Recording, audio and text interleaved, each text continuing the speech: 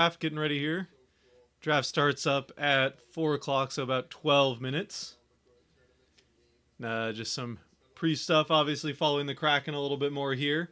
Kraken picking 8th overall since they dropped 2 spots after the lottery. For the Kraken, that means it's hard to say really who they're looking at. Personally, I'm hoping for Victor Eklund. I think that might be a bit of a like. I don't know if it wouldn't be really a reach for the Kraken, but he's kind of projected in the like 9, 10, kind of 12 range, somewhere in that area. So we'll see if Eklund ends up. Obviously, another one, Redeem Marca, was it? Now I'm like spacing on his name.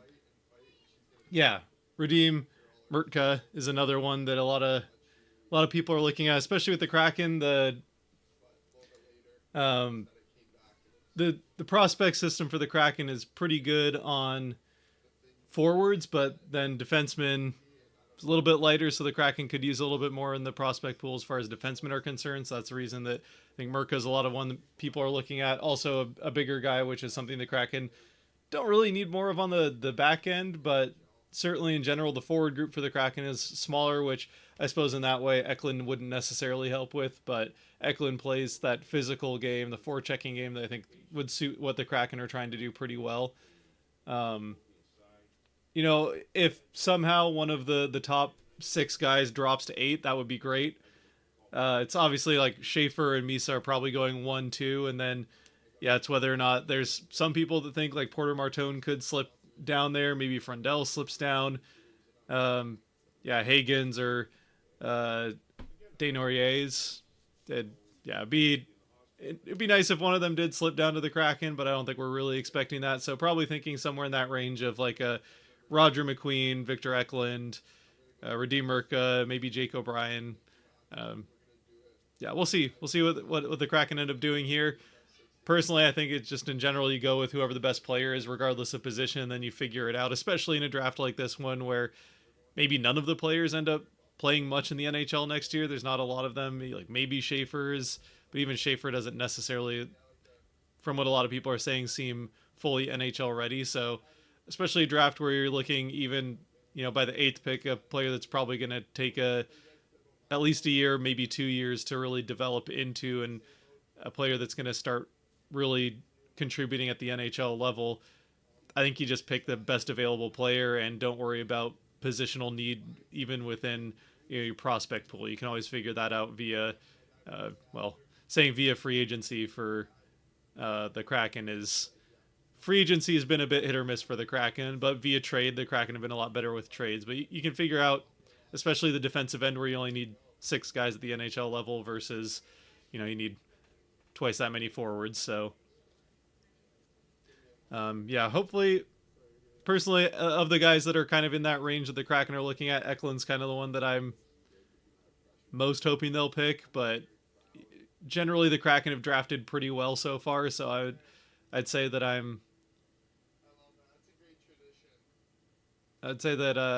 I'll be fine with pretty much whoever the Kraken pick, unless they go like completely off the board, and then you'd have to raise your eyebrow a little bit. But I don't think there's necessarily I don't think there's a pick where I'm going to be like really frustrated, and the only way I think I'm going to be like over the moon excited is if somehow one of those top 6 did well. Over the moon excited, probably not even that'd only be if like one of the top 2 slipped down to the Kraken, or maybe like if Porter Martone slipped down to the Kraken we get there. But we'll see how it goes.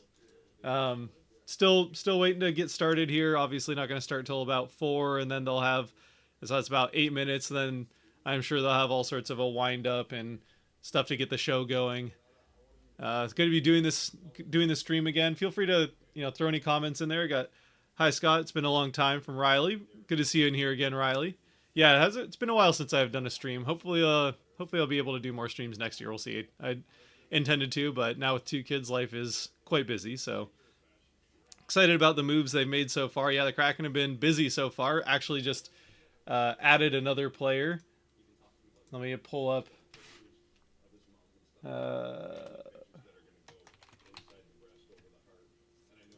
Just added Frederick Goudreau via trade with the Wild. They trade the Wild a 4th round pick in, I think it was this year's draft. So the Kraken trade their 4th round pick in this year's draft for another depth center and Victor Goudreau. I didn't bother doing a video about it mostly because I just didn't have the time.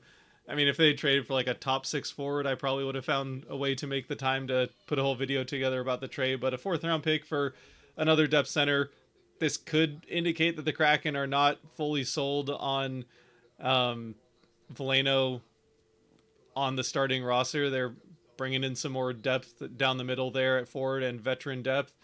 So, yeah, for Goudreau, he's got another, I don't know if big body, but at least medium, like 6 foot, just under 200 pounds, right shot center. Free agent, came into the NHL as a free agent. Now he's played in, what is this, 8 seasons in the NHL, played 410 games with 61 goals, 91 assists for 152 points in those 8 seasons. Coming off of a year in Minnesota, he's played 4 years with the Wild, but coming off of a season where he scored 18 goals, 19 assists, 37 points in 82 games. So for a depth forward, that's some decent scoring. Not especially physical as far as like hits and blocks. He's not going to be. Certainly, Veleno would be the more physical of the options between the two guys that are, I think, maybe competing for that 4th center position. As far as faceoffs are concerned, neither one of them is likely to be above 50%. Kind of, if I remember, Veleno's kind of in the 47, 48, 46, 47 range. Yeah, Goudreau here is in the 48, 49 kind of range. So, and no one that's going to like really go crazy for them in the faceoff dot. And we're looking ultimately at these last two trades for the Kraken are bringing in competition for that 4C role on the Kraken roster. And that's assuming that someone else doesn't earn it. But I think they're going to go with the veteran and 4C, and then we'll see who's on the wing there. I don't know what's going on with this commercial right now. It's very strange. Some sort of credit card commercial. Anyway. Yeah, but otherwise the Kraken, it's a move. I will say with it, the Kraken must see something they like in Goudreau. He has, let me double check, but I think 3 years left on his deal that makes him $2.1 million per year.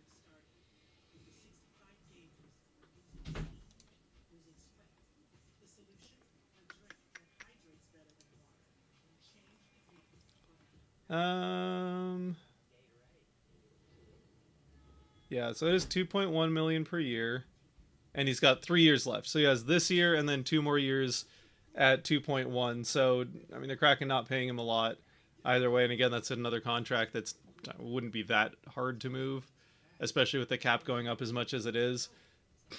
Or at least will this year, and over the next couple of years the cap's going up. So yeah, it's 3 years on that deal, but I don't think anything terribly hamstringing for the Kraken. They still have almost $17 million in cap space to deal with, and still have to re-sign Capo Caco and Riker Evans more likely than not, and then maybe re-sign for like $1 million if they want, or maybe even a 2-way deal for. It'll probably be a 1-way deal for Cartier, but we'll see. See if Cartier maybe ends up going free agency. I see him as kind of like it would fit well on a grindy 4th line. Like you'd go well on the wing of Veleno. But yeah, Cartier right now after this last season, I'm kind of like a 4th line guy. So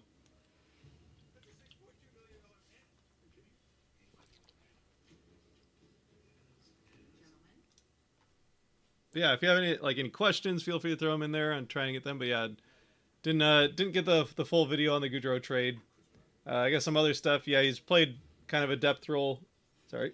A bit of a depth role even with Minnesota. Actually was up to averaging 15 minutes and 40 seconds per game last season. So that's almost even like a 3rd line type role. I just see him as kind of, especially with down the middle, you got Beniers centering the 1st line, and then hopefully Wright as the season goes along, but either Wright or Stevenson centering the 2nd line and the other centering a 3rd line. You got, I think, a 3rd line that's really going to be more of kind of a second line is what you're hoping for there, especially with your 1st line's not likely to really be at the level of most competing teams' 1st line. So you're going with kind of in a way like 3 second lines as your top three lines, and then maybe a little bit more of a true fourth line. Maybe a few more minutes for the fourth line than what a true fourth line would see, but yeah, so getting some competition in there. They definitely have more forwards now than they have spots on an active roster. So let's see, we've got 1, 2, 3, 4, 5, 6, 7, 8, 9, 10, 11, 12, 13. So currently they do have what, 1, 2, 3, 4, 5, 6, 7, 8, 9, 10. They currently only have 11 forwards under contract. And Mikey Eyssimont, I think we kind of can tell that Mikey Eysimont's not likely to be back with the Kraken with the additions they made. But yeah, then you got Kapokaka, who's likely to resign, and Cartier, who might. So even with the couple additions that they did make with Veleno and Frederick Gaudreau, Frederick Gaudreau. Anyway, either way, I think we'll see. And we're also kind of expecting that Berkeley Catton will at least get a look in training camp. Whether or not he makes the team, I think, is kind of up to how training camp goes, and as well preseason, to see if he's ready to make that step to the NHL level. Then we saw some some good things from some of the prospect pool as well this last year. Like Yager Furcus probably not ready, but Carson Raycroft probably gets a bit of a look. We'll see Yager Furcus at least in training camp. Yeah, Ryan Winterton obviously has seen some time, and he'll probably get a bit of a look. Shala, I don't know if we really see much of a look from Shala or not, but yeah. So the Kraken, we'll see what they do. I think a couple of the prospects might be ready to make that step up, but it'll be an interesting training camp from the depth spot. I mean, forward lines you still have for the most part you're gonna have, especially if they bring Capo back, then you got probably Kako Beniers, Schwartz as the first line, and then a bunch of spots to figure out on the other lines, but Yanni Newman as well. Obviously, I think we'll get a pretty good look after how the end of last season went. I might even say that he's on the inside track to get one of the roles in that starting group. So maybe there's a spot there on one of the wings. But yeah, it'll be interesting to see where the Kraken go there and where they go with the number 8 overall pick for the second year in a row. The Kraken with the 8th overall pick. We haven't seen a lot of trades in the last couple of years, so we'll see if we get some more trades. That'll add a little bit more for me to do as far as editing images and whatnot here for the stream. But I don't have any fun transitions or anything for a trade alert, so sorry to disappoint if that does happen. But where would Catton go if he were on the team? Or if he were in this year's draft? To be honest, I'm not an expert in the prospects, but I think he would probably be a top. Well, if we knew what we know about how this last year went, he would be top 5, maybe even a top 3 pick. I would say Catton had such. I mean, honestly, he might even be. He'd be right up there with me, so maybe even a little bit higher. I don't know.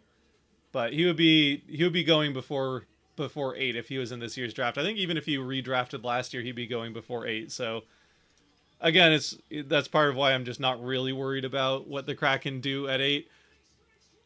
They've generally drafted well enough that it's hard. I mean, yeah, I trust what they're doing with their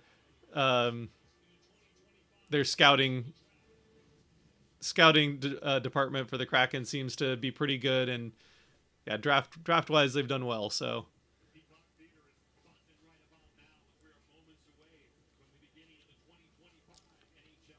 there it is, NHL draft. 1 second.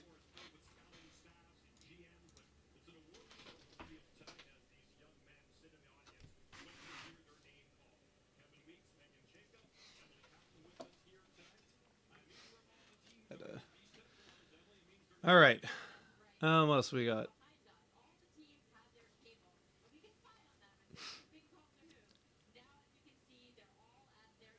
do think we will trade. Oh, do you think we will trade the eighth overall pick? And if so, for what? I don't think the Kraken are going to trade the eighth overall pick. Okay, I don't think they'll like. It's not going to be like some package. Like itch on my nose that which won't go away. I don't think they're going to trade the eighth overall pick unless it was like a. I mean, what Seattle fans have seen the Seahawks do forever of trade down from it, maybe down at like later into the round to pick up some other picks. But I think they just use it. Yeah, so I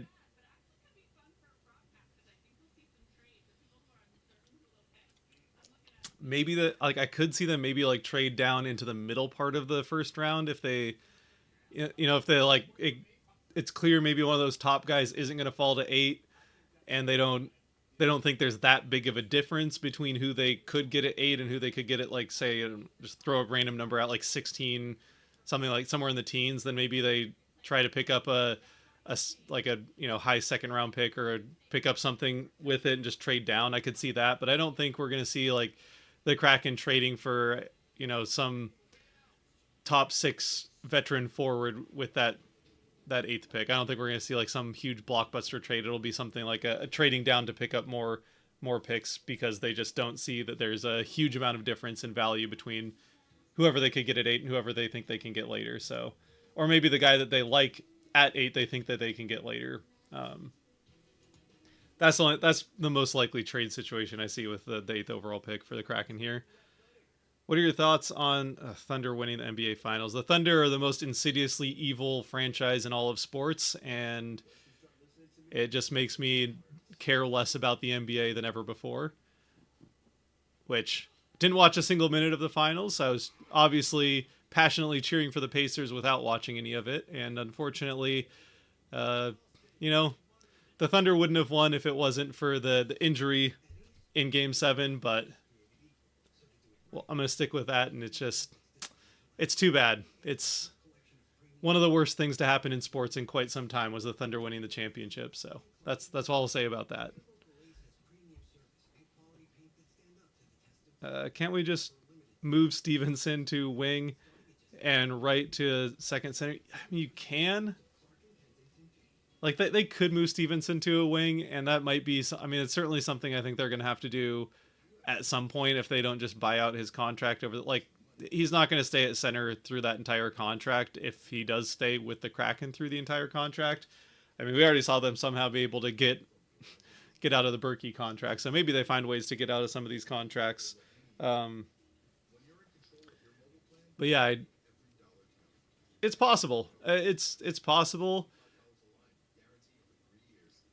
Like, I see Catton more as a winger in the NA, at least to start with. So if Catton's coming in, I see him more as a guy that's going to play on the, start on the wing. Now, what the team does, they obviously, have a much better sense of what they think he could do at the NHL level or where they want him to start or how they want to,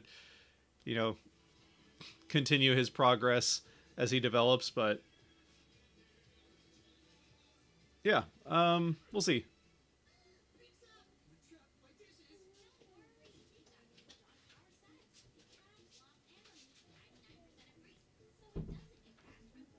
I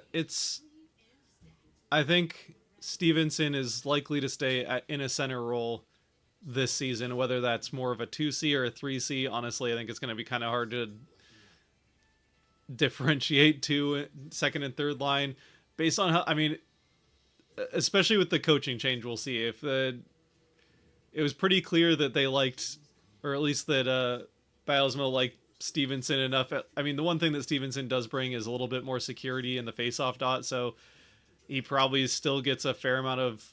That's one of. I mean, you can still move him to the wing and have a winger take faceoffs. There's no rules against that, so you could still have a winger that's a faceoff specialist. It's more uncommon, but it's something they could do. And maybe that's something where maybe at some point they try him on Wright's wing if Wright just isn't really. I mean, he did all right. Made some progress in the faceoff dot last season, but maybe if they want Wright to be out there more, but they're having a harder time starting right in the defensive end because they don't like his face-off numbers, then maybe they play with putting Stevenson on right's wing and just letting Stevenson be the primary face-off guy there. There's some things you can play with, but I think more likely than not we'll still see Stevenson at center for another at least a year. Some Islanders fan already getting Schaefer's autograph. Oh, here we go. Gary Bettman is coming out to kick things off. Got to swap the 16th and 17th picks. Those are the Islanders now. Oh, that's right. I forgot they made that trade. All right, hold on.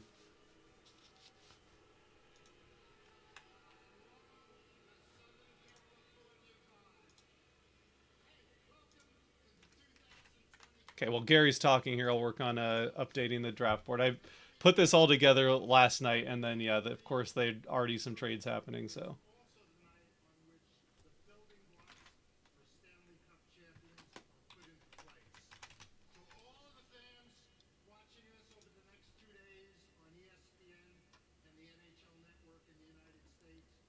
Gary getting some booze, as usual.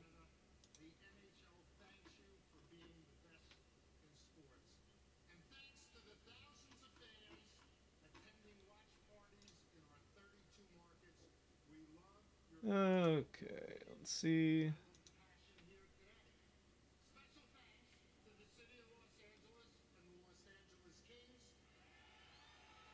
Oh, that's right. Okay.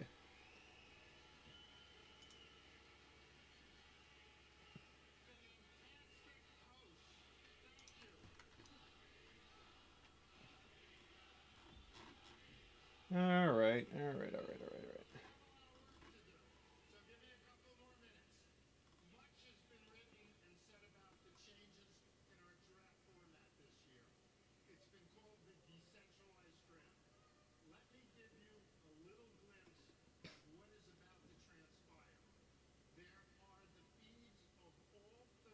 Oh yeah, this is the first decentralized draft. The first time that the front offices aren't there.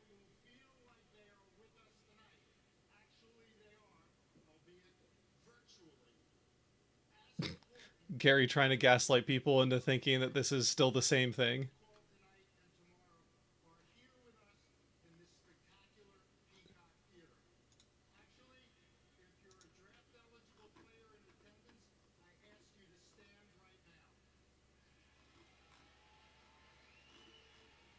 Oh, the NHL like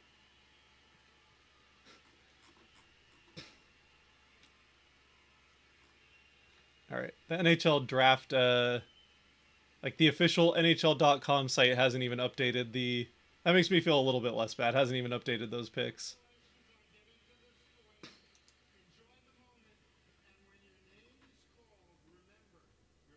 Well, ESPN has updated it, so that's good. All right.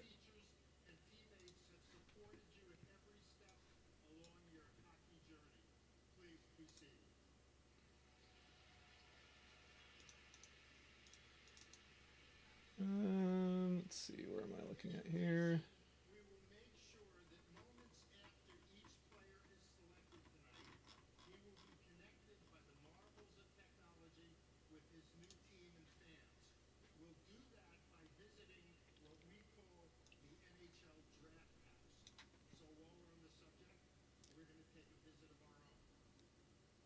Oh boy, we're taking a visit to a virtual NHL draft house.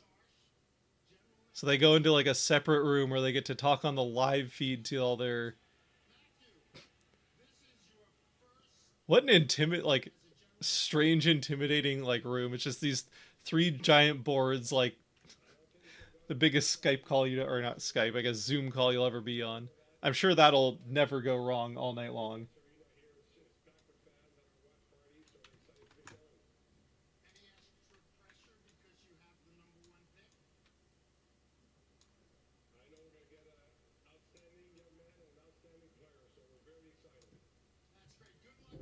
That's great.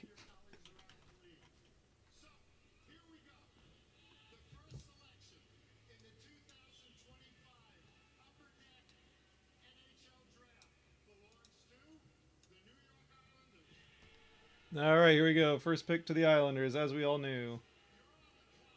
Islanders are officially on the clock.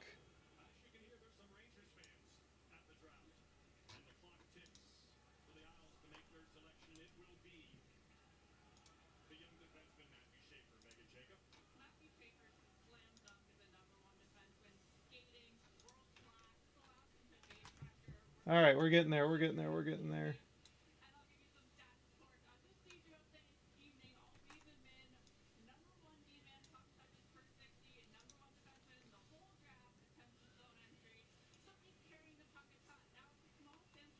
Talking about Schaefer, who we're all going to be surprised that he gets picked first overall here in just a second. The New York Islanders are lucky to have Schaefer, as they haven't officially announced the pick, but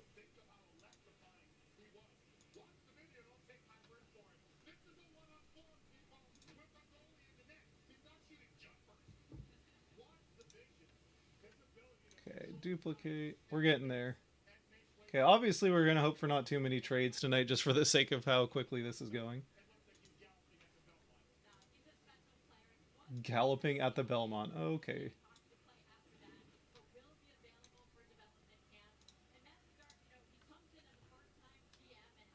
Oh, oops.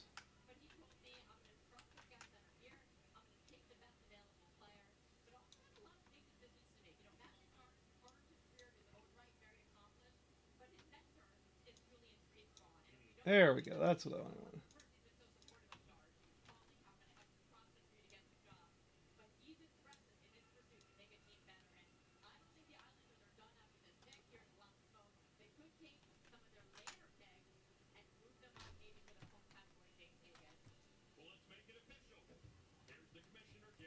Oh, Gary Bettman's already out with the first pick.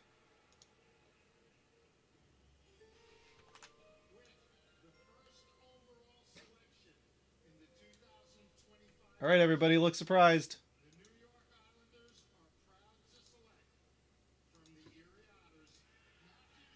And it's Matthew Schaefer. Woo! Everyone's surprised. All right.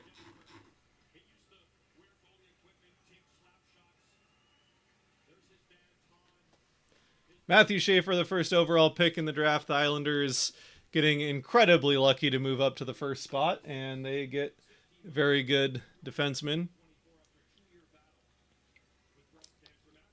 Oh, dad and brother quite emotional.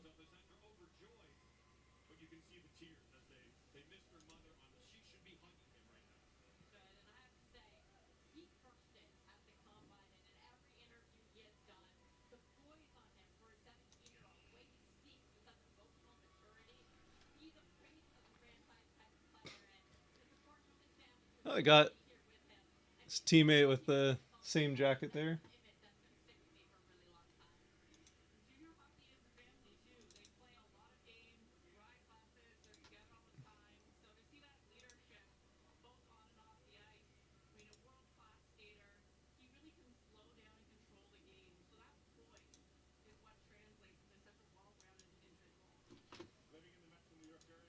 Okay, there we go.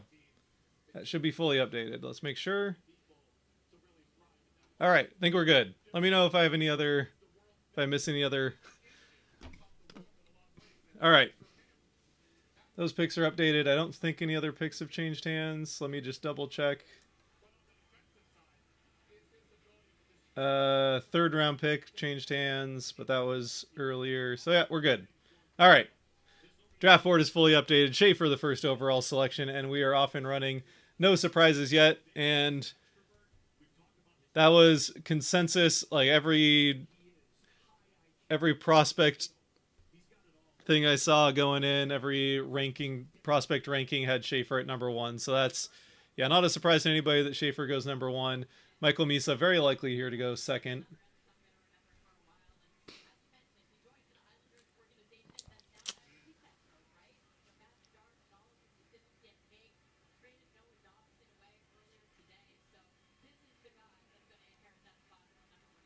And Gary Bettman talk. Oh yeah, there you go. Congrats, kid. Congrats. Big day.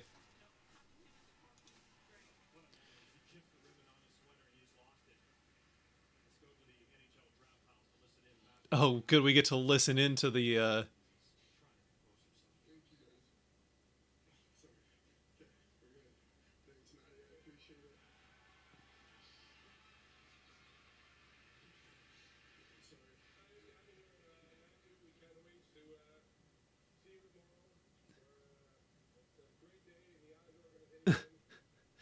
Yeah, this is definitely exactly the same. It feels like they're right here in the room. Yeah, this is the exact same feeling as every other NHL draft for sure.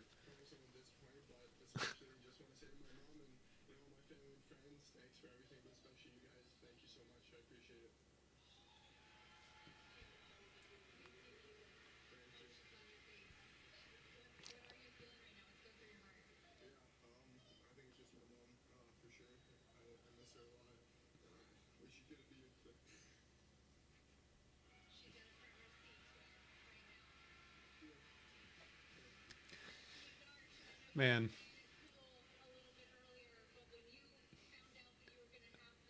what a crazy like. Obviously, he's been expecting this. I'm sure for some time now that he was going to be the first overall pick. But still, what a crazy moment. That's awesome.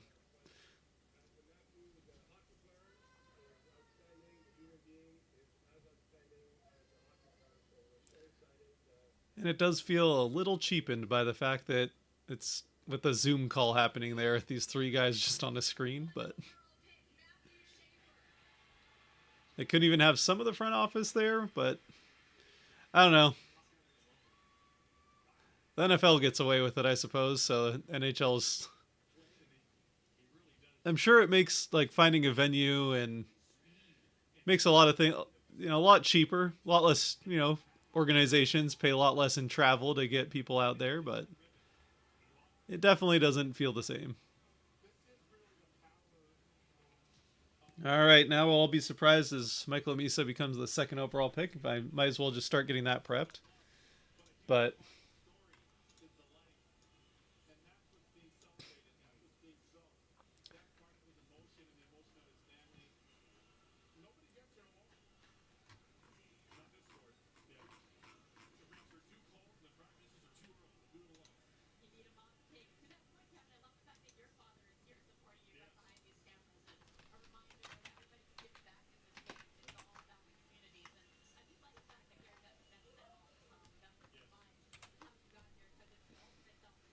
I just pre-type in Misa there a little bit.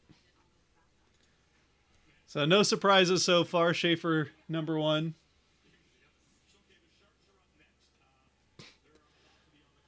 and the Sharks are about to get even better on the forward end. This is a team that's still not going to be very good next year, but they are going to be a problem for the Kraken in just a few years' time, which is unfortunate.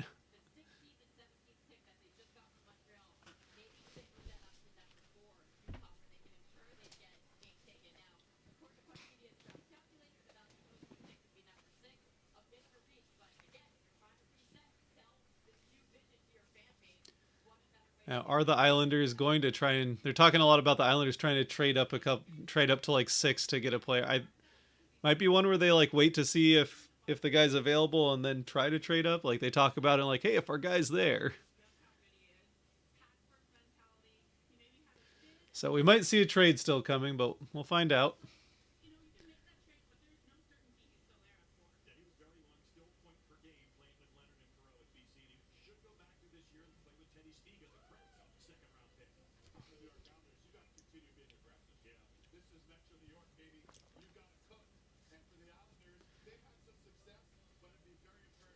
The Sharks are on the clock. I can't imagine this takes too much longer. Like they had to know that Schaefer was probably off the board and had whoever they wanted, aka Michael Misa, ready to go.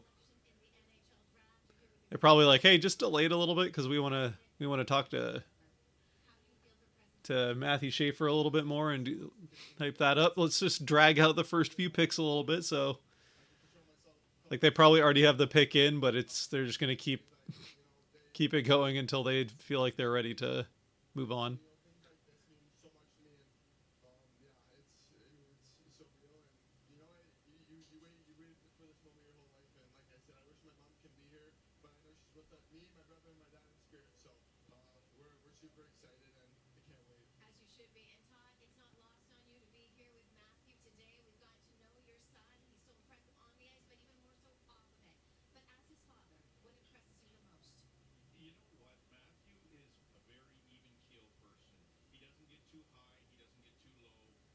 Man, Dad's pretty comfortable in this media situation.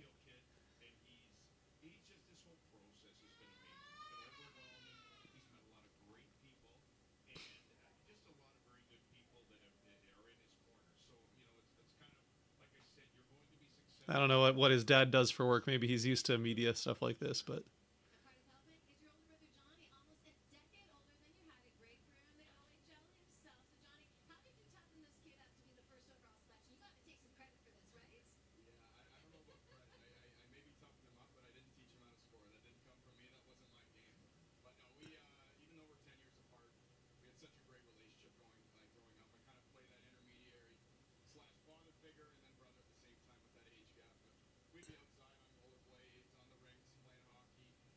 still talking to Pick is in for the Sharks, so sure whenever they feel like they're good and done with this interview. Apparently, there's still 13 seconds left on the clock, but the pick is in.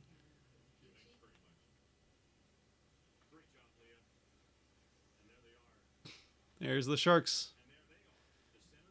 What is that, like, hockey stick tree thing they got going on there? Can't decide if I like it or hate it. It's kind of neat, I guess. I don't know.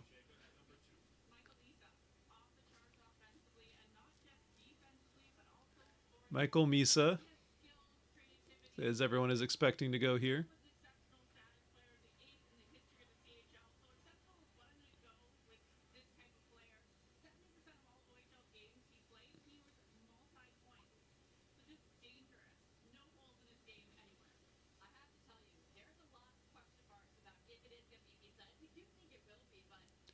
A lot of a lot of question marks about Misa. I'll say every so I looked at a bunch of different draft boards that, like ESPN, The Athletic, Sportsnet, TSN, NHL.com. All the draft boards pretty much unanimously had Misa at second, except for uh, Sportsnet had Misa at third with Caleb Desharnais going, or Desnoyers. Boy, that's gonna is going second. So they had a bit of a reach there at two, but I think it's gonna be Misa. I think we're safe to say Misa's probably the pick here.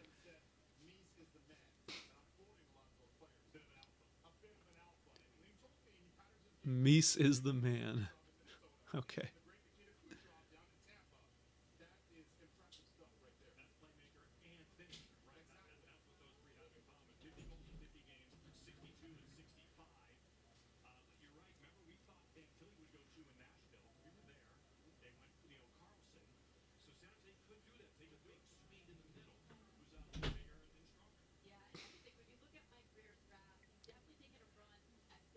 Yeah. I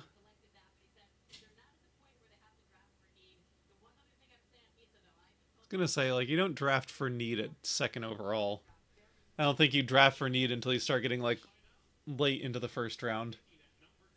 And there's a good amount of wisdom and stats out there that say you just never pick for need. You just always pick the best available player and figure it out.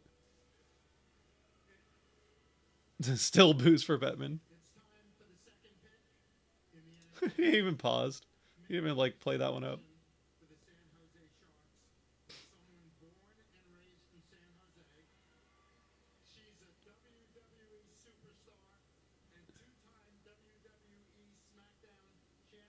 Oh, good. We got a WWE star coming out to make the Sharks pick.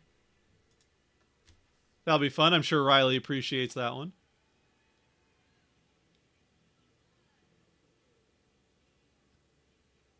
Oh, blue hair and everything.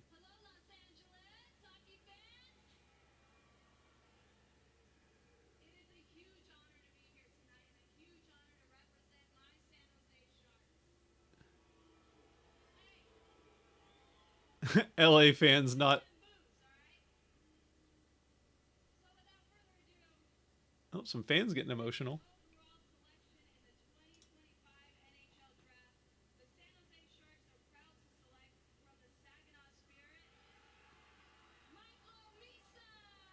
Yep, and everyone's surprised. It's Misa, second overall. All right, I can officially save this.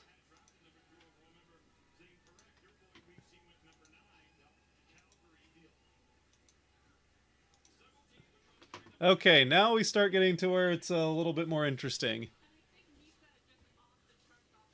Misa goes number 2. Everyone's surprised.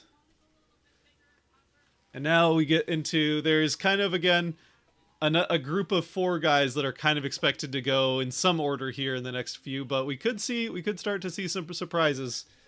Probably not maybe at 3, but once we get to kind of like really even 4, like 4, 5, 6, we could maybe see some surprises, and one of those next 4 guys kind of drop out of that range. But Miso is definitely the expected second overall pick here, and just makes that Pacific team a little bit better. Fortunately for the Kraken, they are the next Pacific Division team to pick, so that's nice at least.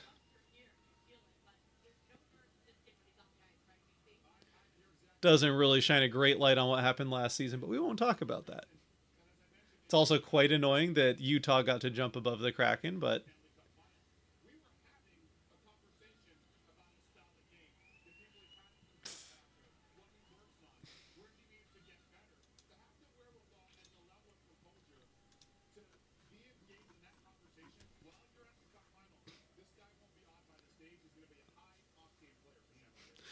got a notification that the draft is starting. Thank you for that calendar notification that the draft is starting.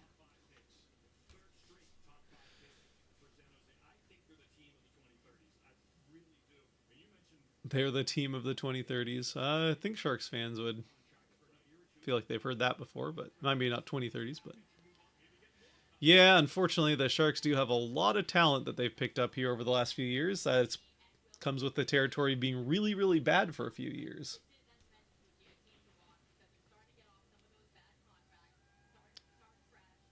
It took them a little bit to kind of admit that they needed a full-on tank, but they sure did full-on tank, and Celebrini, Misa, and Smith, they've got a good group there.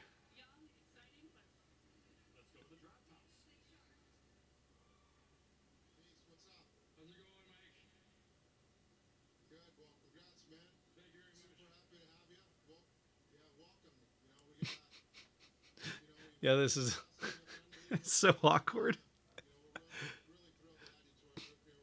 The like stream delay of them interrupting each other.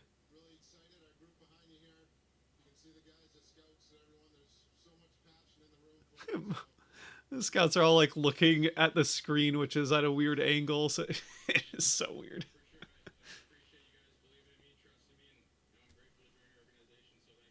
It's like just commit to one thing or the other. Like do the NFL thing where you bring the prospect out or bring the pick up, gets the jersey, gets to do a wave, and then send him off, send him off screen. But they're like trying to do like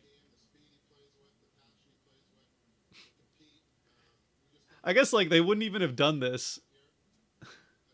I don't know. They wouldn't even have done this whole like conversation with the front office if it wasn't for them being not there. Like they don't. I guess they do maybe a little bit when the front office like comes up to make the pick in years past, but not really that much. Obviously, you see it via team social medias right afterwards, but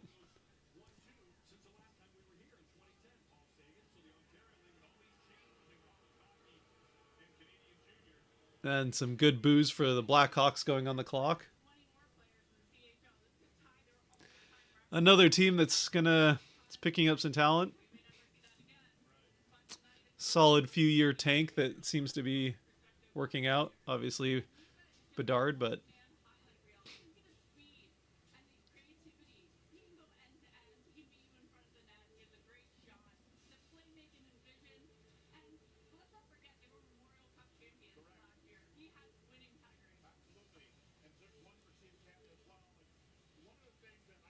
yep. All right, so who goes here at 3? This could be any one of probably a group of 4 guys. We're looking at likely like a Porter Martone, Antoine Frondel, maybe Hagens, but I feel like it's probably Martone, Frondel, or Desnoyers, right? That's how I pronounce it. Yeah. I keep wanting to say Desharnais, but it's not. Obviously, a little different, just enough different where it's like my. That's what my brain and mouth want to say, and then I'm like, nope, we're a little different. Desnoyers. We'll get there eventually. Only for him to be selected and then not in the NHL until like 2 years from now, but I'll have to like relearn how to say it and everything.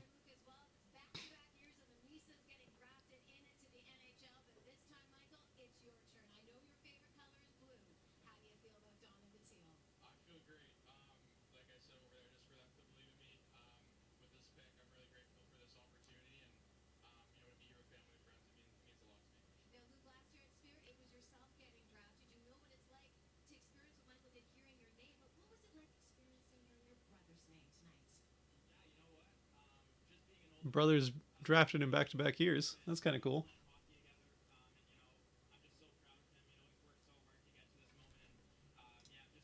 Who is Luke drafted by?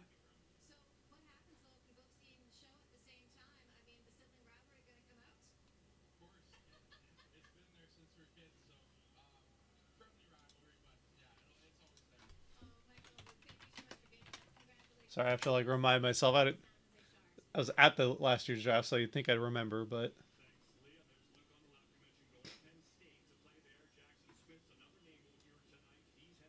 Calgary. Oh, okay.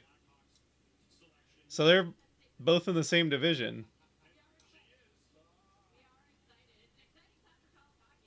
Luke was okay. He was a fifth-round pick by the Flames, so Luke's got a little bit more of a journey to get to the NHL probably than Michael, but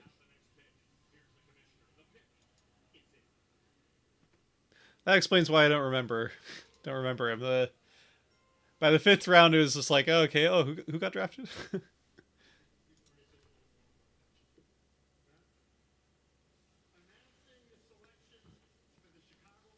All right, here come the Blackhawks pick.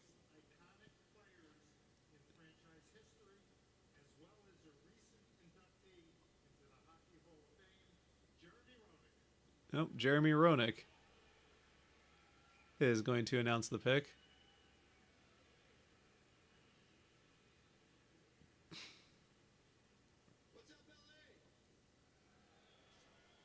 Mixed reception for Roenick there.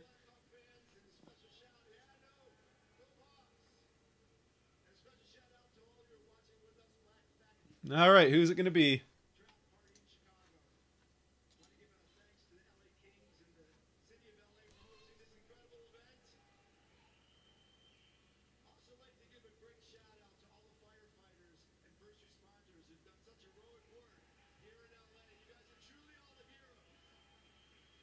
Ah, there you go. There's the brownie points. It's true though. Good shout out to the firefighters there for LA.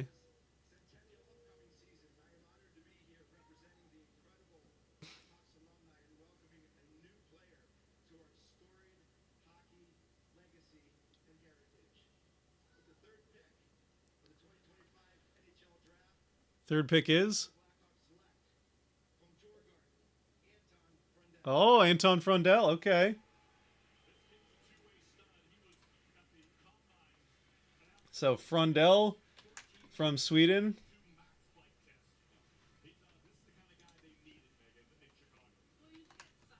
So Frundell goes to Chicago. Get another good center down the middle. And like I said, it was going to kind of a question of which one of those four was going to go, and it turns out to be Frundell.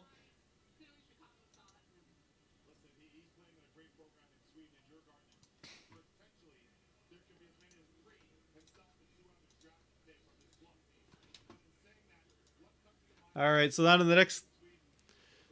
the next three picks are probably Martone, Hagens, and Deonays. Denoye. We'll get there eventually.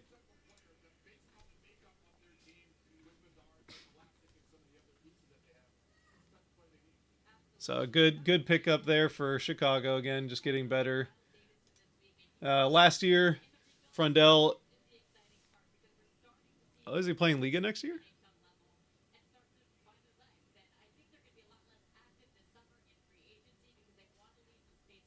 Interesting.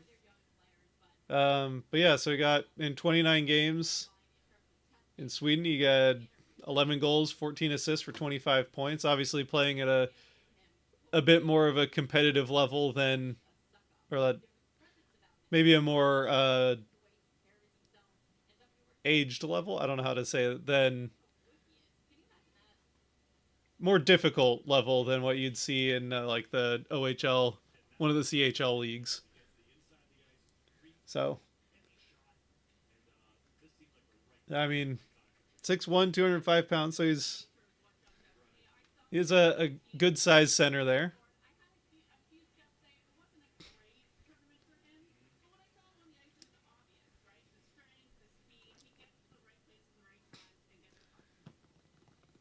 All right, so who goes next?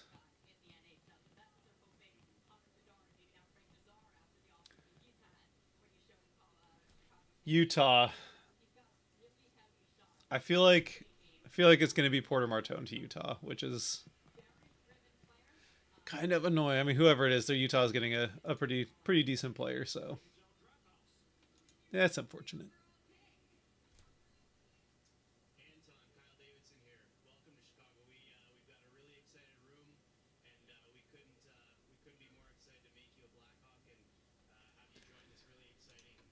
So nothing too crazy here. Utah Mammoth mascot. They just draft a mascot.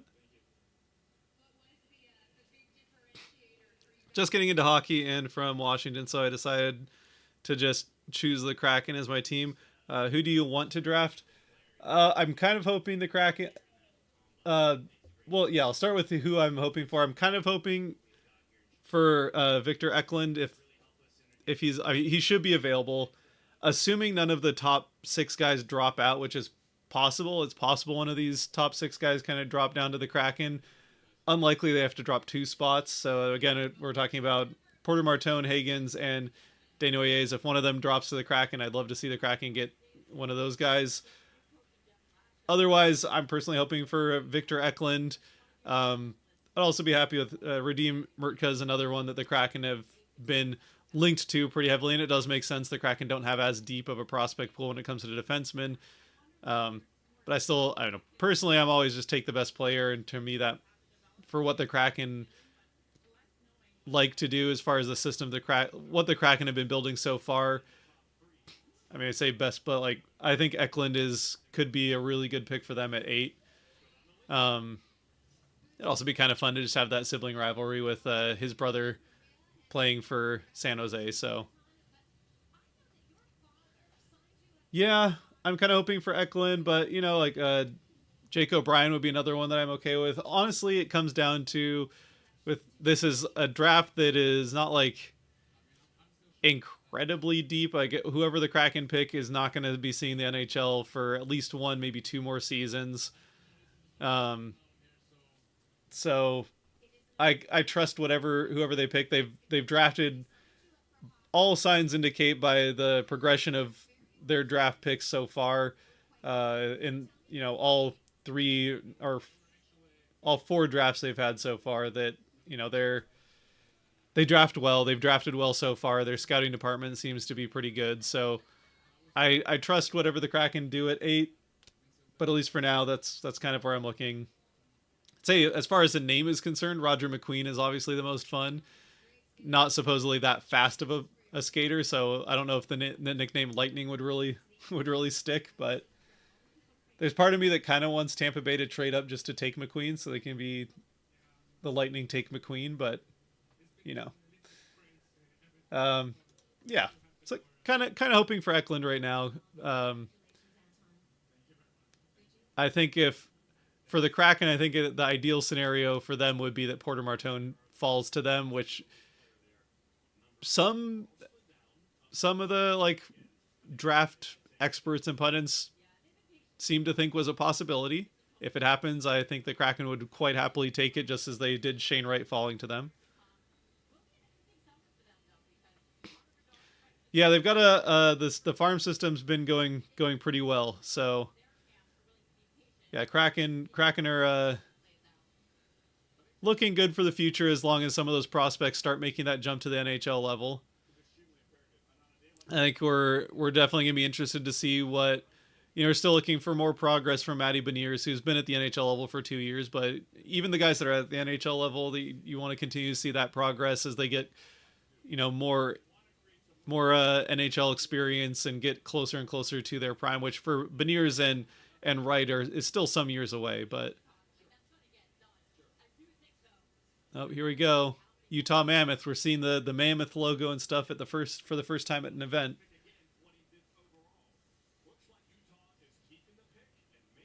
All right, Utah has made a pick. They're selecting at 4. I have a feeling this is going to be Porter Martone, but we'll find out.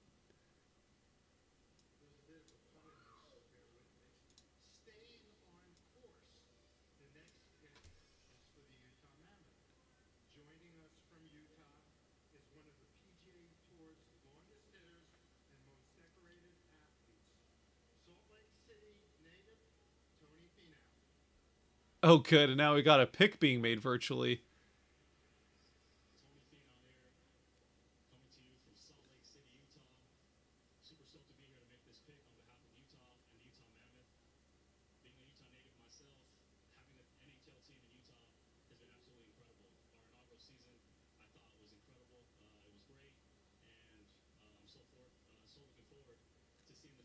It is a cool. They did well with the logo, and us, I think we were all hoping for Yeti, but when that fell through, I'm just glad that they did not pick Hockey Club. But they did well with the logo, and it's a cool. I think it's a cool name. Mammoths. I think maybe say Mammoth. Plural would have been better.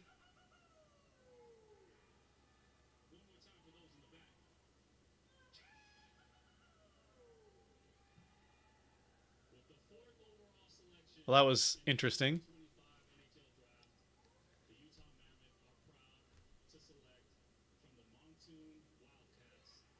Oh, okay. Desnoyers. So Desnoyers goes to.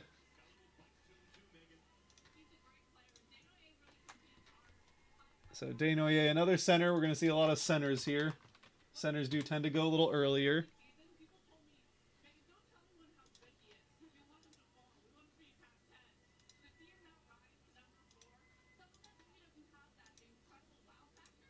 All right. Desnoyers goes to. So that does keep with like one of those top guys is going there. Another one of those top players going the. So he's still got 4 more picks to the Kraken. Now we just need either Martone or Hagens to drop. It sounds like Hagen probably wouldn't. Yeah, Hagens probably won't. There's rumors that easily substantiated rumors. I'd say that if we get past maybe even at this 5th pick, but that the Islanders might be trying to trade the 2 picks that they have, 16 and 17, to move up here and try and get one of these top 6 guys, and by one of these get into one of these top 6 spots and get Hagens.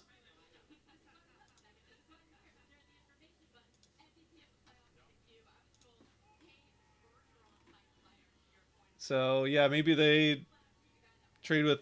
I don't know if Nashville's really going to go for that, but maybe Philly if they can. If we get past this next one with Hagen still available, then we can see the Islanders move up to 6 or 7 to try and get him. So I don't think he's falling. It's just a question now if Porter Martone does fall out of the top 6 or 7 picks here. But I kind of doubt it. He's a 6'3", over 200 pound player already. Like I can't imagine that Porter Martone does fall, but it would be fun if he did. It'd be pretty fun if he did.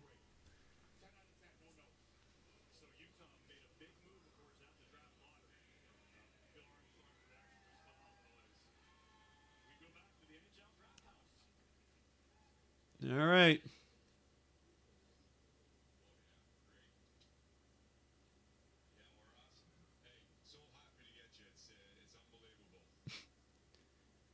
Boy, this is.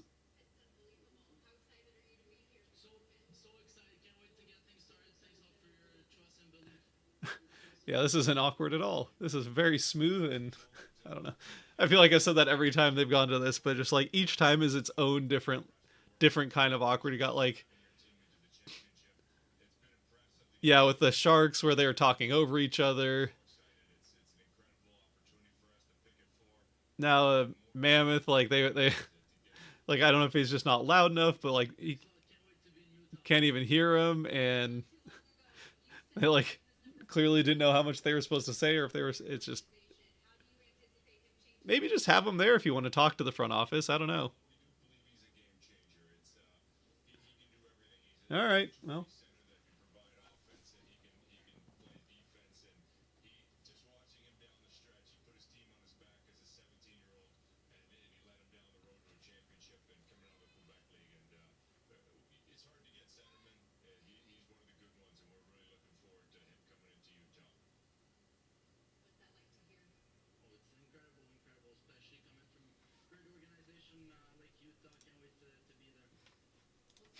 a great organization like Utah, the newest one, still great.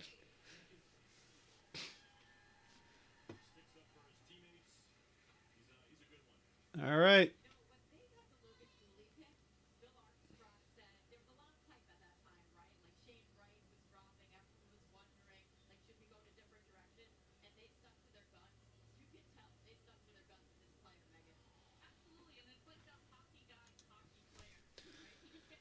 Okie dokie. One more pick, or two more picks here, and we'll see if the top six stay in the top six, or if one of these guys slips out of the top six. And then once we get out of the top six and those guys are gone, then it really starts to kind of get muddy, and we'll start seeing some picks maybe from some reaches, or we'll see what if any of these guys start falling a little bit from where they're put in the order. But yeah, pretty general consensus again that these top six guys are kind of the top six in this draft. Which again, this is not the deepest draft ever, so it's not like we're talking about guys that are even on the same level. At least who knows how it turns out. You never know what guys just like really transition well to the NHL or develop like crazy over the next couple of years. Like the Kraken have like had a couple players that they've drafted that, I mean, one actually in particular that stands out in their first draft. A lot of people were very confused. I would say, like, even at the time, again, not knowing as much about like prospects and stuff, but the Kraken took Riker Evans where they did. Some thought he would even like be potentially available for the Kraken at that same spot or at their pick in the third round. The Kraken felt confident, and obviously it's worked out so far. It's made some.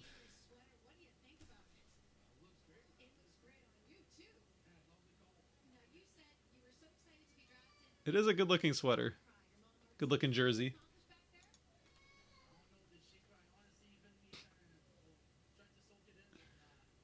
This is a really weird setup. At the draft, yeah, yeah. First year that they've done it without the front offices there, and it does feel a little bit cheapened.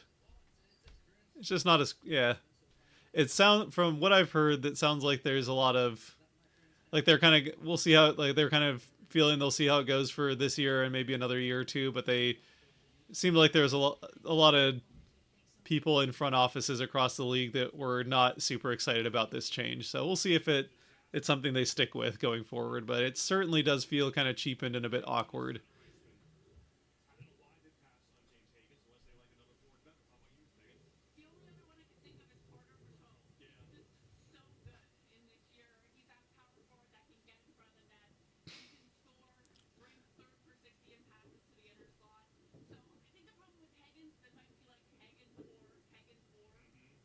So Nashville might trade with Islanders here to get Higgins. I was thinking, I was getting something confused in my brain there a little bit, but I could see the Islanders maybe making something work here with Nashville. Although I don't know if Nashville would rather just have the player or two pick. Oh, pick is in. So Nashville has made the pick. Probably Higgins. We'll find out here. We'll find out. Just gonna get Hagen ready.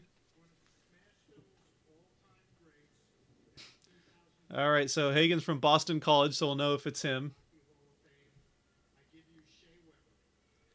and Martone from the Mississauga Steelheads. So I'll get another virtual pick on the golf course.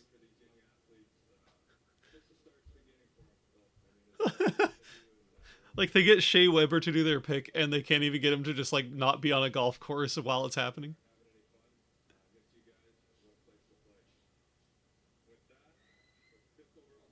Very clearly not in Nashville.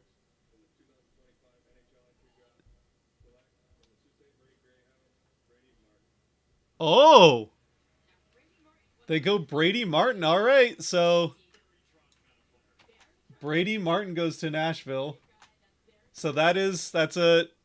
I mean, he is one of the next like kind of the next group out of the top six there.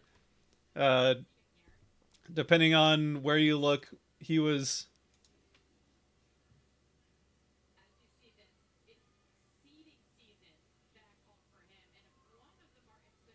okay.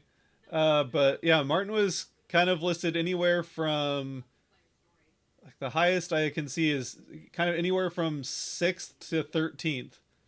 So he was, but generally kind of in like the 7, 8, 9 ranges where Martin was. So yeah, ESPN had him at 13. Uh, Button from TSN had him at 6. So this is higher than most expected, I would say, for Martin, and that is potentially really good news for the Kraken if Philadelphia and Boston they just need one of Philadelphia or Boston to pass on one of Martone or Hagen, and the Kraken could get a pretty good steal here. Between the two, I would rather the Kraken get Martone personally, but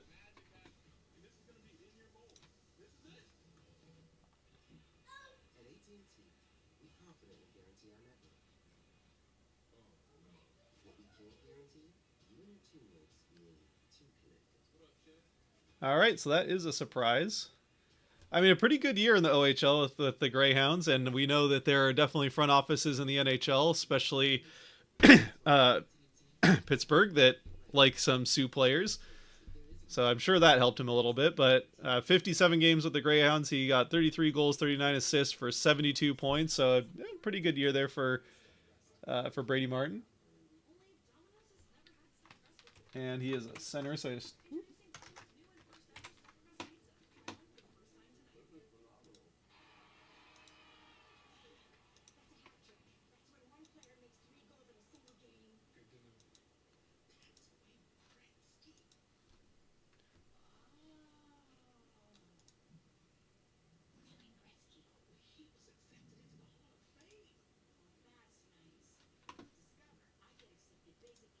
all right. Like unorganized from the NHL draft. Yeah. Yeah, it is. Well,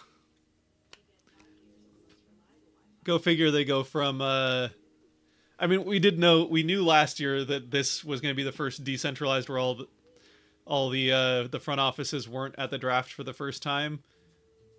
But it does feel it does feel much more cheap in that you go from the Sphere, which is like certainly the coolest place the draft I would think has ever been. You go from the Sphere to, I mean, nothing wrong with where they're doing it in LA. It just without the front offices there and like trying to do all this like gaslighting of they're actually with us, but just via virtual streaming. It's just like, yeah, okay. It's not the same. It's not the same, and you know it.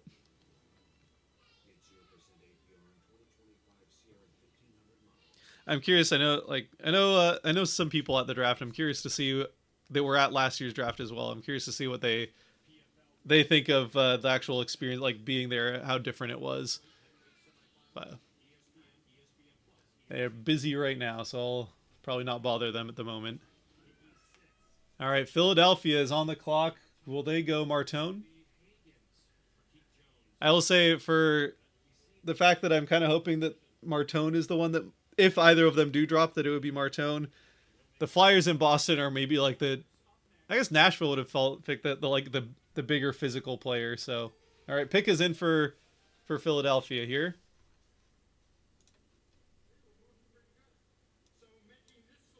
All right, I'm gonna get Hagen ready. Hagen's ready. Unsurprisingly, Philadelphia does not trade with the Islanders.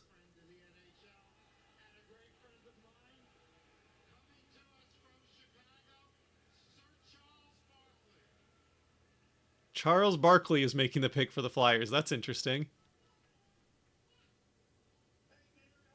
Again, another virtual selection.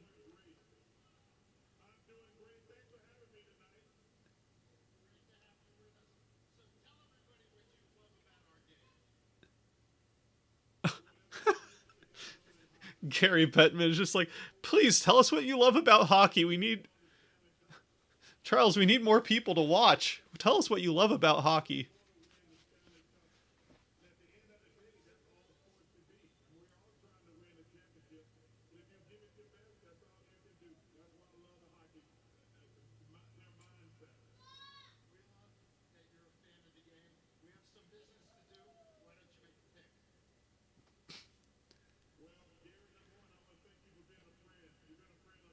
Oh, good. Now we're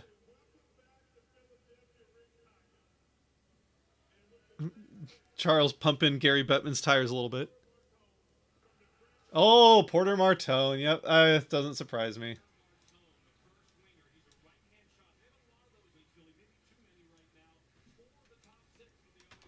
All right.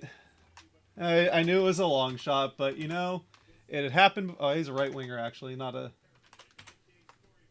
All right, so the first winger off the board, Porter Martone goes to Philly. Dang it.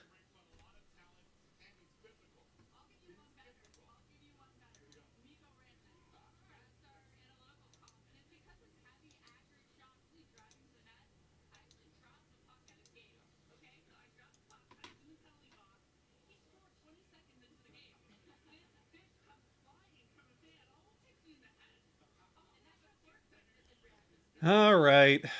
Well, I won't say that I'm not a little disappointed, but I was expecting him to go to one of Philly or Boston. So now the question is, do we see? I mean, if Boston could trade. Boston could trade. I mean, they're not in the same division as the Islanders, so we could see a trade there.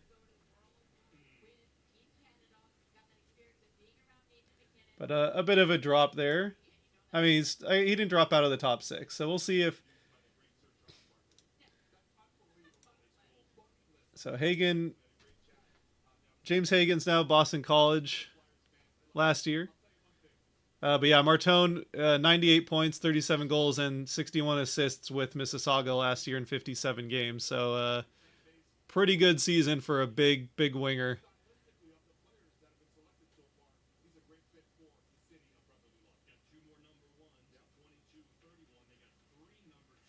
Yeah.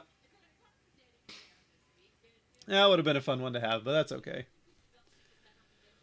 So Kraken are looking at. I mean, if James Hagens falls to them, probably go there. But otherwise, I mean, the thing with Hagens is he is another. I mean, 5'10's not small, but he's like smaller end forward, and they don't have a lot of. They need more size on the forward end, which is where maybe more of like a Jake O'Brien fits. Again, probably more of a defenseman is what their prospect pool needs, but I think you just go with the best player, and that's Hagens if he's available. Otherwise, yeah, I'm kind of still hoping for Eklund. So,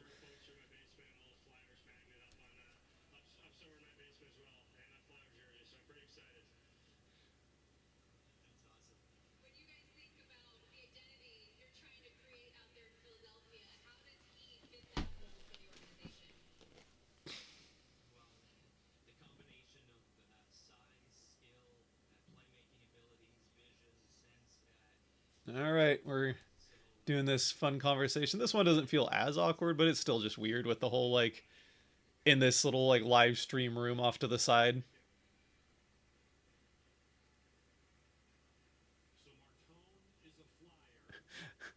And like, yeah, Hortone's like, so is that it? Like, what do we do now? And she's like, oh, just stay here for a second, all the cameras, and then you can go over that. You think they would have like walked the prospects through how the whole thing was gonna go so that they like have some idea of what to expect? Like what all right, what do I do after I'm picked?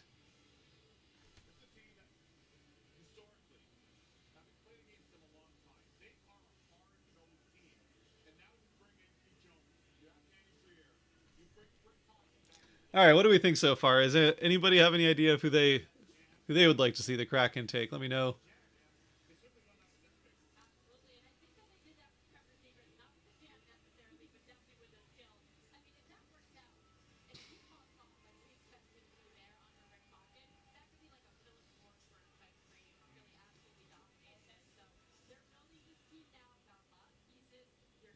Good pick for the Flyers there.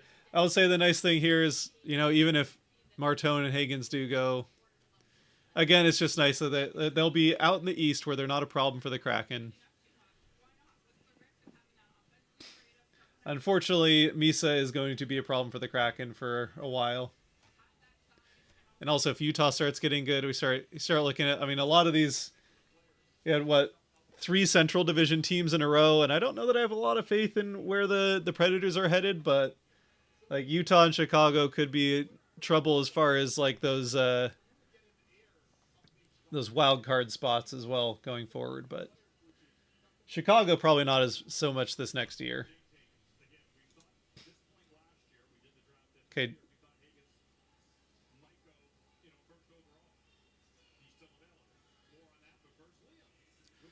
So Higgins could go to Boston. Boston does not have a great prospect pool, so I feel like they will make this pick and not trade it. But again, not in the division of the Islanders. They could just decide to try and pick up 2 prospects in the middle part of the first round rather than just get one guy here. I think if we see okay, Boston's still on the clock. If we see a trade here, if we see a trade with the Islanders, then we know for sure that Higgins is going. If we see Boston make the pick, it probably still is Higgins, but okay, I'm just gonna actually highlight Higgins because I feel like that's where, regardless of who has this pick, we're probably looking at, but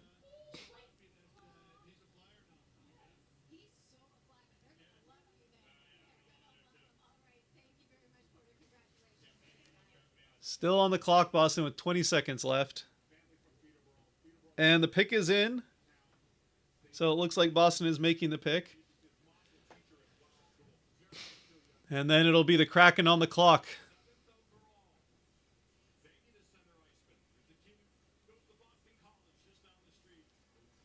And then after the Kraken pick, I will pretend to still be as interested in who everyone else picks. But you know what? We'll do it. We'll do more of a dive into whoever the Kraken pick. Go like check out the elite prospects or the DB for him and whoever the Kraken pick. Who did Boston take? Is it Higgins to the Bruins? Probably. And then go figure, the Kraken could have had Higgins if they just didn't get jumped by Utah, but I guess Utah is the one that went off the... Oh, no, Nashville was the one went off the board. Oh, good, another special guest.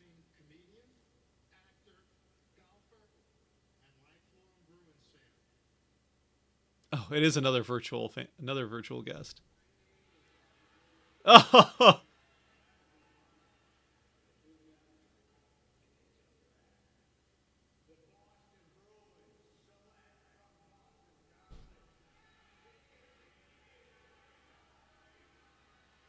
yep. There's James Higgins from Boston College. It makes sense.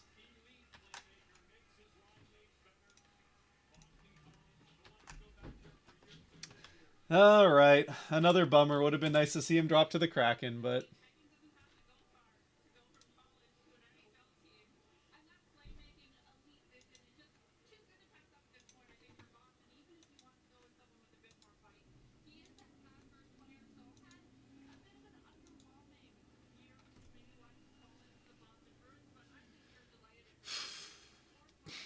All right.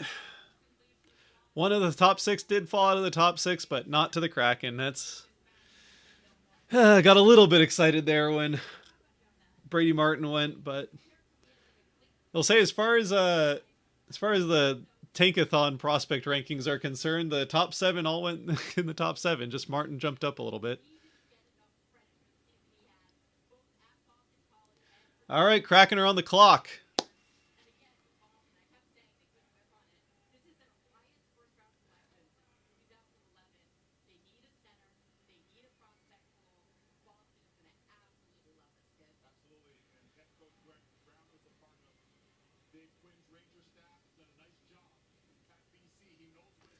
All right. Who do the Kraken take? Matt first. Welcome in, Matt. Appreciate it.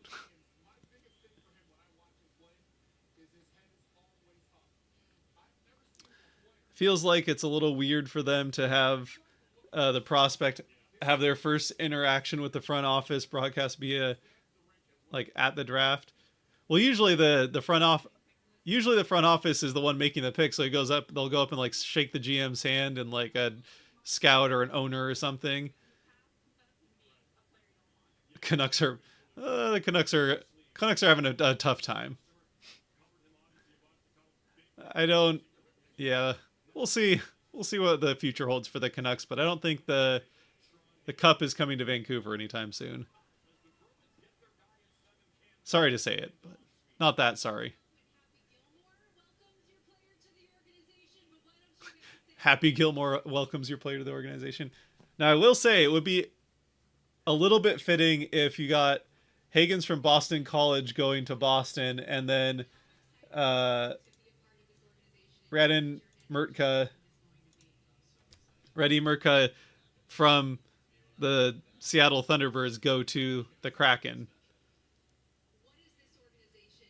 Now, Hagens is actually like from the U.S., so you're going to Boston College, but Murka is a Czech player. But still, like people right from the backyard, it might be like, oh, well, scouts didn't go very far to scout the guy they took, but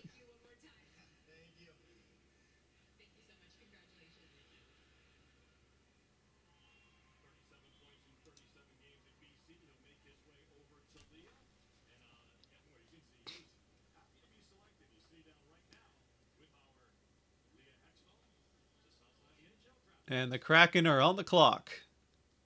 Still. They haven't officially started the clock apparently for the Kraken yet, or it's oh, there it goes.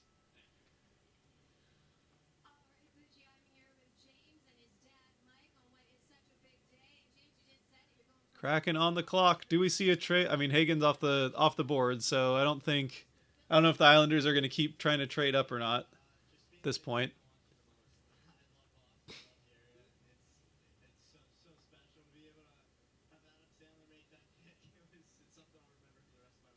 It's like fun to have Adam Sandler make the pick.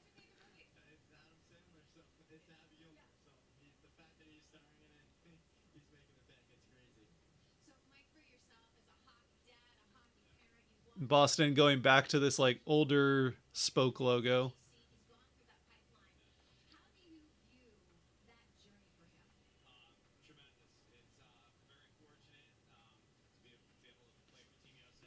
Couple logo changes there. You got the Bruins going back to the one that they used for their centennial year. Back to they went back to their normal jerseys they'd had for a while last year. Now they're going back to this more kind of retro, simpler logo, less lines all over the place. And then the Blues changed up their logo a little bit, slight changes. The third jersey that they used in an outdoor game, I think, for the first time. But the lighter blue, they're going with that one. They're coming off the dark blue stuff and going with the lighter blue. But all right, here come the Kraken. Here come the Kraken. Still on the clock with a minute 20 left. Let's see where the Kraken go. I have no idea what to expect. I've got kind of like 2 or 3 players in mind. I think if I had to like bet on a player, I would say that Murka's probably where they go. I like Jake O'Brien does make some sense to me just because he's a bit bigger, got a little bit more size there. Although 6'2", 170, probably need to put on a little bit of weight. Roger McQueen, certainly like 6'5", 192, so a little bit more of that as well. But McQueen only the 20 games in the WHL. He does have had a back injury, so a little bit of injury stuff there that maybe sees him drop a bit. So Roger McQueen certainly an option. And then Radim Murka, if you're going to go for certainly the next best defenseman in the draft, or at least what is expected to be. You kind of get a run there of defensemen for a bit with Jackson Smith and Kashawn Aitchison. We'll see where the Kraken go. I think if they go defenseman, it'll probably be the right shot from Murka, but still hoping it's Eklund. Fingers crossed it's Eklund. We'll see. Kraken, the pick is in. All right, pick is in. The Kraken are making the selection. No trade. Keeping it simple. I like that. Do we have another special guest? Next up, Seattle. It's a big week for our next selector. His movie F1 is in theaters. Oh. I'm hoping at some point I can persuade him to make a hockey movie. But for now, please welcome Jerry Bruckheimer. Jerry Bruckheimer's making the pick. I didn't realize Jerry Bruckheimer was doing F1. I do want to go see that movie. Oh, he's actually there. Jerry Bruckheimer actually went. I guess he's in LA, so that makes sense. Actually, there, he just like had to commute.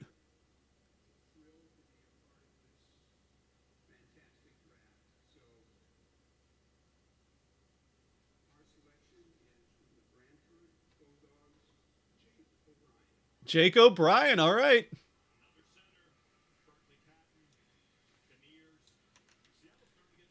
All right, they did go 6-2. I think Jake O'Brien, like, if you were talking about best overall talent, this probably was the guy from Brantford. Played it, so 66 games with Brantford. 6'2", 170, so probably a little bit of weight to put on there. But, yeah, in 66 games with Brantford, he had 32 goals and 66 assists for 98 points.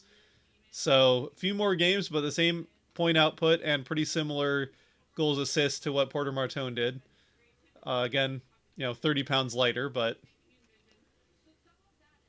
it's could be the next best player. So I'm happy with the pick. It was one of the guys I was kind of thinking another center, so the Kraken continue to get strong down the middle. But this is one of the things you'll see is a lot of NHL forwards, a lot of forwards in the NHL got drafted coming out of their junior level or whatever as a center, and then they make the transition to the wing. Now, good amount of them stay at center too, but there are a lot of wingers that, most of the players that make the NHL and get drafted in the first round have been the best or one of the best players at every level that they've played at up until that point. So that often ends up being, if you're a forward, often ends up being a center. Gets the jersey on there. Gets to meet Jerry Bruckheimer there. I saw Marshawn Lynch was there, so I was thinking maybe that Marshawn would get to come out and make the pick, but no. Go with the guy that's a little bit richer. Although Marshawn doesn't like the spotlight as much, so I'm sure he'll get to like go around and talk to people with Marshawn like Catton did.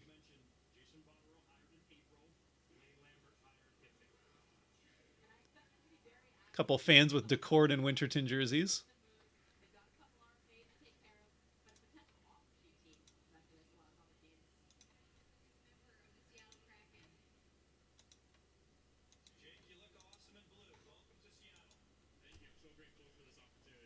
Okay, let's see what this conversation is like.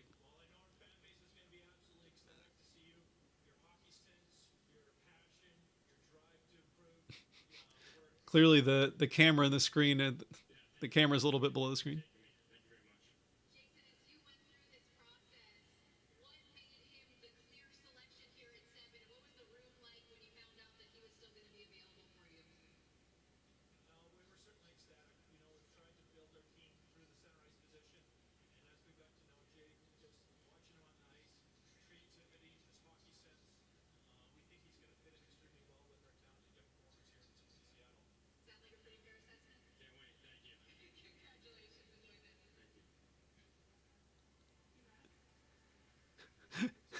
I'll have to say he didn't seem like, I don't know if he's just overwhelmed. He didn't seem like overly excited. Maybe he's just an even pan guy, but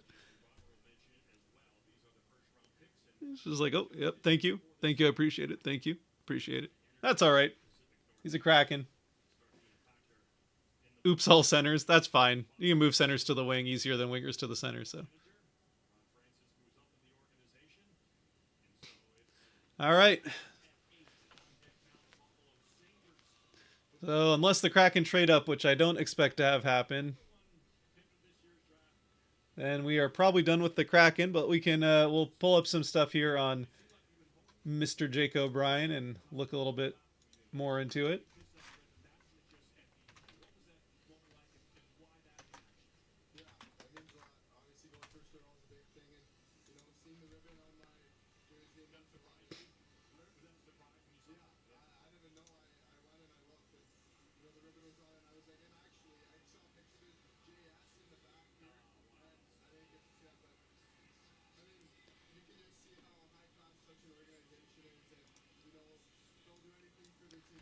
They're talking to Schaefer now at the desk.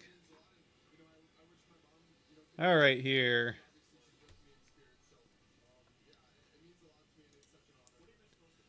So it looks like based on Elite Prospects had a bunch of different. Bob McKenzie had O'Brien at sixth best. A couple like eight, some tens, 11s, seven, couple seven picks up at four, and I guess North American skaters, so probably more like six when you add in Swede or a couple of the five or six there. So a couple eights.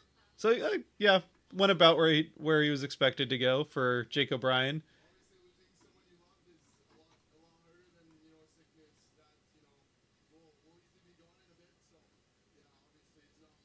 Jake O'Brien tournament stats. Okay, let's go. Let's go look at Hockey DB. Let's see if I can make sure everything's working all right before we. Okay, cool. All right. Yeah, so Jake O'Brien, 2 years with the Brantford Bulldogs. First year, so 2 years ago, he played 61 games, 13 goals, 51 assists for 64 points. So a point per game still in his year age 17 season. And then in the playoffs, they played just 6 games where he had 5 points with a goal and 4 assists. And then last season, 32 goals, 66 assists for 98 points in 66 games, as I said before. And then in the postseason, got a little bit deeper, 11 games where he was a point per game, 3 goals and 8 assists. So, yeah, pretty good OHL stats there for Jake O'Brien. Who do we have? Oh, the Sabres. Pick is in for the Sabres, so we'll go over that here in just a second. Let's see if I can't find a little bit more on Jake here.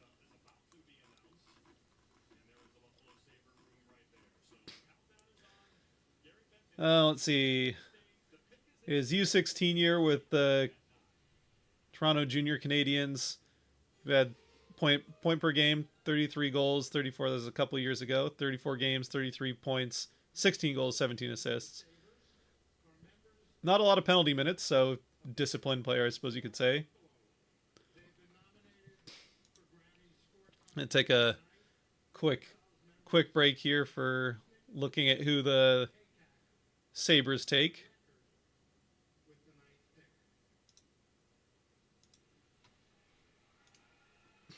Looks like the Sabres have made the pick, so we're continuing to just go straight through.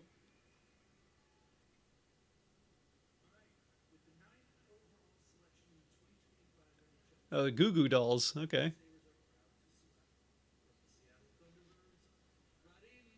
All right. Radim Murka goes to the Sabres. So first Thunderbird goes.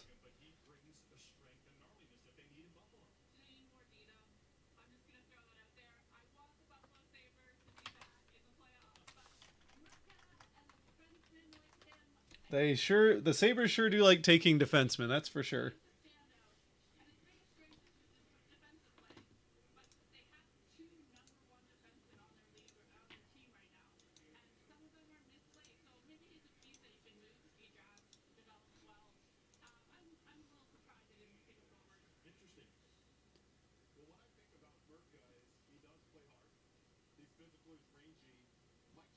All right, so Radim Murka goes first. First Thunderbird. We'll also probably see Braden Coots go a little bit later.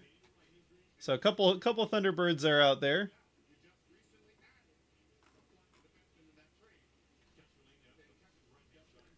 So good, some more good Seattle interest there. Damn, poor guy. Oh yeah.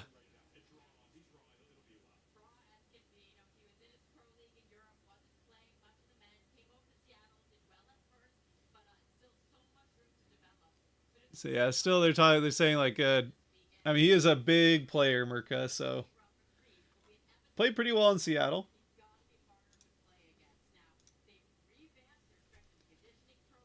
43 games with the Thunderbirds. He had 3 goals and 32 assists for 35 points. Pretty good from a right shot defenseman. So, yeah, Buffalo continues to just take as many defensemen as they can get their hands on.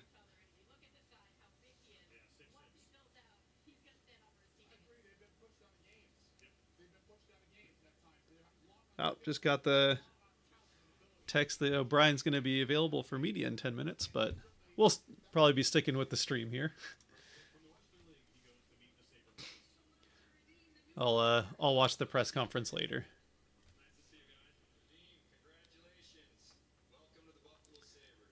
Kraken fans seem mad. I don't know why.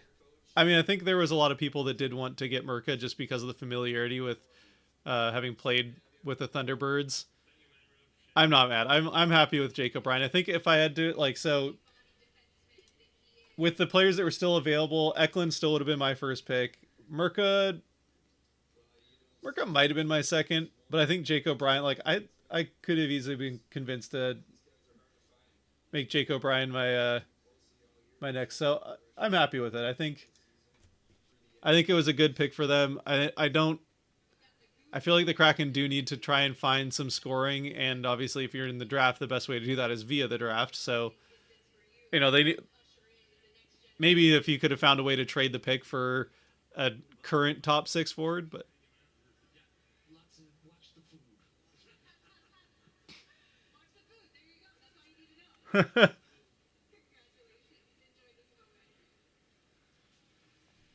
all right.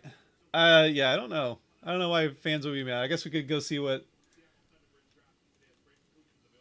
Yeah, Braden Coots will be available a little bit later, so we'll see another Thunderbird go here at some point in the first round. And let's see. I think there are a couple silver tips as well.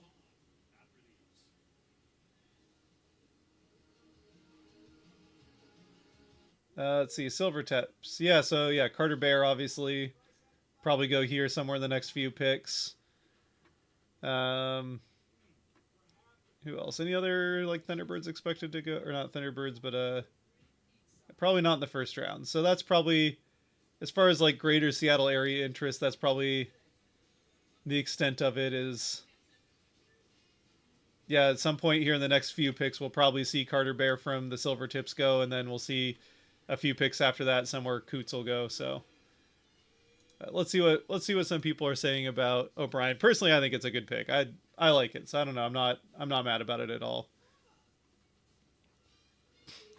Time for the "Oops all centers" meme again. I don't think getting centers is not a bad thing. If you need to again Berkeley Catton, I think probably makes the move to a wing at some point. A bit bigger, so I feel like O'Brien could. Again, Jake O'Brien's probably not. He's not going to be in the NHL next year. You never know.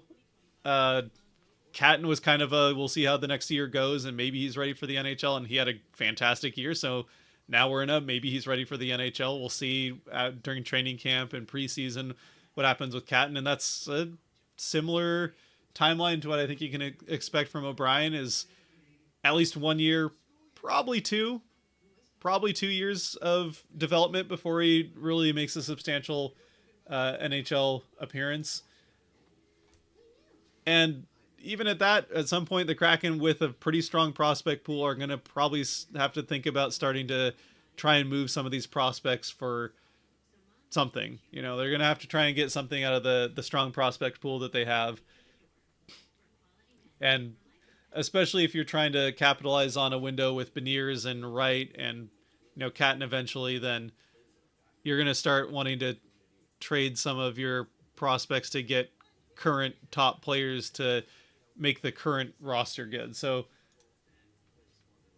you still want to keep your prospect pool good, and maybe O'Brien's not one of those guys you trade, but eventually guys like Yager Furcus or even Carson Raycroft possibly. There's some of these guys that you might have to think about trading if you can't find the space on your roster, so that you can go get current NHL players to go along with Beniers right, and Catton is a guy that they definitely want to keep. So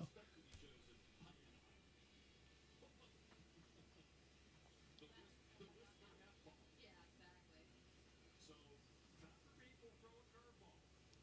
Gary Bettman has the selection. Will it be McQueen, Bear, Eklund?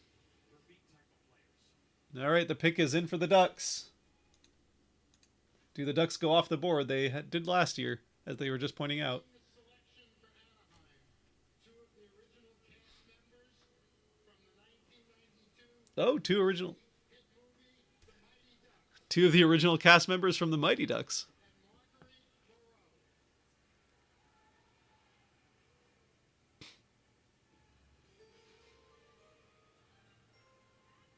Marguerite Moreau. Boy, that does make you does make you feel a bit old when you watch Mighty Ducks as a kid, and now it's like here are the cast members, and it's like oh that guy's heavily graying. With duct tape here, no coach, and zero chance of winning until we got a lawyer with community service hours and a limit. I think what we're talking about is 33 years ago, Disney made a movie about a scrappy pee hockey team from District 5.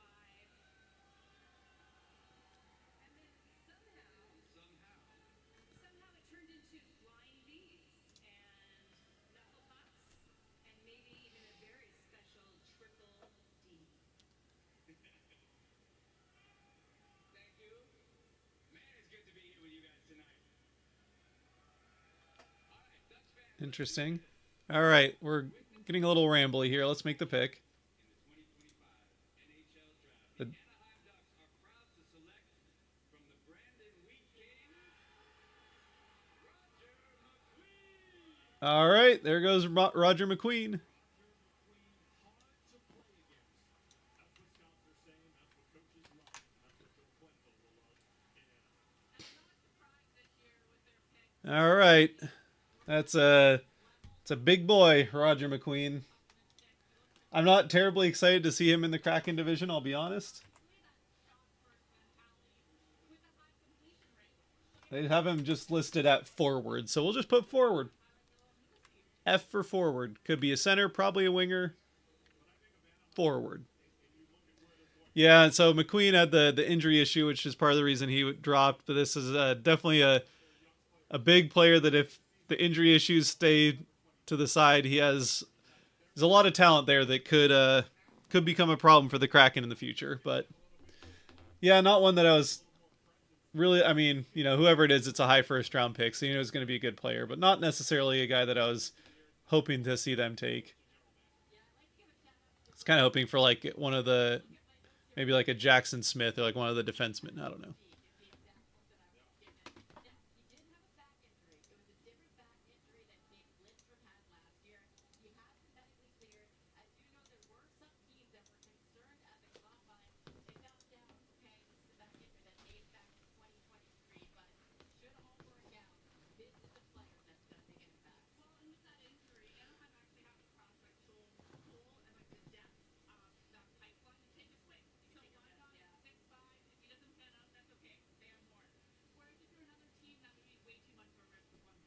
Yeah, so that's a good pick for them. Unfortunately,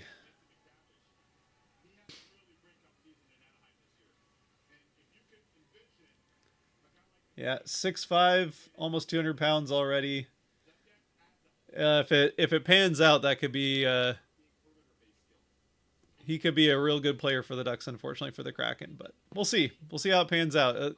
As they're saying, potentially a little bit more of a risk with the injury issues, and again, none of these players are likely to be in the NHL next year, so we won't really know for another couple of years, how it went, but does have an elite last name, so. Hi, Roger. Congratulations. Welcome to the Anaheim Ducks. We're excited to have you join our club.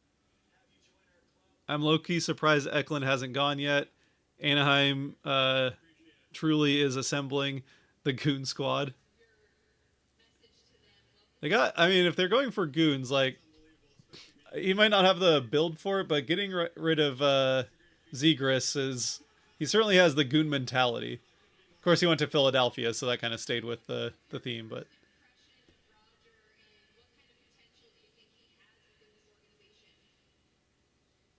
Well, what we really like is that obviously he has size, but what goes along with that is the skill and skating ability. And David basically just all right, Roger McQueen to the Ducks. we're looking forward to him being Potential high upside, which is as a division rival, not necessarily something you want to see, but for Roger's sake, hope it works out. Bro needs to put on weight for sure. It's looking at some fan reactions from the O'Brien pick. Bro needs to put on some weight for sure.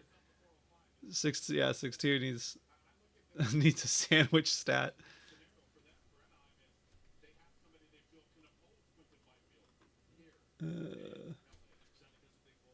Every center can play. Every center can play wing. Yeah, okay. Pointing out what I said.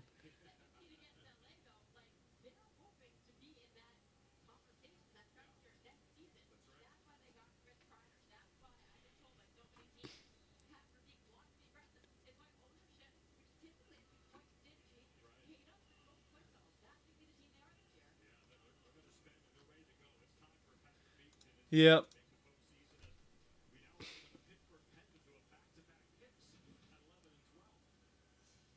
And now the Penguins have 2 picks, so this is definitely a place where we could see a trade.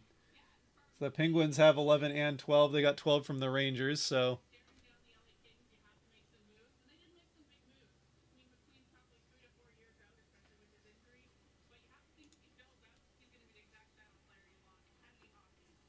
yeah. So still on the board, Victor Eklund. So Eklund, I think, is a guy that could. I think we'll probably see Eklund go in one of these next 2 picks if the Penguins keep both of them. And maybe the Penguins go defenseman forward here. They go like a Jackson Smith and Eklund, or maybe with Aitchison or Atchison. They'll pronounce it eventually for me and help me out a little bit there, but yeah, maybe go defenseman and forward here, and I think best forward remaining is probably Eklund. Here with Roger McQueen as you just drafted 10th overall by the Anaheim Ducks. And Roger, we'll also have your mom Kayla and your dad Scott joining us. You have a lot of adversity in your draft.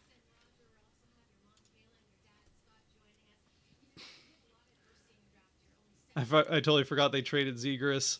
I rescind my previous statement about them being the Goon Squad. Yeah, I mean there's still some of that. I mean seems like there's a lot, like those games always get a little punchy with the Kraken when the Ducks play the Kraken. So we'll see how that goes.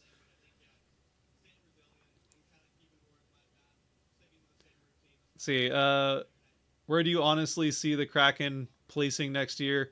Of course, this is too early with free agency set to start next week, but based on the moves they've made in the past couple weeks, I'm seeing a much better season right now.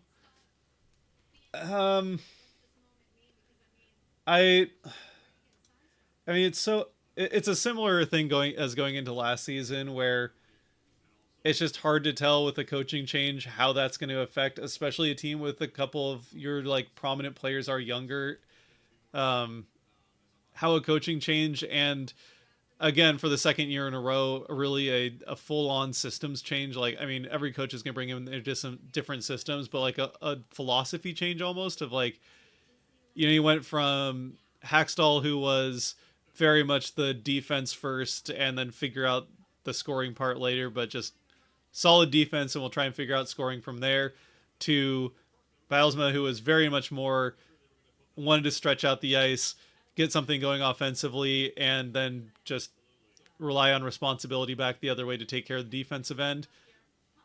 And I the optimistic end of that I think could have gone well. Just it didn't really ever seem like the defensive part of that system was really bought into by the team for whatever reason, or maybe they just weren't built for it. Obviously, the team defensively had some issues last year that were masked largely by how good Decord was. Just give me a second here and I'll get back to it. But the pick is in for the Ducks. Ducks, the other birds, the Penguins. Making the 11th pick in the NHL draft, please welcome one of Pittsburgh's all-time greats, Chris Letang. Chris Letang is here to make the pick. So the Ducks are making this pick for sure. Who will it be? I'm saying Eklund. Gonna get Eklund ready. Good evening, LA. It's pretty special. Never had a chance to be drafted, so I guess the Penguins sent me here to announce it, and it's a great experience for my son. So without further ado, the Pittsburgh Penguins are proud to select From the Calgary Hitmen, Benjamin Kindle. Oh, okay. There's a potential bit of a reach, but Benjamin Kindle going. And a comparable player is an Ealer for Kindle. Puck carrying, comfortable with the puck on his stick. He was ranked 6th in the CHL in shot. Yeah, I mean, again, we're at a point now in this draft where we're going to start seeing some guys that might go a little bit before where people were expecting, but we're in very much the range where all these guys are going to take at least one, probably 2 years before they're drafted. So, or before they start playing in the NHL. So this is a couple year out prospects that are going for at this point. So if they probably like what they see from Kindle. And I mean, yeah, WHL with Calgary, 99 points in 65 games, 35 goals, 64 assists. So certainly some offensive upside there. Obviously not too big at 5'10", 180 pounds, but yeah, definitely some scoring upside there for Kindle. And yeah, I mean, as far as if you wanted scoring upside, it was kind of him or like Cole Reschi is another like 92 points, but that was the top CHL level scorer left in the draft at that point. So not, pretty, not a bad pick, not a bad chance to take there for especially the Penguins. If they are going to make this next pick, they take a chance on a guy with some scoring, some offensive upside, and maybe go with a bit of a safer pick here. But Eklund still available is starting to drop a little bit. Surprises me. Somebody is going to, I think, probably get a steal here with Eklund now at this point in the draft. And I wouldn't be surprised if it's still the Penguins if they go 2 forwards here.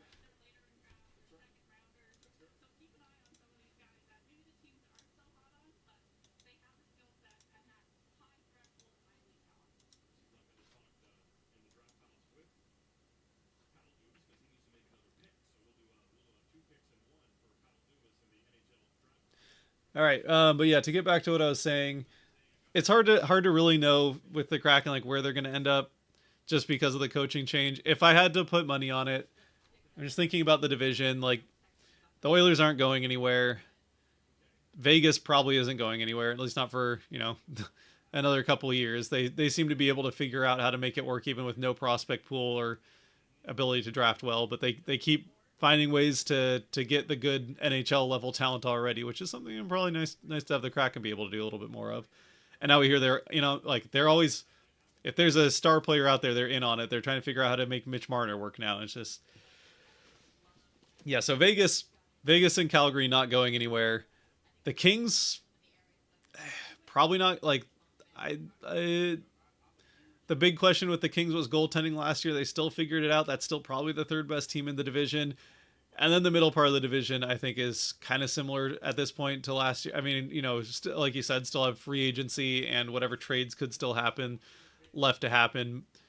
But like, yeah, Calgary, Vancouver, Seattle, and like I don't think San Jose is there yet, but you start to get into a point where like you start thinking about, is San Jose ready to make a step forward? I don't really believe in the Ducks too much still. I don't think they've done enough to really make anything happen. But we'll see. I don't really know if like I'd be feeling, I don't know. From the outside, I would feel a little uneasy about where the Ducks' trajectory at the moment, and kind of it seems like their rebuild is derailed to some extent. So I think the Kraken are kind of in that group of Flames, Canucks, Kraken to see where it pans out. I think they could easily be fourth in the division if things you know, if things seem to go well for the Kings last year, with they're able to keep some goals off, but if they don't go as well, then who knows?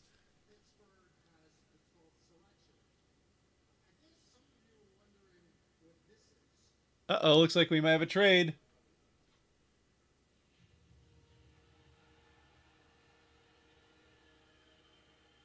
There's a trade.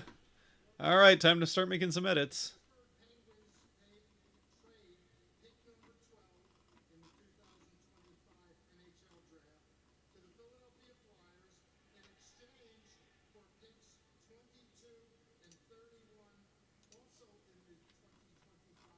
Okay.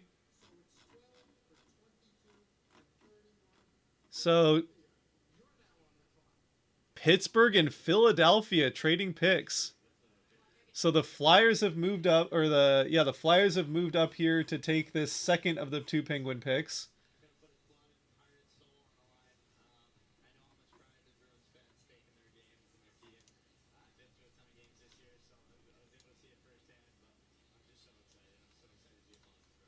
talk a lot about your playmaking. What other skills do you think that are underrated that you have? Sorry, give me a second. I'm gonna have to make some edits here, but the Flyers move up and I guess are on the clock now for this pick here.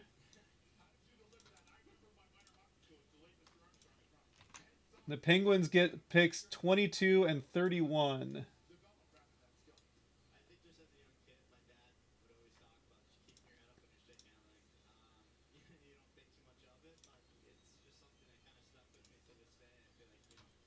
So interesting rivalry trade there. And then I'll have to. The Penguins still have two picks then left in this first round.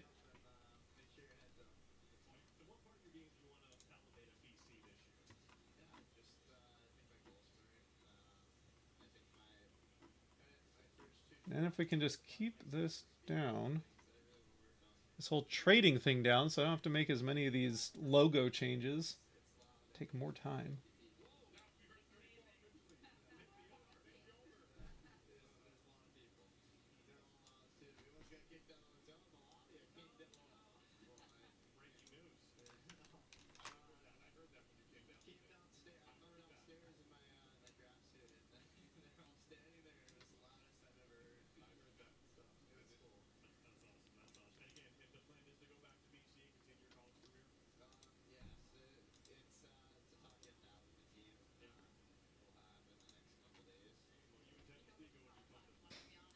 All right, sorry, here, just getting the.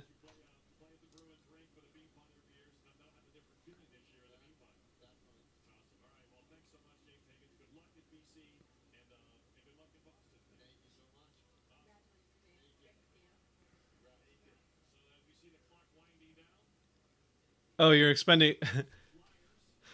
I am seeing not. I meant not much of a better season right now, is what you're saying. Bottom 10 in the standings. Big thumbs. My bad. But thanks for the answer. Yeah, I'll get back to that in a second. I guess generally, I don't think. Right now, I don't have that much of a different feeling going into this season than last. Yeah, the changes they made, I don't know that they're like anything that's really going to move the needle. It's really going to come down to, can Beniers and Wright make a step forward? Can Chandler Stevenson continue how he was playing the second half of the season versus the first half of the season? Can Riker Evans get back on track? There's a lot of questions that there's the window there for the Kraken to move up to maybe as high as third in the division, but realistically, I think we're looking at a similar spot. I feel like it will be better. Like, I don't think they're going to finish below the Ducks or Sharks again, but it's not out of the question.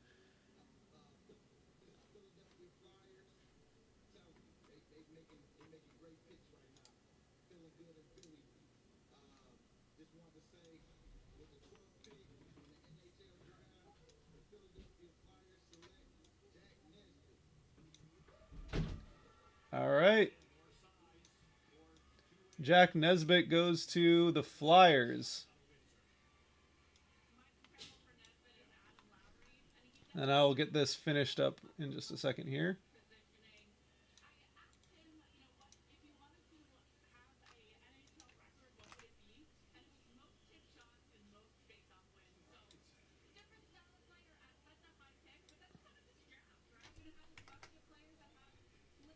All right, there we go. Get that. And we're almost done with all these edits from this trade.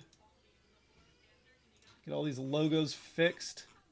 These teams. And then Nesbitt gets added in.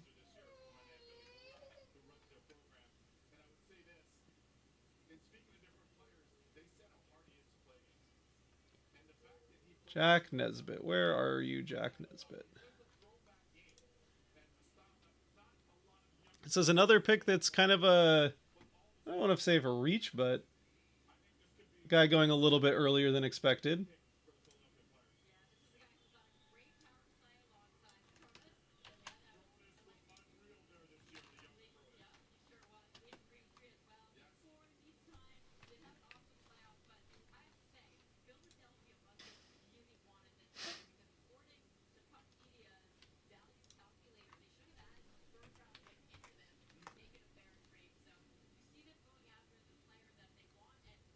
All right, there we go. Got everything fixed.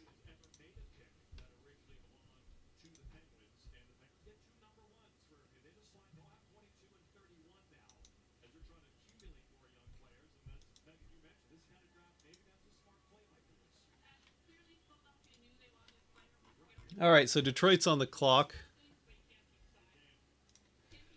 But yeah, so okay, from the optimistic side, I would say I think the Kraken. I try to be a little bit optimistic because it's more fun. It's more fun to be optimistic than to go in pessimistic and just thinking the Kraken are going to be picking the top 10 again. And I don't think they'll be top 10. Which, realistically, this is probably worse, but it is a step forward that I see the Kraken more in the teens, as far as more in the high teens to low 20s kind of range, which is like missing the playoffs, but still not high in the draft. It's kind of the worst possible spot to be in. But I think a return to a defensive system under... This is really loud now. I don't want to... I think a return to a more defensively structured system or defensively focused system under Lane Lambert is better for the team as it's constructed. Like that, the way the team is built, they're built to be more of a defensively focused team that's looking to shut down scoring shut down opposing scoring and then figure out how to score more the other way. Kind of similar to what like the Islanders had success doing for a few years there, made a couple conference finals doing it. So it's can work. Jordan Eberle was there with both of those teams. So captain knows how to play that way and endorsed that with Lambert coming in. So I think there'll be more. It fits the team's construction better. They know generally how to play that style, or at least they know how to play defensively well that style as they did under Hackstall. Now, obviously, only one of the 3 years worked under Hackstall, so there's still plenty of reason to think that it might not work. But again, you got another year into the career of Beniers, and I guess I already said this, but Beniers, Wright, and Evans, as well as if Berkeley Catton comes in, that's a little bit of a scoring upside you could get there. And you're starting to see, certainly since 2 years ago, the last year of Hackstall, Beniers is has a much more established role on the team, has made some steps forwards in the defense, even maybe hasn't made a big step forward on the offensive side of things, but has gotten better on the defensive side than he already was. He was one of the, analytically speaking, one of the absolute best forwards defensively in the NHL last season. So as long as that continues and he can just start once he gets comfortable with that part of the game, and especially in a system that's supposed to work that way, then hopefully he doesn't have to think about that part as much and can focus a little bit more on developing the scoring. I think Wright had a strong end to his season, so that hopefully can continue. I think there's reasons to be optimistic of the Kraken potentially getting up to the 4th spot in the division, maybe 3rd if things don't work out for the Kings. I think realistically, if I had to bet on it, I say the Kraken probably finish.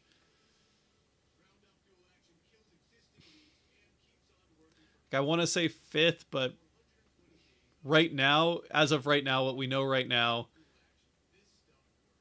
probably still sixth in the division. Like the Canucks probably still find a way to win enough games that they stay ahead of the Kraken, and the Flames did well enough last year to make me believe that they're not just a complete tire fire that's heading downhill. So, the Flames, I think, probably still the team I would pick fourth in the division right now, but there's a lot with free agency. I don't know that the Kraken are going to be particularly active with free agency specifically, but I think we do still see another trade, probably more significant trade at some point. Doesn't necessarily have to happen in the offseason. It'll happen either offseason or sometime next year. The Kraken have those 2 first-round picks that they picked up from the Gord Bjorkstrand trade that they've made pretty clear that they intend on using those as trade fuel. Beniers, I think, is an eventual Selke finalist. I agree. I think I've been, I think, on record saying, but I've certainly said to a number of people, like other people in Kraken media, that I would feel comfortable if there was if I was in a place that sports betting was a thing and I was into sports betting and there was a way to bet on such a thing, which I don't know if there really is because it would be such a long-term bet, but I would feel comfortable betting that Beniers wins a Selke at some point in his career. The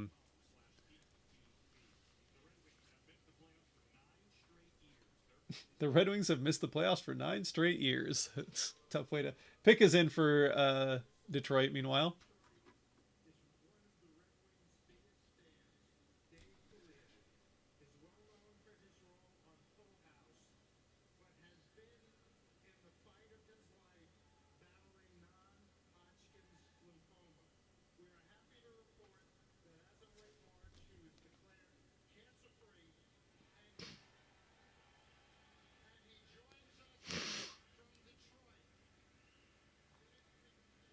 Top 10 pick grades from The Athletic. All right, let's see.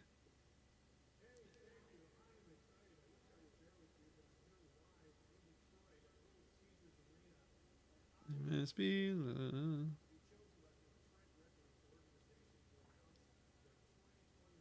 Nashville pick. Pick grade C+ for them. Philadelphia gets Porter Martone. B. A-.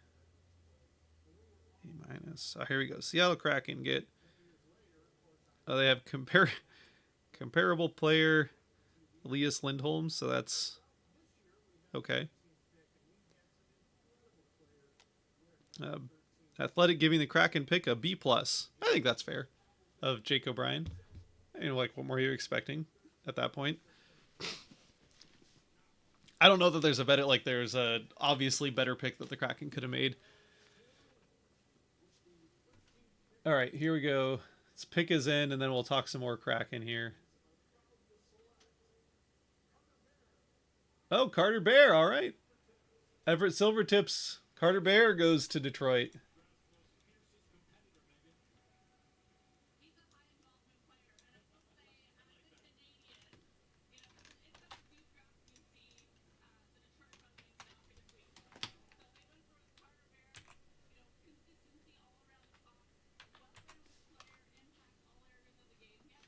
So potential center or left wing. I'm going to put him as left wing because, again, a lot of these guys now at this point are, maybe they end up being centers, but they probably find a way as a winger more likely. So I guess he's 13th overall, so he could still end up being a center for sure.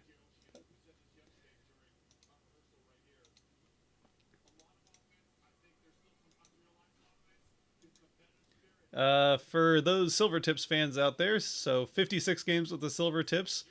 He had 40 goals and 42 assists for 82 points, so pretty good offensive output from Carter here at 6 foot, 180 pounds. So, yeah, heads to Detroit, adds to a Detroit team that's trying to figure out how to transition from rebuild to playoff appearance, since they have not been to the playoffs, as they just pointed out, in 9 seasons. But yeah, let's see. Beniers, I think, Selke finalist. His numbers are right there with Barkov, Draisaitl, and McDavid. Yeah. I mean, obviously he's like Draisaitl, McDavid. He's not. I don't think he's ever going to score at that rate, but defensively he's better than. I mean, he's already better than McDavid or Draisaitl defensively. But yeah, I think I don't know. I'm not feeling too worried about where Beniers is at. He probably is not going to be an elite scoring first line center. I think eventually you're kind of hoping that Shane Wright takes that role, and then Beniers is your 2C and is the defensive, like, that line is going to go out there and they'll still have scoring upside, but you know that it's going to be hard to score on the Kraken with Beniers' line out there. So I think that's what kind of the eventual hope is. Whether or not it starts to pan out a little bit more that way this next season, I think Wright's still probably at least a year away from really kind of moving up into that. And then there's the whole issue of Chandler Stevenson taking time from Wright, and we'll see what a new coaching staff thinks. Obviously, we saw some. It got a little bit more of it later in the season once it was clear they're not making the playoffs. But we saw that Bilesma was not too keen on giving Wright too many big chunks of Chandler Stevenson's playing time, which is a little frustrating, but it is what it is.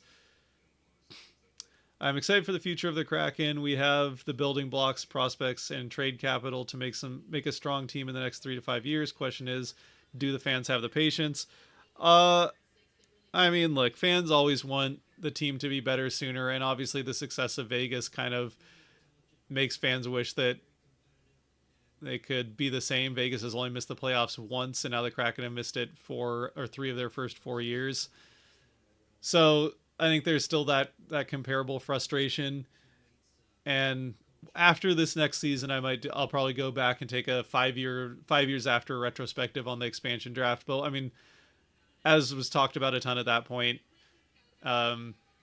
just the Kraken were never going to have the same draft that Vegas did. They were never going to have. Yeah, they were never going to have that. The GMs just weren't interested in making trades with the Kraken. And, you know, Ron Francis probably could have gave a little bit more ground when it came to that and found a way to make some trades happen rather than just not doing any.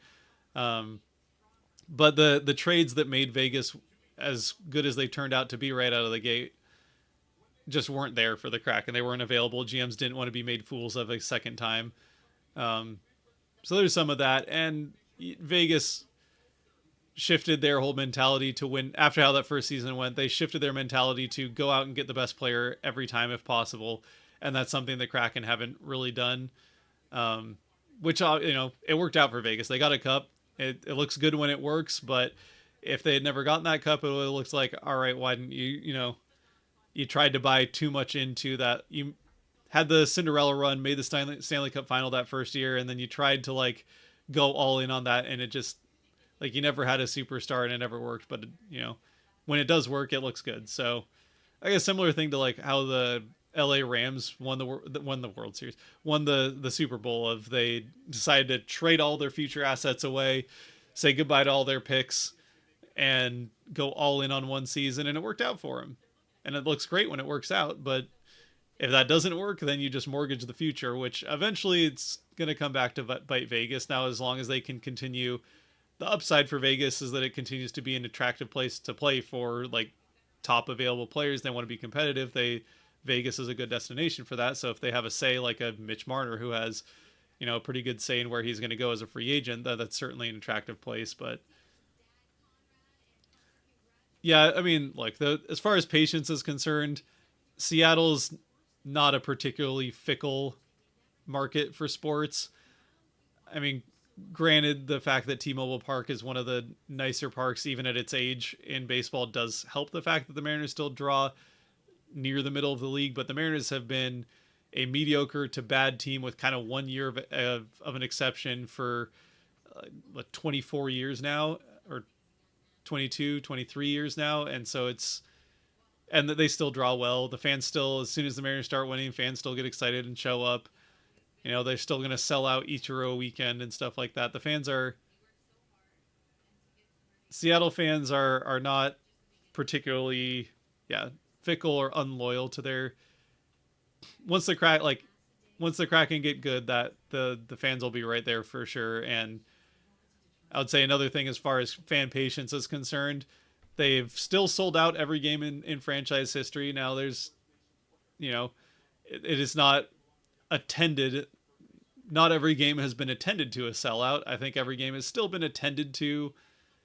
I would say over 50% maybe it was some exceptions here and there, like well over 50%. there's patches of empty seats here and there, especially as you get late into the season. Pick is in for Columbus, but the games are still well attended. You look at some of these teams that are tanking, like San Jose or Anaheim, even like Columbus at times, certainly Buffalo. But yeah, you look at some of these teams that have been tanking, and I mean, it's like they have 1,000 fans in the building or like 2,000 fans in the building. So the Kraken are, I don't think, ever going to be at that point. Oh, Johnny Gaudreau's wife out there to make the pick for the Blue Jackets.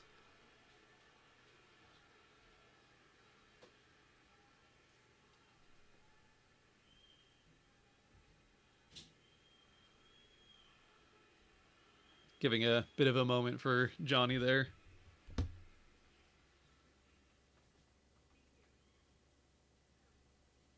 wanted to take this time to thank every single team and every single fan base for your support for my family this past season. It's truly an honor to be here, and from the bottom of my heart, I thank you. She's working through it. With the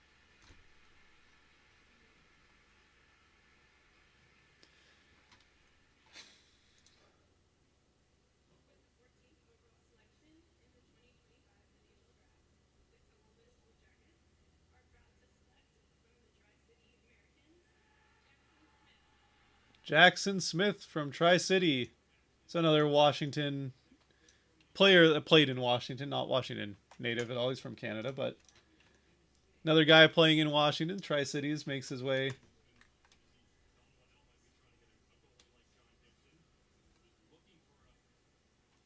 So Jackson Smith, third defenseman to go in the draft. Left shot defenseman here for Columbus.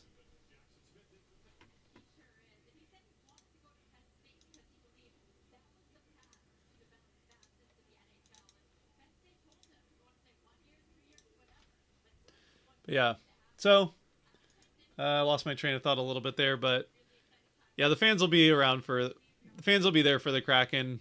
I think there's been a lot of people worried about what the Sonics returning, which still not official, but probably going to happen here in the next couple of years, not next season, but I don't think it's out of the question that the Sonics are back in the city in 2 years, and it's at that point, you have 4 teams in the city. Like, do the Kraken just kind of, if they're not good, do they just fall behind everything else and fans lose interest because there's other? I think it's kind of overblown. Like, especially because the Sonics are going to come back as an expansion team, and it's going to be not a good team out of the gate. I mean, depending on how they do the expansion rules. I mean, shoot, if they do the expansion rules like how the NWHL did the expansion of like, hey, you get to protect 3 players. Yeah, maybe they're pretty good out of the gate, but I don't think they're not going to be a very good team out of the gate probably. And I mean, especially the NBA where you need to have a superstar to really go anywhere. It's not going to be a good team out of the gate. And the first season or two, fans will be excited to have basketball back after having the team ruthlessly stolen by the league and an evil piece of crap 20 years ago. The fans will be excited, but it's not gonna. I don't think it's gonna substantially steal interest from the Kraken. I think one good thing that the Kraken have going is, I mean, honestly, I think this last season was good from a fan perspective, and that was the first year that they had the Kraken network. So, yeah, Kraken Hockey Network, which having games available to watch should have been available from year one. Being on cable was not a good choice out of the gate. I said as much at the time, and it proved to be quite true that going to cable. Hello, Austin. Welcome in. Starting your first 3 seasons available on cable only. I mean, essentially cable only. Eventually, they were available on Fubo, but it was just not a good idea. And so now being available on Amazon Prime and having the KHN, the Kraken Hockey Network, is a huge move in the right direction from the team as far as fan interest is concerned. So I'm not too worried about fan interest long term. So long answer there, but yeah, I agree. The team will be they're going to be getting better. There's a little bit of worry. Sharks fan here. Hello, welcome in, welcome in. Yeah, I would say the thing I'd be more worried about for the Kraken is their window probably is more open in 3 to 5 years, as it is teams like the Sharks.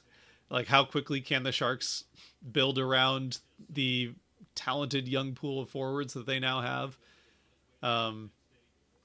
And that's something, I mean, we've seen that the Ducks had a talented young pool of forwards, and they just have not really had much success building around it. Now they've kind of had to start punting it down the road a little bit. They trade Zegras, and so it's, it from a Kraken perspective, it is, a little bit scary to some extent, but a little apprehensive to see how good some of these prospects the Sharks are picking up and how good that team could be in a few years. But it's certainly easier said than done to go from strong group of prospects to actually building around those prospects via trades and free agency pickups. And that's something the Kraken are still trying to figure out as well. I mean, we've seen it's not been as straightforward for the Kraken to build around Beniers and Wright, which they're kind of still trying to figure out how to do. So hello, players/Pens fan here. Welcome in, Jamie. As far as the Pens are concerned, yeah, we'll see. See what the Penguins. Yeah, we'll see. We'll see how it goes for the Penguins. Obviously, Dubas is doing his best. We'll see how it works out in Pittsburgh. I think that was a tough job for Dubas to take in, or to take up. It's not a role I would have been envious for, like, taking in your second year.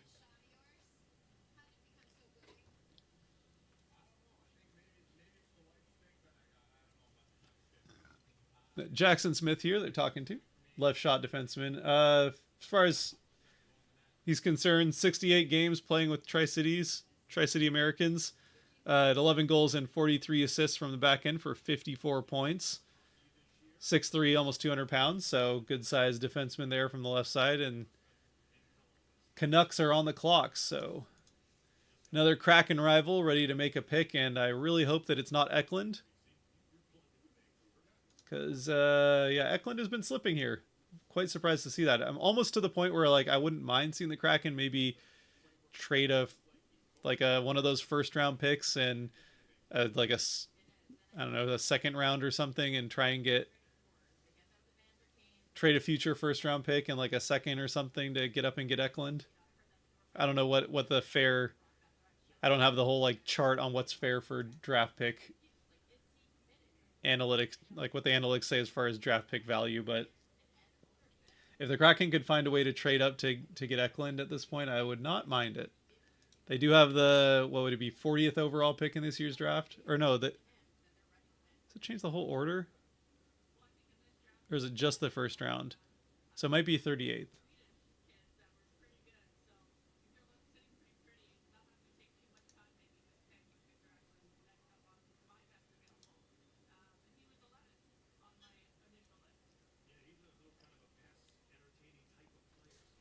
Please not Eklund. Please not Eklund. I think he's good. I don't want it to be Eklund. Not Eklund.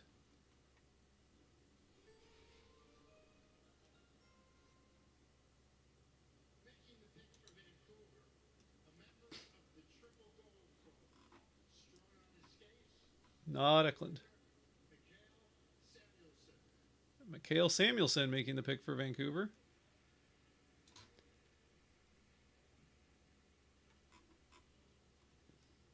Yeah, the Kraken have the 38th overall pick. That's right.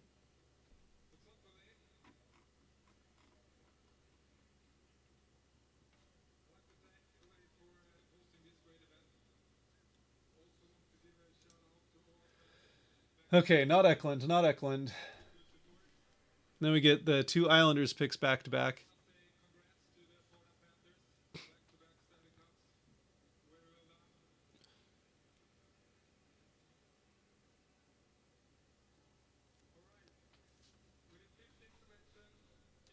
Fifteenth pick.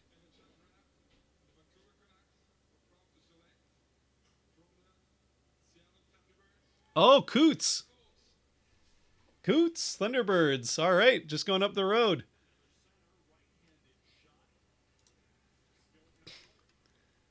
I get some Thunderbirds with mixed feelings about that as Thunderbird goes to a Kraken rival, but I'm sure there's still plenty of Thunderbirds fans that are Canucks fans. So for that group, that disloyal group,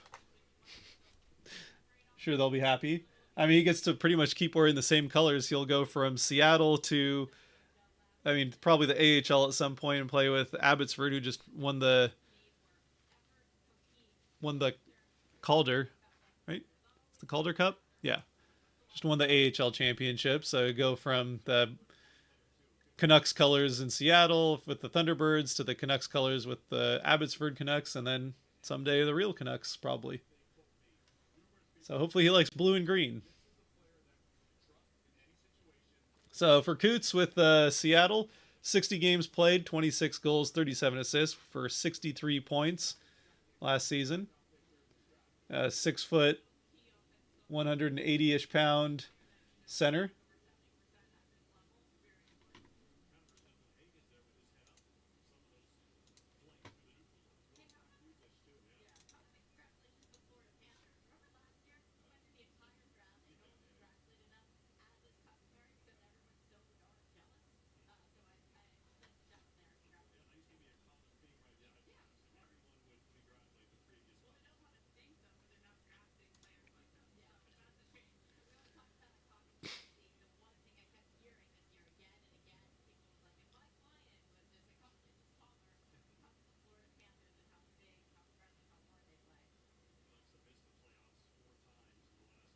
Oh, it's not saved to get the last couple picks. All right, hold on.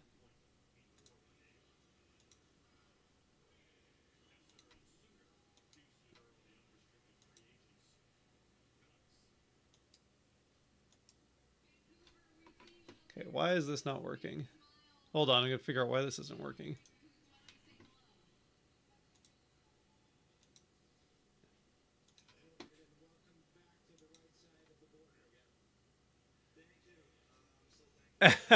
Welcome back to the right side of the border again.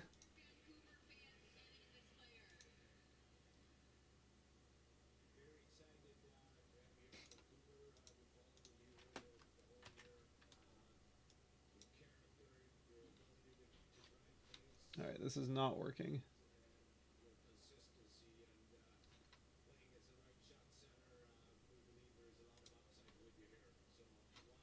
All right, we'll work on it, but Coots goes to Vancouver, working on trying to get this working again.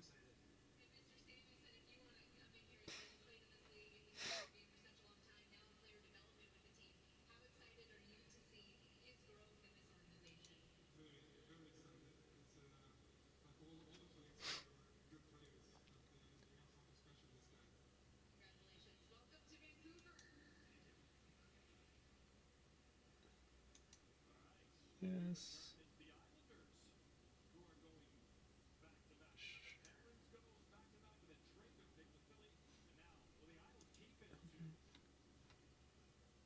I don't know why this isn't. All right, work with me here on the little side scroller, but while I try and fix the side scroller, while I try and fix the little side scrolling thing here, got any more comments? Not yet, but yeah, good for a Thunderbirds fan. So we've got a Tri-Cities player, 2 Thunderbirds, and a Silvertip all going in the top 15, as well as the Kraken picking up a player.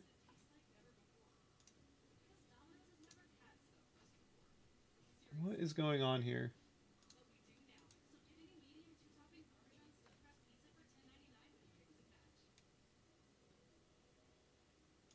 I don't know what's going on here.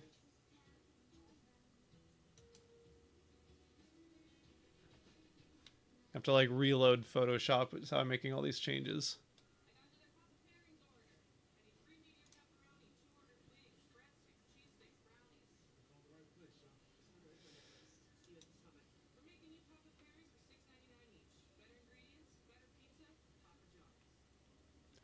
Da-da-da-da-da-da.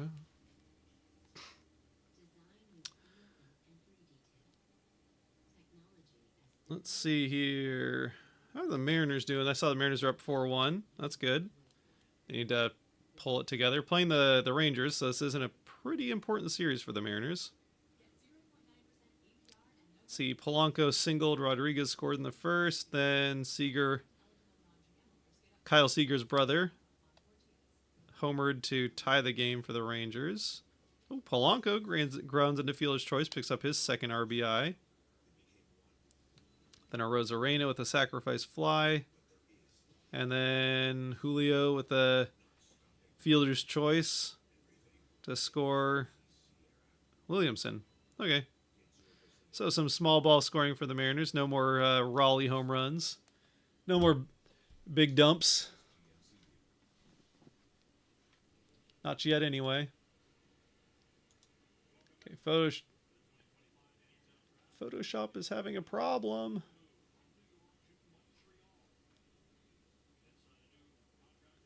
Alright, I'll keep working on getting this solved, but try and keep up with chats here and keep letting you know who's in the draft. So we had yeah, it was Jackson Smith went 14th, so that's still not up there, and as a left shot defenseman. And then from the Thunderbirds, Coots went to Vancouver.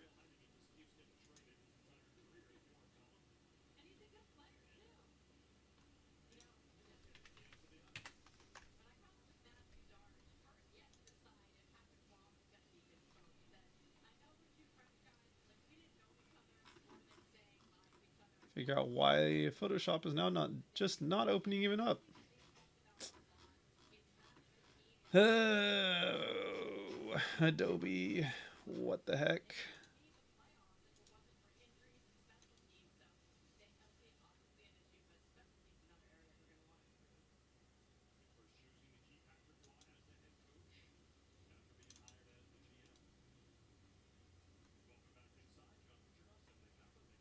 Open.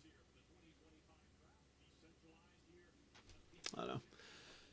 Oh, I think we got Photoshopped open, so we might be back on the board. But Islanders have 2 picks in a row. We'll see. When the Penguins had 2 picks, they picked one and traded the other. So we'll see if we get another one.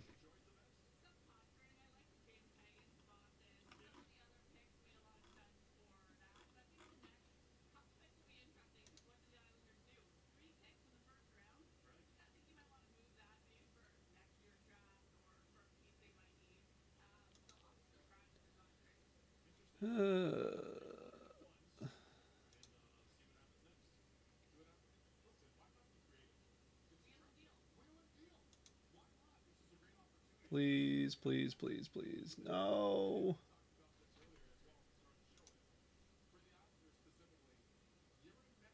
Okay. This is going to be a puzzle I'll have to solve here for a second. But Islanders have the pick is in for the Islanders, so that's good. What the heck?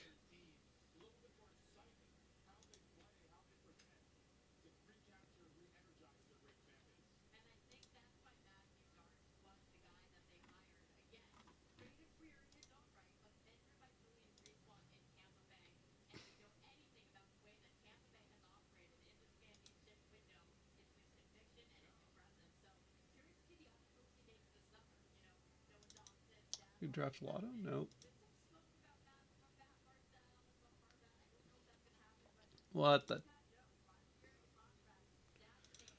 the crap? That's not what I want.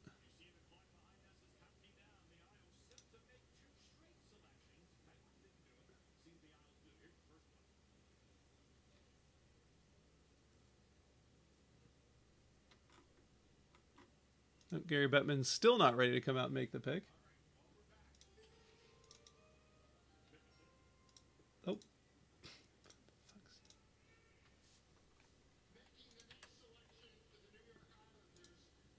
So Islanders have made the pick.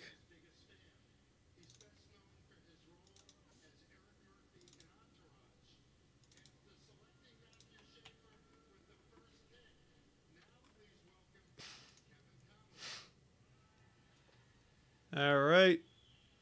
Kevin Connolly out to make this pick for the Islanders. All right, well.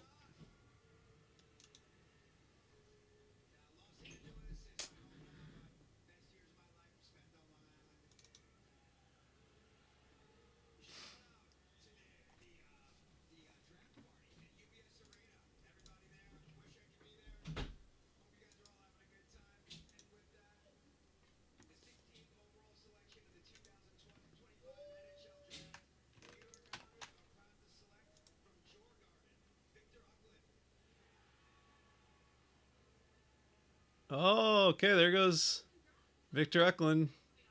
So Islanders get him. That is a good draft for them. How about that?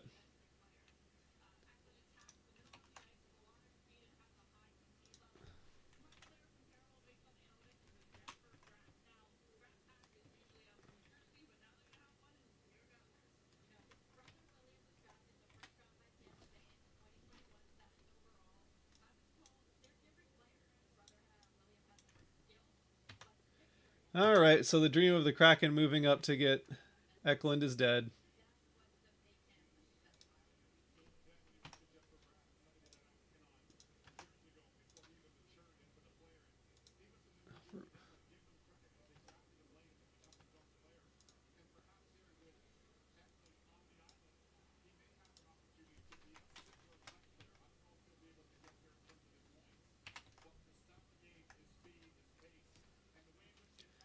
All right, have to get these caught up here, but okay. Well, at least the potential steal of the first round so far did not go to a Pacific Division team, so at least we got that going for us. All right, what is Jackson Smith, who is a left shot defenseman, and then is Coots.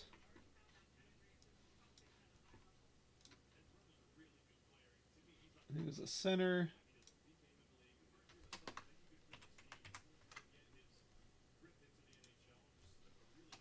And now, oh, jealous of this pick, but the Islanders.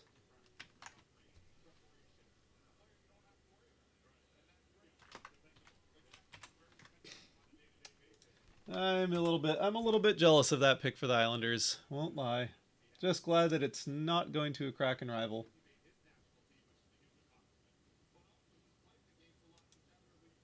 Okay. Now let's see if this saves.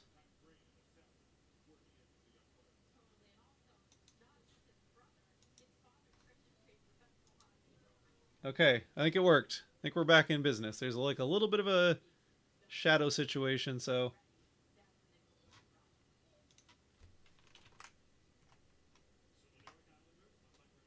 Oh, I think I got it fixed. All right, it'll be fixed for the next pick.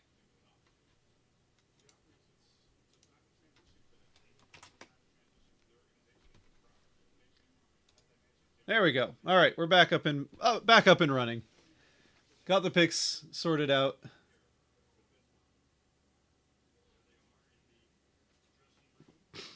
Islanders, will they make this second pick or will they trade it?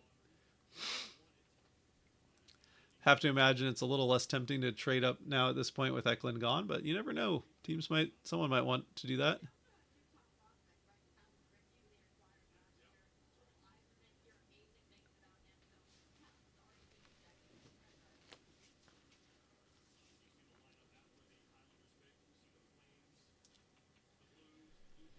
Okay. Oh man, that's kind of a cool hat. Must be like a new one. The like simplified fisherman hat. I still like the fisherman. I think their current / old logo is still the better one, but I like the fisherman. Maybe a fun third jersey.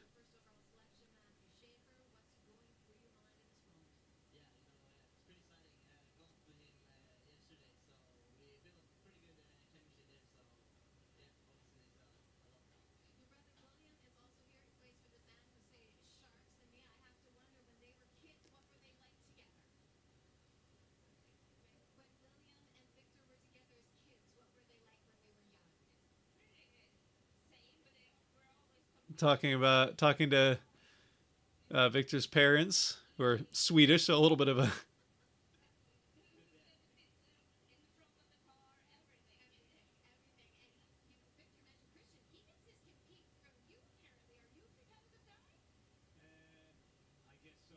all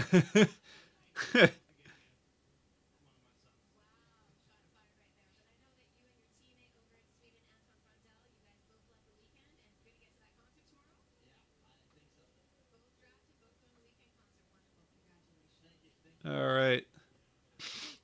Yeah, that's one I would have liked to see with the Kraken, but they'd have had to.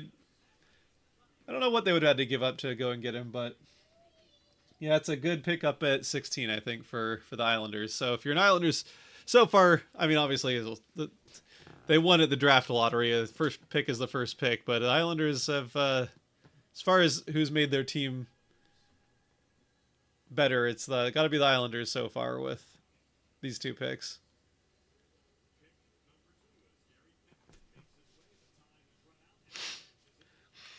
All right, the pick is in. They're walking past the trade button, so that must mean the Islanders have made another pick.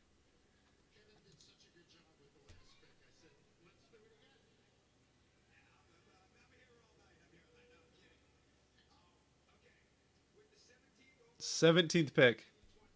2025 NHL draft, the New York Islanders are proud to select from the Barrie Colts, Keyshawn Aitchison. Keyshawn Aitchison, yep. I was about to say.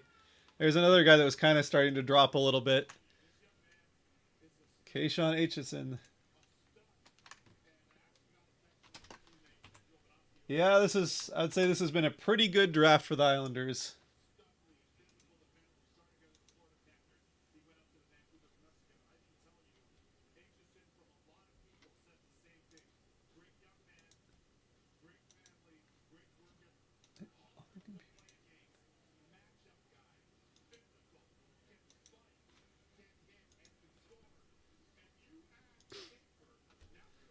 All right. So we got still a couple Layden Lakovic from the Moose Jaw. From Moose Jaw could be another guy that started to kind of fall a little bit. Justin Carbonneau's another one we could be looking at here pretty soon. From Victoria could get Cameron Reed, or not Cameron Reed, Cole Restny. Then we'll start seeing if some of these guys that are maybe more like in the low teens, maybe high 20s, like type prospects can fall back to the second round, or maybe the Kraken at 38 could get a steal tomorrow, but we'll see. I'll be keeping on top of that tomorrow on Blue Sky, so we'll keep going there. But for now, we're just past the halfway mark here of the first round, and we're like 2 hours in, so let's pick this up maybe a little bit. Yeah, we've been streaming here for 2 hours and 44 minutes. I couldn't remember how long this first round goes, but it sure is going on for a minute. I appreciate everyone hanging out in here as we go out through the day. Obviously, a little bit fewer people in now than there were at the start, but that's to be expected. The start of the draft and then when the Kraken pick are the most exciting parts of the draft. So,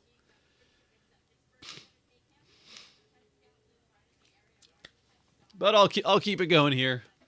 Might have to eat some dinner off camera at some point, so I'll put up some maybe I'll find some Jake O'Brien stats or something to put up for everybody.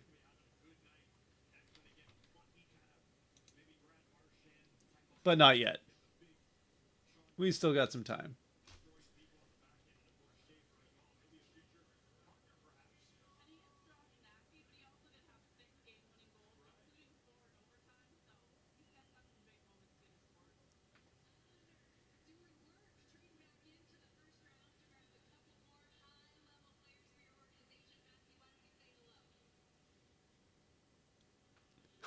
I just realized I don't think the Penguins got to have their little conversation because they thought they were going to make they held off on doing the little like Zoom call with the Penguins because they thought they were gonna make the next pick and then they traded it. Hey, let's go Flyers! I'm a huge Flyers fan. Welcome in, Shane. Flyers have done all right. Got Porter Martone, so that's a pretty solid pick at 6, I would say. And then Nesbitt, also a decent, pretty good pick as well. So big day potentially for the Flyers, who already went out and got Zegras. So starting to get a young core here going for the Flyers. So happy we got 2 good players. Yeah, I think like I'll admit I don't know much about Nesbitt, but Martone, I think in particular, it's a guy that basically probably just fell because of the strong centers available. But yeah, I think Martone is pretty good. Nesbitt was like maybe a bit of a reach. He was generally seen a little bit lower down. Let me pull up my little big board thing here and see where different people. So Nesbitt, they had anywhere from like 15 at the highest to even down to the second round at 38. It was kind of where Nesbitt was. There's a pretty big range for what was expected there. But again, I think, like I said at the time, even with that being said, oh no, it was Kindell that was the high upside scoring. So Nesbitt, like, yeah, could be a point per game player, big for it. So, fits the Flyers. You got 2. You got Nesbitt is at 6'4", 280. So has to fill the frame a little bit, but that's a big center. And then Martone is filled already a little bit out more, but 6'3", 200 pounds. So you got 2 big centers there. And who knows if Nesbitt continues to be a center, but that's, I think, sticks with the Flyer mentality of being big and physical. So you got 2 guys that definitely fit at least what the expectation of Flyers hockey is. So I'd say a pretty good draft for the Flyers. And they still got 2 picks coming up, actually, right? Still got... Oh, no, they traded the 2 picks. That's right. They traded the 22nd and 31st to the Penguins to go up and get Nesbitt. So, yeah, good first round for the... Awesome pick by the Kraken, says Luke. Yeah, I agree. I like the Jake O'Brien pick, given who was available. Again, if it was me, I may have gone with Eklund, but I'm not at all upset with Jake O'Brien. And like I said at the start, I do trust what the Seattle scouting department and what the front office under Ron Francis, but Ron Francis is still there in some capacity, and Botterill now is running the table as the GM, but was a AGM before, and at least drafting, the Kraken have done a very good job drafting so far, to what we've been able to tell by the development of the prospects they've picked. So I trust what the Kraken do in the draft, and I think Jake O'Brien was a potential, has some offensive upside, could be a pretty good player, and the fact that the Kraken liked him enough to take him at 8, I think, it's around where he was expected to go anyway. So yeah, I like the pick. It was, at that point, he was kind of in the top 3 guys at that point that I thought were ones I'd like to see the Kraken go with. So not upset by it at all. Hope the Flyers can get to the playoffs and get to the Cup. I haven't seen us be good since 2019. Yeah, it's been a rough few seasons for the Flyers. For a little bit there, the Flyers were like back and forth every other.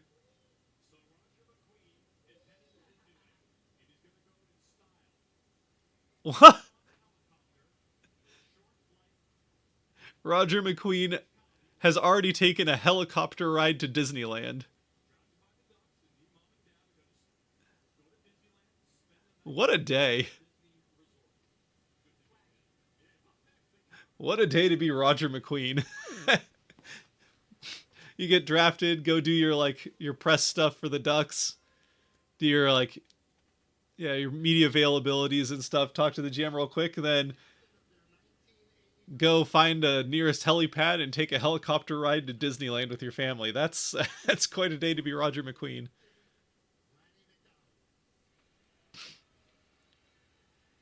Helicopter rides are a little bit more Mater's thing than McQueen's thing, but you know what? How about that mustache?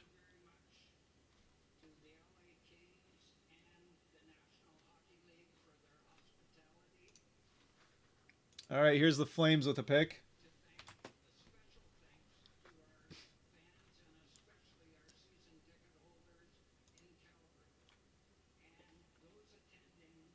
All right. What do the Flames go with?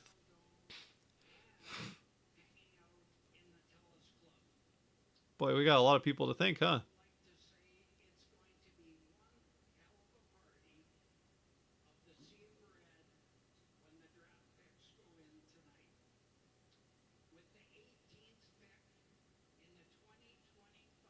And this guy is talking. Let's speed it up, man. We've already been going for almost 3 hours. We got to get through this.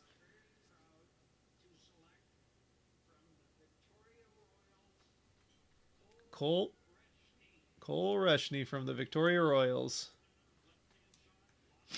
5'10", 190. With Victoria Royals, he had 62 games, 26 goals, 66 assists for 92 points. So as far as offensive upside, this was kind of the next best player available.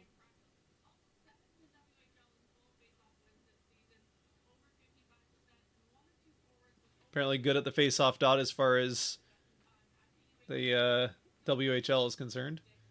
Headed to North Dakota, it looks like. A North Dakota commit for next year, so head to the NCAA.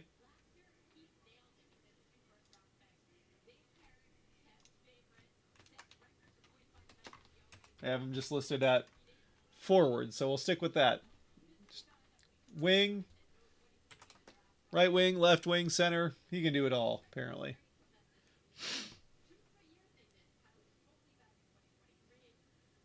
So the Blues on the clock as we can hopefully start getting through this a little bit quicker. I'd like to be,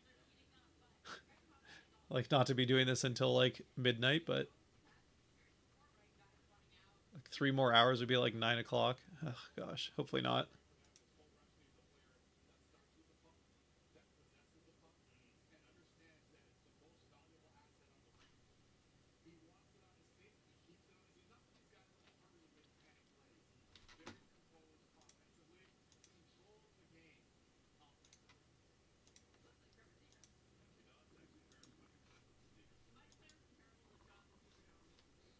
Looks like Trevor Zegras. Does he? Maybe a little bit. I don't know. He doesn't look that much like Zegras. He's like young with long hair. Whatever. Okay. If you say so. Let's see. Do you think it can be, or do you think that the Flyers can make the playoffs and compete for the Cup this year? Compete for the Cup? No, I don't think the Flyers are going to be competing for the Cup. Make the playoffs? Flyers have been such a hard team to predict these last couple of years. Like I honestly did not expect much from the Flyers this last year, and then they were, I mean, one of the best teams in the NHL through the first half of the season, and then fell off and ended up not making the playoffs. I do think they can make the playoffs. I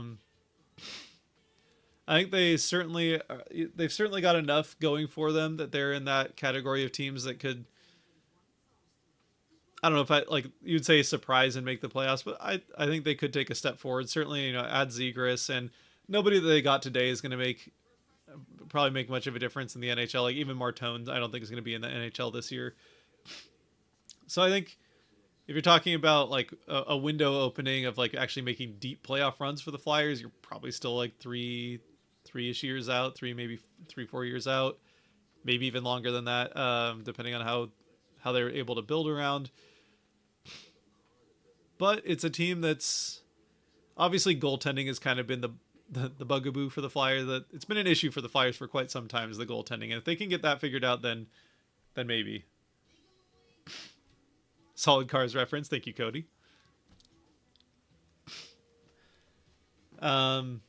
Yeah, so yeah, I don't see Cup contending for the Flyers anytime soon, but I think they're definitely like a bubble, fit into that group of like bubble playoff kind of wild card style teams. And I mean, you never know. I didn't really think the Capitals were going to do anything. I didn't expect the Capitals to make the playoffs this last year, and they won the President's Trophy. So you never know when a team that has some talent could surprise. Now, I don't think the Flyers really have upside of a President's Trophy, but I think the upside of a wild card, maybe even sneak into like the third in the division is possible. Unlikely, but possible. As far as being in the, I think their way into the playoffs is via the wild card, and I think that's quite doable for the Flyers this year. What is the best way to dive into the NHL for a new fan? Well, I mean, it depends on, I guess, what you're most interested in. On the channel, as far as the videos on my channel, I do have a lot of videos about NHL 101, and they're very specifically meant to be introducing the game to a new fan watching. Now, I know there's certain ones that have gotten views as like some coaches have used them and stuff like that, but yeah, they're meant to be, it's meant, I have a couple series on the channel. They're meant to be helping a new fan understand some of the history of the game. There's some history, and I still have to work a little bit on the next in the history series, but understand the history of the game, but also like how to watch it, like what the rules are, that kind of stuff. Best way to do it, honestly, I'd say the best way is just to start watching some games. I know personally for me, I find it a lot easier when I have a team to root for. So if there's a team that you have the ability to follow, if it's a local team that, you have TV access and you can watch on a regular basis, just find a team that you're interested in and that you can watch on a, semi-regular basis. Maybe watch like a game a week or something like that. And, or whatever is, I mean, if you're the type of person that just wants to dive all in, then dive all in. If you're into stats, Hockey Reference is I would highly recommend Hockey Reference for stats, both like historical and current. It's a great site for that. Obviously, if you want something baseline, a lot of like, if you're more into like articles and stuff, I mean, ESPN does have a fair amount of hockey coverage now on their website at very least.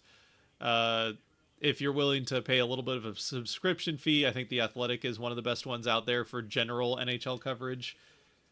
So that's at least some places to start. So Drew, if you're still here, good place to go. Cody here. Let's see. Shane, like me, he was an Avs fan. I was an Avs fan before the Kraken, but I'm all in on the Kraken now. Obviously, have been for the last few years.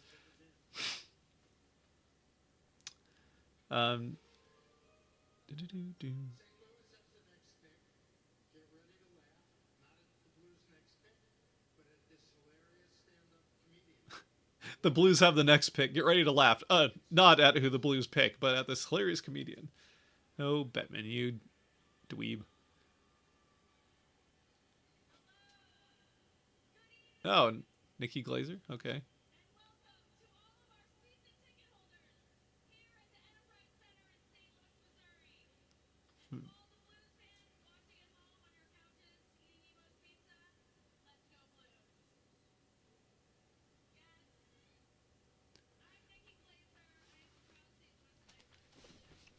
Who do the Blues pick here at 19?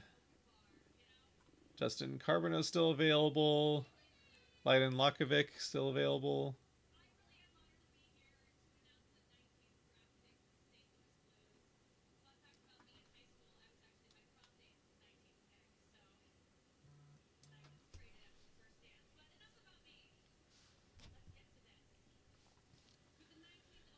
All right, 19th selection for the Blues.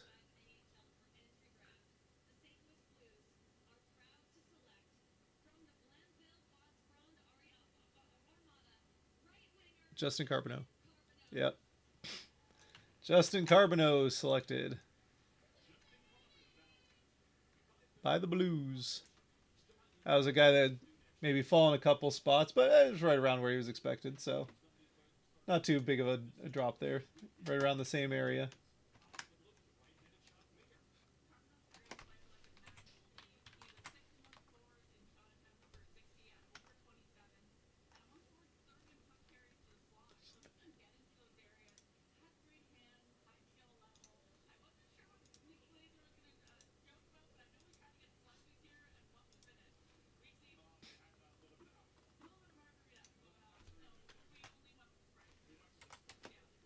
All right, Carbonneau goes to the Blues, and now the Blue Jackets are back on the clock for their second pick.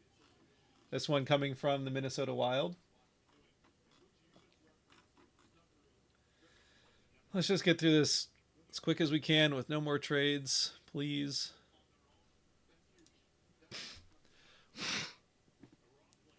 Justin Carbonneau, indeed. I feel like we are going to be good with our goalie because our D was so bad. That's improved, so it should be better. Yeah, I mean, I do think the Flyers will be better, and obviously, even though the Flyers did kind of fall apart in the back half of the season and didn't end up making the playoffs, you can still see that the potential's there from the first half of the season that they had. So as long as you kind of shore up some of those spots that cost them in the back half, then yeah, you can figure it out. Is that really what the Blues New Jersey looks like? There's no like outline on the. Oh gosh. I don't know if I like that. I like the logo on the front, but the numbers just being yellow straight on blue with no like white outline. It looks a little bit too like LA Rams IKEA. Anyway, I like the logo, the new Blues like logo and color.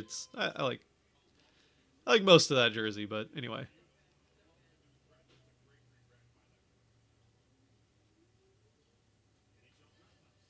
Is this a good goalie that is worth? Is there a good goalie that is worth for the Flyers to trade up to take? Generally, you don't see goalies go in the first round. I don't think there's goalies are tough. Goalies are tough. Yeah, there's not.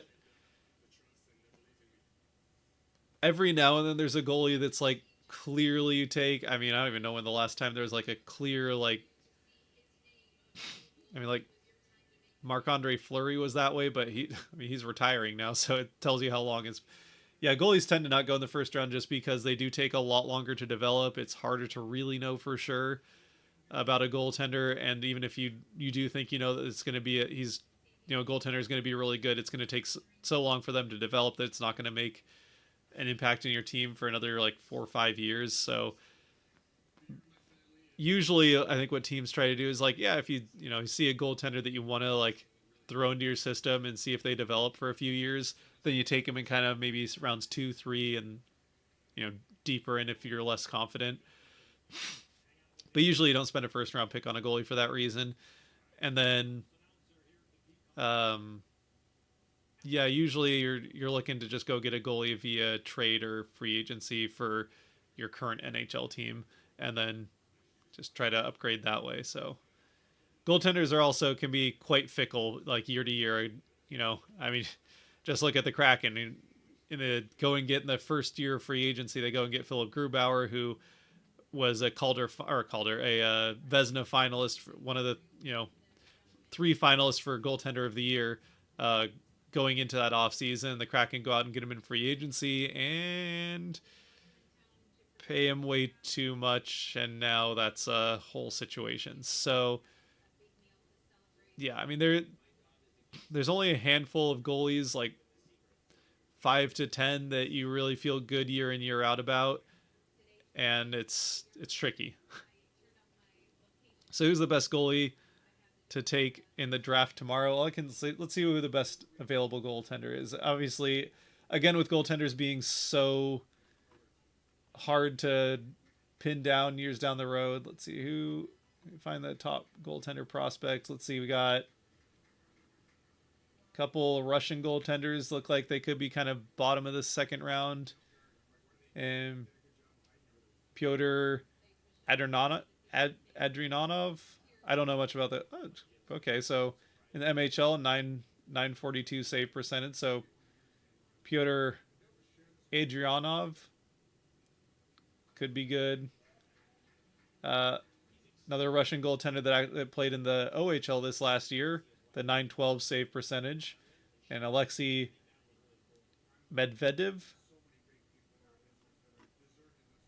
Another Russian goaltender, also kind of in that same range. So top 3 goaltenders, apparently Russian goaltenders. This is a year for late second round, early third round Russian goaltenders. But Semyon Frolov, another, he played in the MHL, which is the junior league in Russia.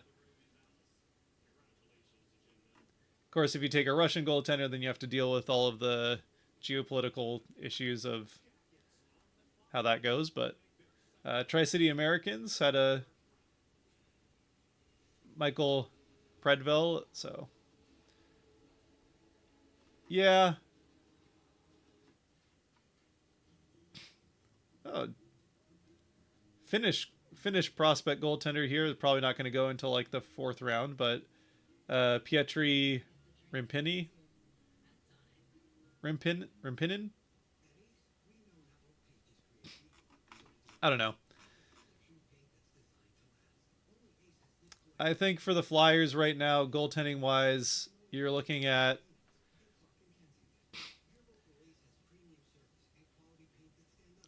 probably trying to find a free agent or a trade somehow and hoping that something works, or just like run it back. And that's another thing about goaltenders, they can be bad one year, good the next, good the one year, bad the next.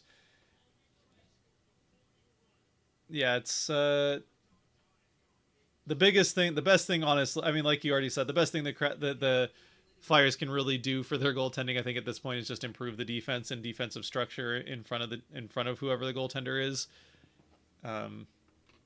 Yeah, and that certainly does play a big role. It's just if the defensive structure is bad in front of a goaltender, they can be fantastic and still have a like 900 league average or worse save percentage. Yeah,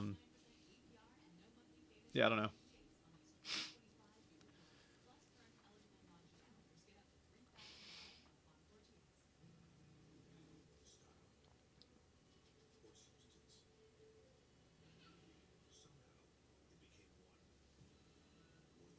Like Shane V on the team.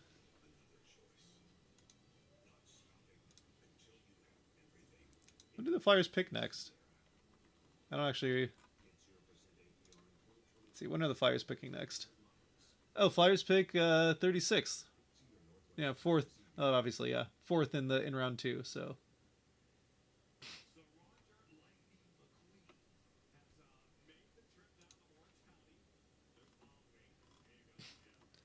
So now we got a couple Penguins picks that the Flyers had before.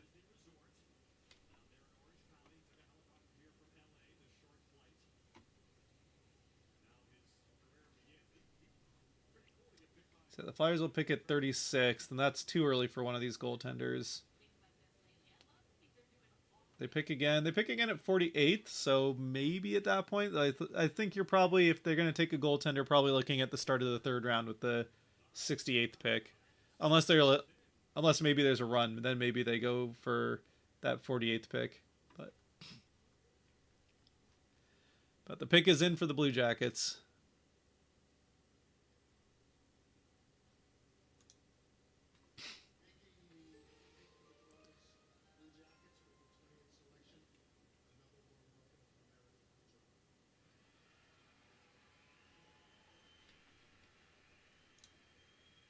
All right, 20th pick.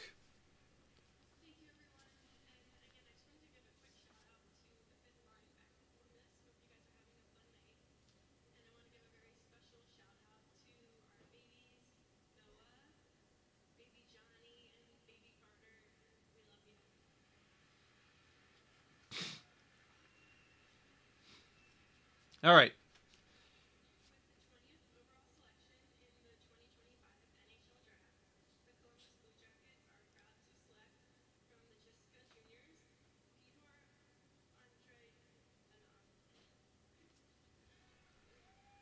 Oh, well, there goes a goaltender. Wow. Pyotr Adrianov.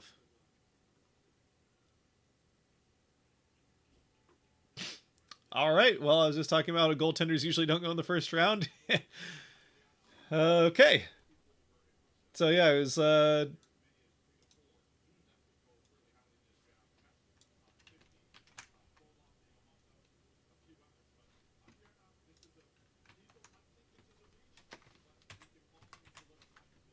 is definitely seems like a bit of a reach for Columbus, but they get a goaltender, I guess. So yeah, I mean, if goaltenders start going, then maybe you do see the Flyers go for a goaltender in the second round.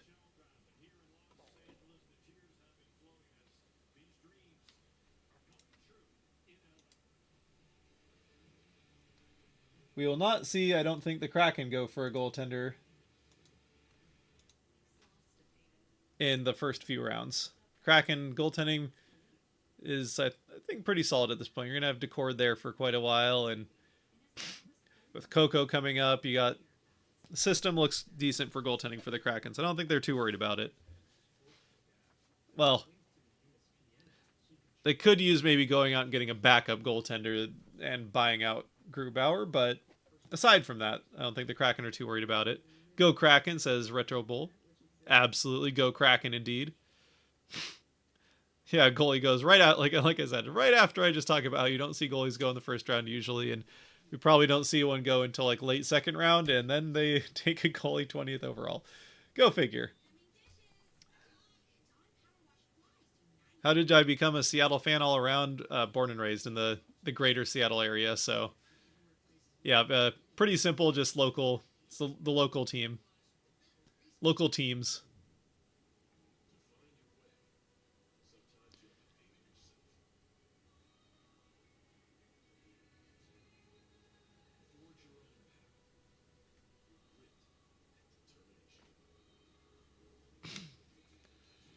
So we got what, 11 picks left? Got still 2 more from the Penguins, 2 more from the Predators. Sharks are still picking again. The Flames will still pick one more time. Chicago will pick another time. Of course, we'll have the Kings pick coming up here in a little bit. Who's my NBA team? Whoever is playing against the Thunder is my NBA team. Until the Sonics come back via expansion here in the next couple of years, it's just whoever is playing against the Thunder, that's the team I cheer for. Obviously, that didn't go very well this year. But, yeah. Like I said at the beginning, the Thunder are the most insidiously evil sports franchise in the entire world, as far as I'm concerned. So, yeah, anything that bad can really happen to them, aside from, like, you know... And I just wish that franchise would fail basically at every turn. Unfortunately, that did not really pan out this last year. They got lucky with a very ill-timed injury in Game 7 to the Pacers. Otherwise, the Pacers clearly would have won that game and won the championship, as they should have, but...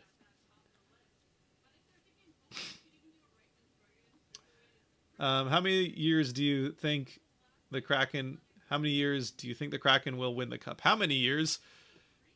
Well, over the entire history of forever, I'm going to say until the heat death of the sun, we'll go with like 1,300 times. I don't know. Well, I think what you're trying to say, how many years until the Kraken win the cup? I mean, if I want to be optimistic, I think their window, if they handle things well, build around Beniers and Wright, or Catton if he turns out to be a star, or hey, maybe it's O'Brien turns out to be a star.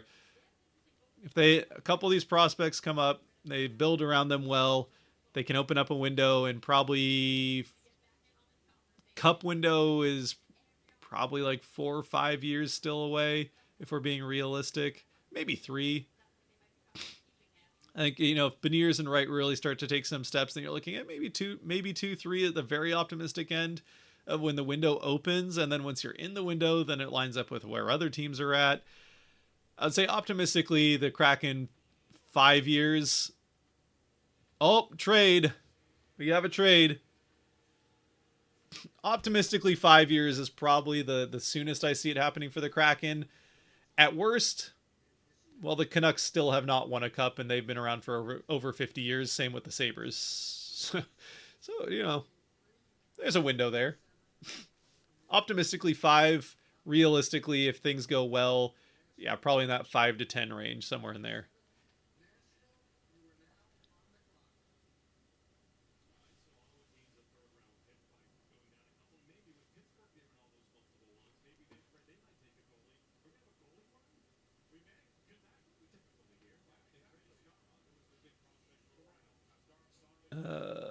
In exchange for 23rd and 60s. Okay. So the Senators and Predators flop picks here, flip-flop picks here. Oh crap, this is going to be so... Alright, I'm going to have to figure this out because... Shoot. Yeah, I was really hoping for not a trade because Photoshop decided to delete my file, so I have to... Alright, we're going to figure this out. It's going to get a little ugly, but we'll get there. I apologize that this board is going to end up looking a bit ugly because of...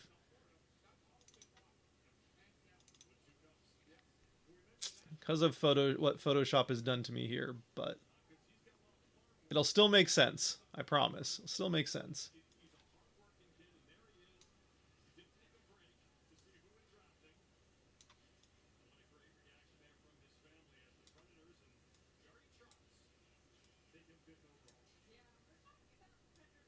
All right, the Predators now just pasted right on top of there. It's what I can do.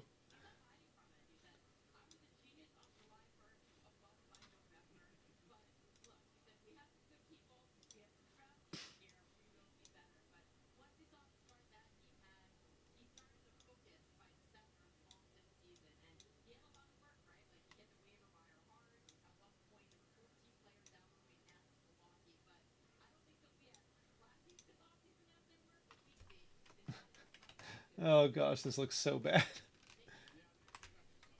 Oh, it does not look good. But I don't really know what more I can do about it, to be perfectly honest, because of what Photoshop has done to me. I don't have the time to just remake the file.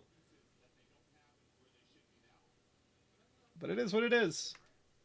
It just is what it is.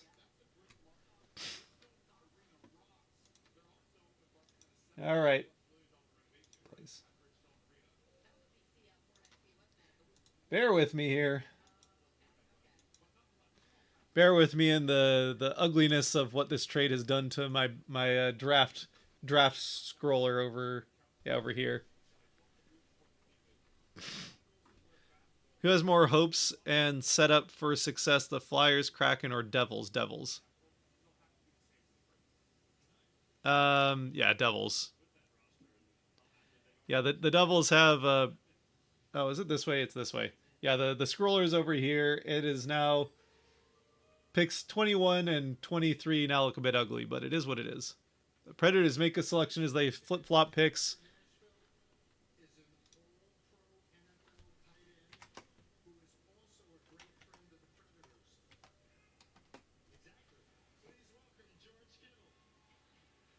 Oh, George Kittle.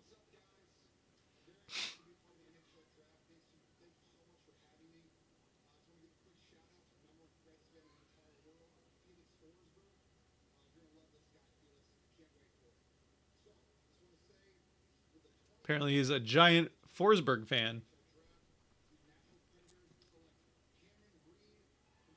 All right.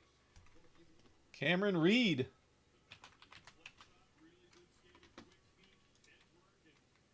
That's interesting. So they must have been worried about someone. I guess he was kind of starting to fall a little bit, so that's not terribly surprising. They go up and make sure that they can get him. Already. But they go and get the next best defenseman available.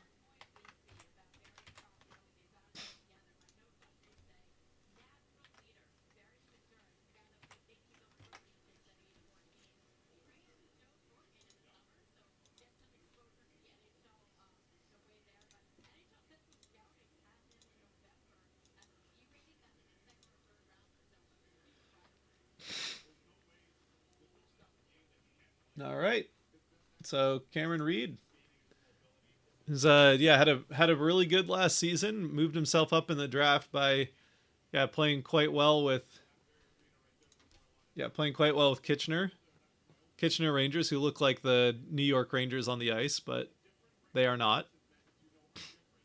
In 67 games as a left shot defenseman, he had 14 goals and 40 assists for 54 points, which is pretty good from the back end. And 6 foot, 174, not terribly big, especially when you look at the other defensemen taken so far in this class. He's on the smaller end, which, he's not necessarily small at 6 foot 180, but certainly compared to some of the other guys that have gone a bit more that way. Still, yeah, clearly some offensive upside. And again, probably a guy that probably won't see the NHL now for a couple of years at this point in the draft, but you never know.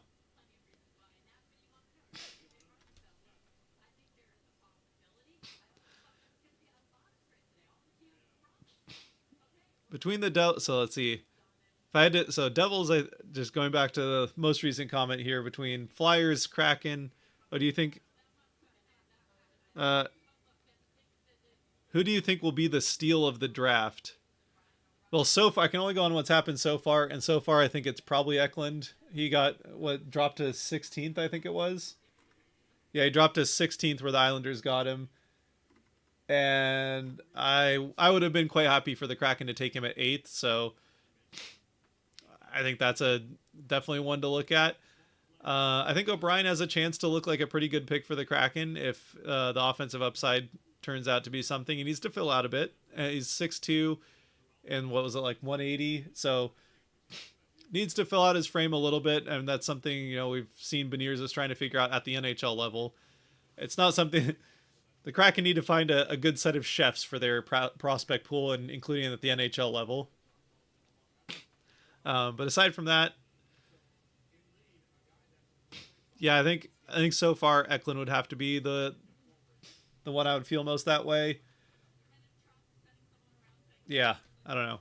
I mean, it's still just over halfway, I guess 2/3 of the way through the first round. So usually when you're talking about the biggest steal of a draft, then I think you're looking at like a guy that gets taken in like the second or third round that if you were to redraft was clearly a first half of the first round type player. Which, yeah, I don't know.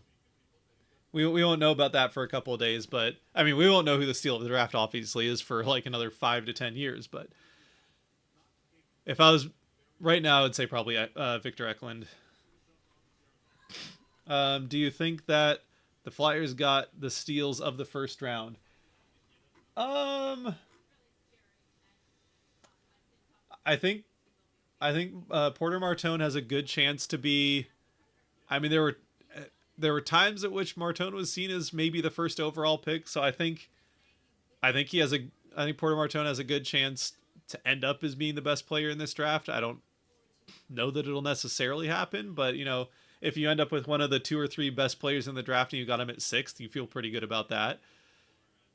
And I think there's possibility with that with Martone. Nesbitt,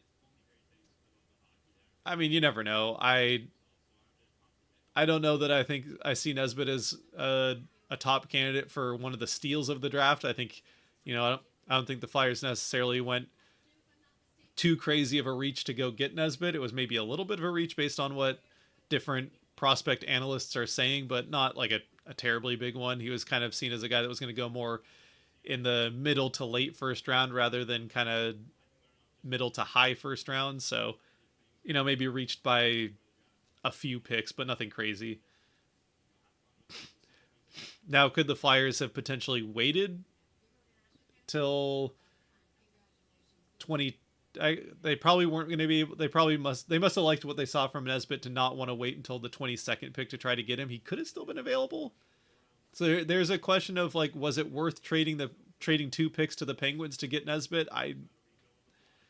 That might be something that diehard Penguins fans watch for a little, or Penguins fans too, but Flyers and Penguins fans watch was it worth it for the Flyers to trade 2 first-round picks to their rival to go up and get a guy that they might have still been able to get? Who knows? But I think I like what the Flyers have done so far in this draft. That'll just be an interesting thing to watch, and ultimately you'll never know. Like the Flyers might have had some intel that the rest of us don't have, that there were other teams interested in taking Nesbitt before their next pick at 22, which is right now. Obviously the Penguins have it now, but Bill Zonin. Okay.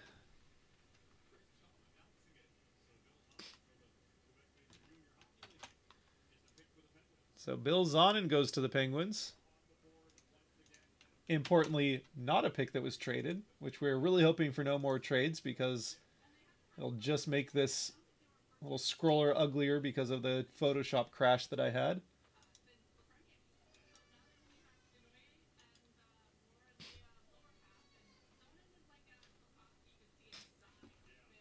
I should probably put what Zahn in it. He's a left winger.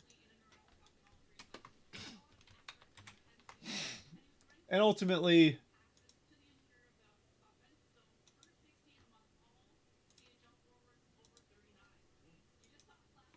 we're not going to know. I don't think we're really going to have a good sense of where any of these players shake out until like 2 to 3 years down the road. Yeah, at this point, most of these guys getting taken at this point are probably looking at 2 more years at least of development before they make a big step into the NHL. Porter Martone probably 1 year before he's in the NHL, but at this point in the draft, most of these guys are going to take 2 years, so we're not going to know for sure. And sometimes it goes a little faster. I mean, yeah, you never know when the guy just progresses a little bit faster, but. New York Islanders scooped. Yes, they did. I think, yeah, I mean, even outside of just getting incredibly lucky to jump up to the first overall pick, and then, it's a first overall pick. I always think it's silly when a GM gets like a ton of credit for making the first overall pick. It's like, you got to select any player in the draft. Like, you didn't do anything other than win a lottery or have a bad team. And you picked the best player available in the draft. Like, I don't know. I always thought that was silly. But, as far as what team has made the biggest step forward today, it's, I think, pretty clearly the Islanders. Again, I think they so far have the biggest steal in Eklund and the second pick they made. They also, I think, got pretty good value in Atchison. And obviously they get the first overall pick with Schaefer. So, yeah, I think you're feeling pretty good if you're an Islanders fan right now about how this draft has gone. I'm just angry that the lottery made us go from 4th to 6th. Yep. As a fan of a team that went from 6th to 8th, I feel you on that one. 4th to 6th definitely feels worse. Definitely feels worse going 4th to 6th, but yep, going 6th to 8th felt pretty bad too, and it turns out the Kraken missed out on one of the top 6 players because of that. So, still, I think Jake O'Brien, fine pick. Quite unfortunate, but let's see how things are going for the Mariners real quick. Oh no, the Rangers are coming back, and the Rangers have tied it. You've got to be kidding me. 5-5 in the bottom of the 7th. Man, the Rangers bullpen is just... Oh, Sam Haggerty.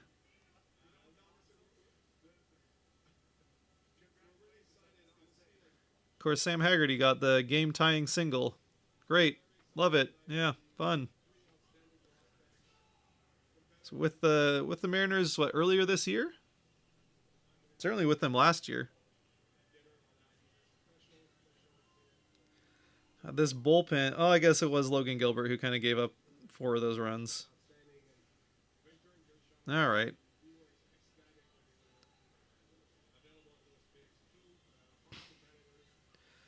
Come on, Mariners. You need to pull this off. You need to win this series.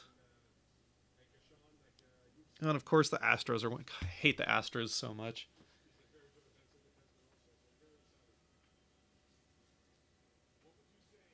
The Phillies got to keep getting better. That bullpen they have stinks. Yeah, and they had to go and get swept by the stupid freaking Astros. Phillies couldn't have done any favors to the Mariners. I mean, come on. What do you feel about Furcus? I hope it works out. I like Jagger Furcus, sorry. I do worry that his size is something that's going to keep him from really making much of a difference at the NHL level. He had a bit of an... Just based on what he had, what he had done in the WHL, I would say he had a slightly disappointing season in the AHL with the Firebirds this year. I'm trying to remember his.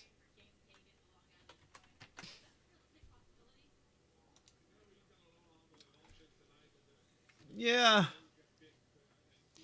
Yeah, it's a little disappointing. So he went from Kraken draft. He went from So yeah, okay. So last 2 years ago, sorry, his last year in the WHL, in 63 games, he scored 61 goals and 65 assists for 126 points. So that was pretty crazy. We're all very excited about how that went. And then this year, first year in professional hockey with the Firebirds, obviously a big step up in competition. He's not going to score 126 points in the AHL. It's a much lower scoring league in general, but in 69 games, 15 goals and 21 assists, 36 points. I feel like it's a little bit disappointing, but yeah, it's hard to say. I mean, again, 5'11", 163. He needs to get a bit bigger, but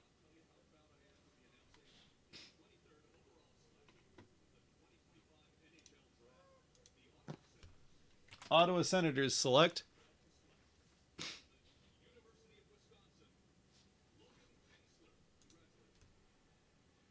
all right.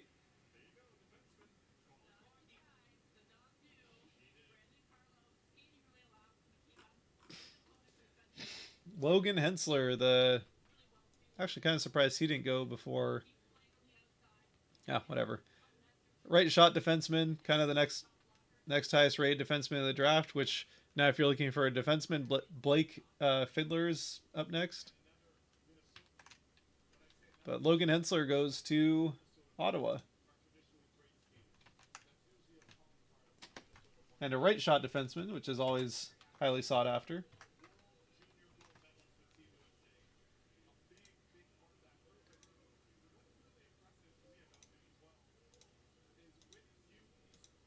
All right, now we just pass those two picks.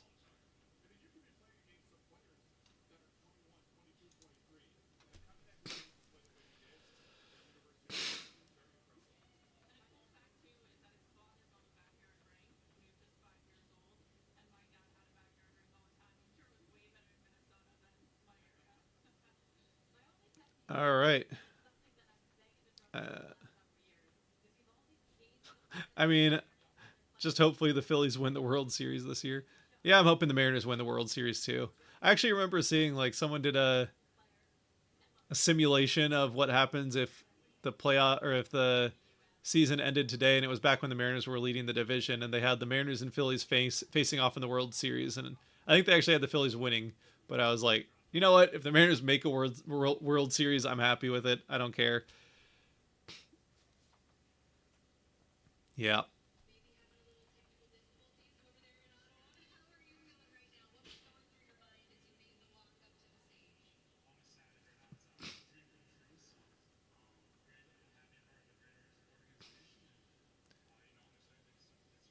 Furcus is your favorite player. Yeah, like I want it to work out with Furcus, and obviously we're hoping some of that offensive upside that we saw in his last year in the WHL works out to come to the NHL, or I mean at this point the AHL. He's going to play in the AHL this year, and hopefully you just need a year to figure it out, and we can have a breakout season that way. Yeah, I don't know. I mean, my gut feeling is that he might end up being a guy that gets traded. Like he's a prospect that gets traded at some point, but I hope it works out. I hope he gets to come play in Seattle and make a big offensive impact. So we'll see. We'll see how this year with the Firebirds goes. I think it'll tell us a lot about what the trajectory for Furcus looks like.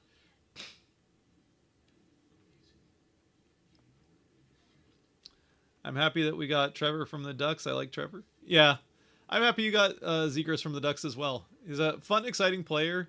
One that I'm glad is not in the Kraken division anymore. And also, he has a very Philadelphia mindset and approach to the game. We'll put it that way. There's a bit of a temper there that sometimes gets a little bit out of control, but I think for the Flyers, they're quite used to that kind of thing, so they maybe either are more willing to embrace it or know how to like rein it and direct it a little bit better than what the Penguins were able to do. So yeah, I think Zegras is actually a like kind of underratedly good fit with the Flyers, and I think that'll be a fun. I think that'll be a fun combination to see here for the next few years.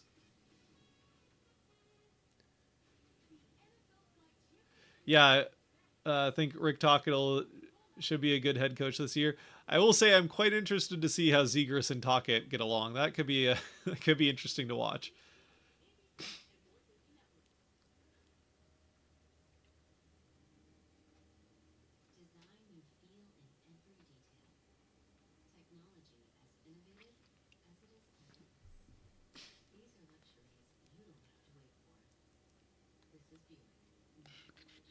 All right, we got Kings are up next, so that's that'll get a big cheer since it's the home team for the draft. And we got 1, 2, 3, 4, 5, 6, 7, 8, 9 picks left. Okay.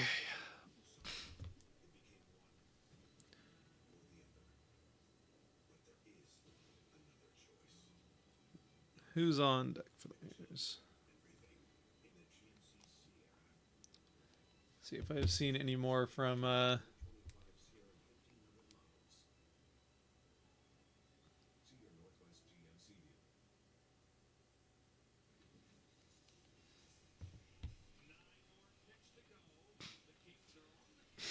Kings on the clock.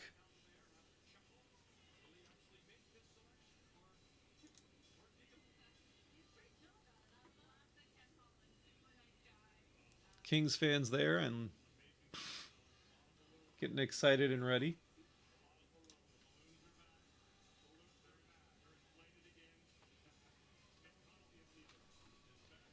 All right, who do they go here?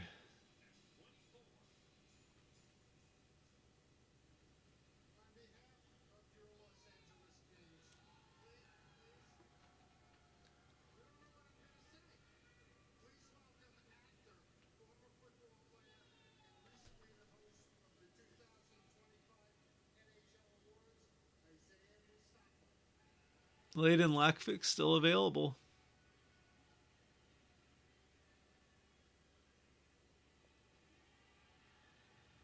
And it's a trade. No! All the Kings fans that were excited for the pick are now like, oh, it got traded.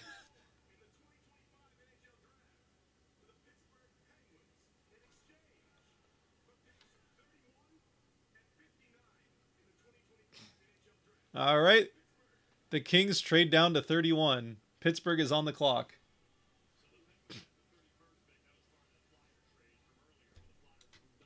And this just gets uglier. It is what it is.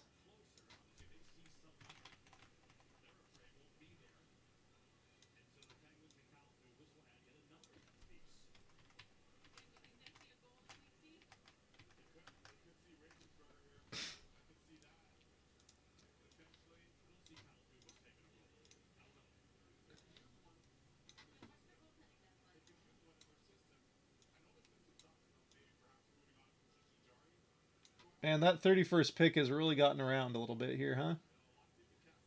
It was originally the Oilers pick, then it was the Flyers pick, then it was the Penguins pick, and now it belongs to the Kings.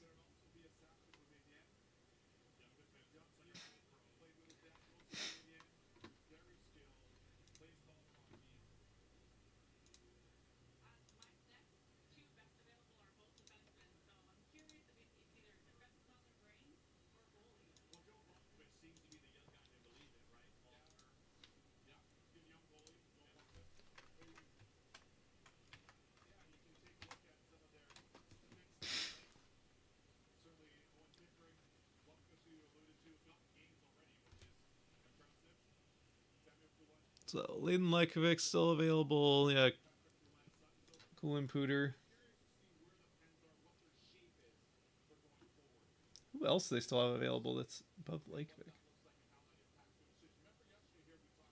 Malcolm Spence, maybe? Boudmany? Fiddler? I don't know. I'm not sure who they have. All right, what are the Penguins? Who did the Penguins trade up for?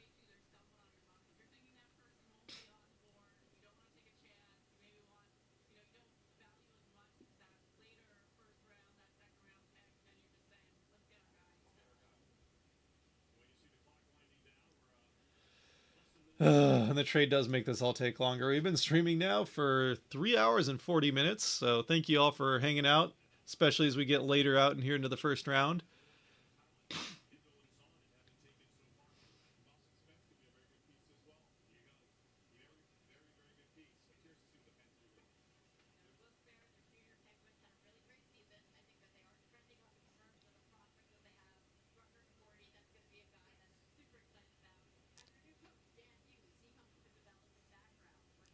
Penguins at 10 seconds left on the clock.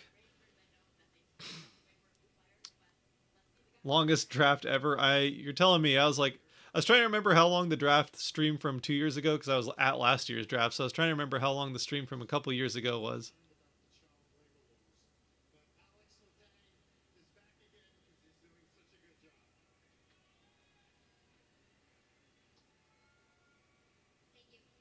With the 24th overall selection in the 2025 NHL Draft, the Pittsburgh Penguins are proud to select from the University of Michigan, William Horkoff.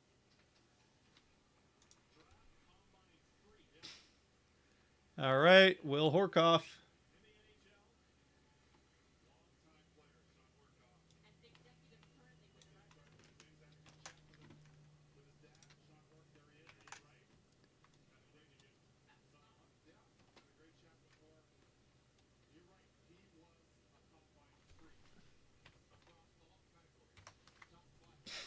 So apparently Horkoff had a good combine. I have to admit I did not really keep up with the NHL combine very much, but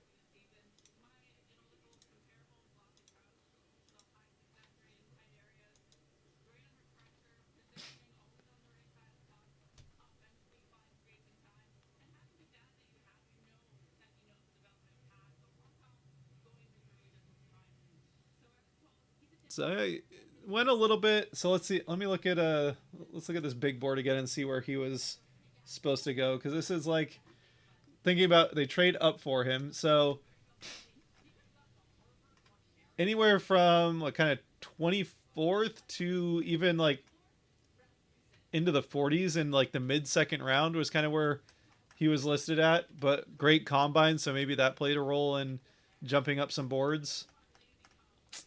But it does seem like another one where it's interesting, especially like the Flyers did it earlier, of like an interesting, like traded up to take a player that looked like a reach by a few picks. And this is definitely another one where you got the Penguins trading up to take a player that looks like might have been available, especially at 31s. They only traded up, they traded up, what, 8 picks? And like, guy that could potentially have been still available for them at 31, but I guess they had a feeling that maybe not. So Penguins trade up and go get Horkoff.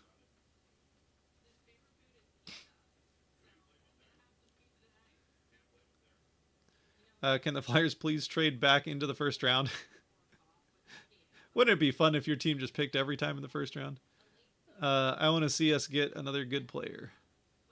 Well, I mean, you pick 4th overall in the second round, so it's really 4th overall in the second round versus late in the first round is, I mean, from a TV entertainment standpoint, there's a big difference, but from a talent standpoint, statistically, not a huge difference. So.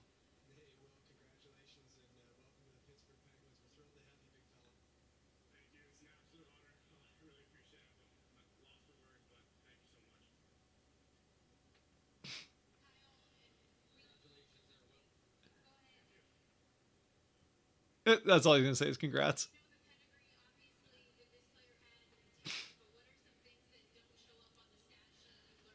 What else did Kings get for the move down? They got a later pick. Let me look up to see if I can. It's already posted on Puckpedia.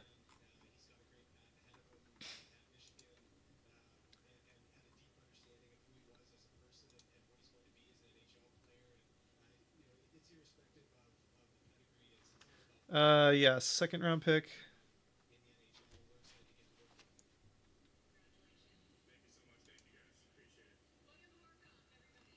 Oh, for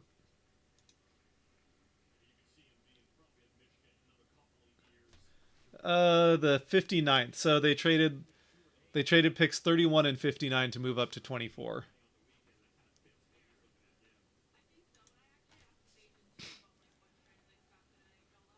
Sean's son, I think so. Yeah, it said his dad is working for the Red Wings right now.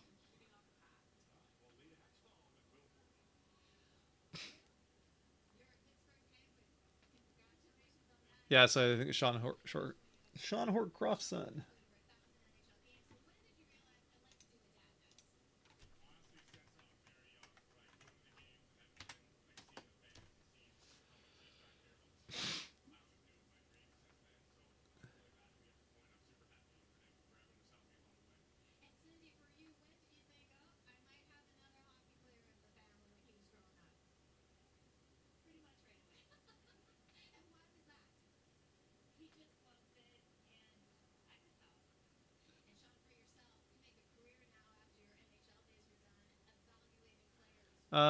Scott says, I've heard this is going to be both the first and last year for this type of format. I agree, too many technical issues, and it takes away from the tradition of the draft. Overall, poorly done.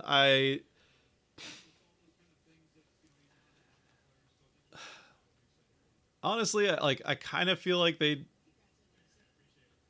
So first of all, they put themselves in this situation by making the mistake of just doing this decentralized thing, like how the NFL does it.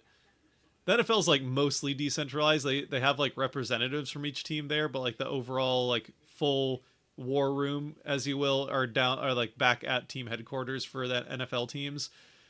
The NHL went like fully just like no representatives, no nothing, other than like media handlers, but that's about it. Like, yeah, there's no representative from the teams there whatsoever, which I think, yeah, the NHL put themselves in this stupid situation by making that decision to like decentralize, which I think was a mistake. And it has made large chunks of this like kind of weird and awkward, and like this whole like trying to make it like I said earlier, kind of this like trying to gaslight fans into thinking that it's a normal thing. Oh, like, oh yeah, no, it's just like before. They're just with us virtually instead of for real. She's like, oh, come on. Like, they're not here. No one's here. It's just the players and some media and a bunch of fans, which is all good, but like, it doesn't have the same feel. And yeah, now they're trying to like do these awkward Zoom call things, which just, I don't know, like it's kind of fun to see a little bit of a conversation between the player and like the GM that selected them, which we usually don't really see. Even when the GMs were there in person, you didn't see much of that. But I'd still rather see the teams there in person, and you get to see all those like tables of like the NHL media there, and or media NHL front offices there. I don't know. Yeah, supposedly this is the last year of it, but we'll see.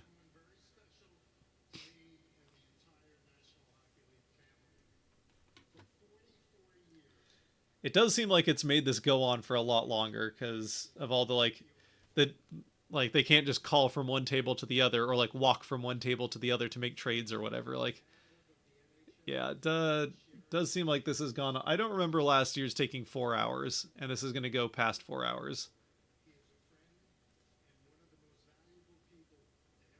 Christ, Bettman, get through it.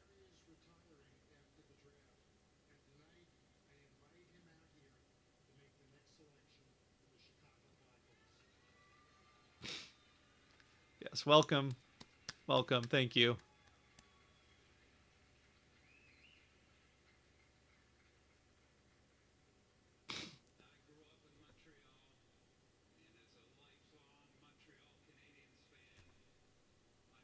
Chicago Blackhawks fan for the rest of my hockey career by announcing with the 24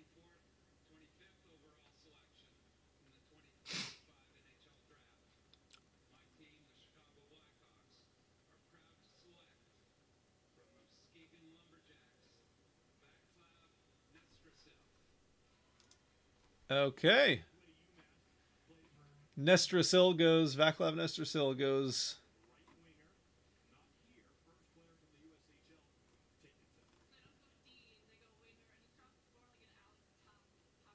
Where even is? I don't even remember looking that guy up.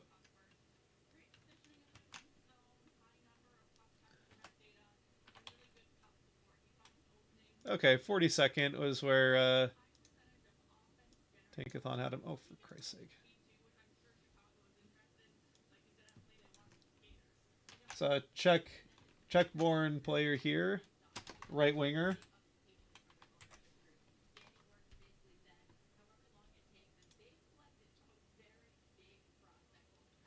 I will say they got a guy with size. They're taking a chance on a guy here with, I mean, 6'6", 185 for a right winger. That's a big kid.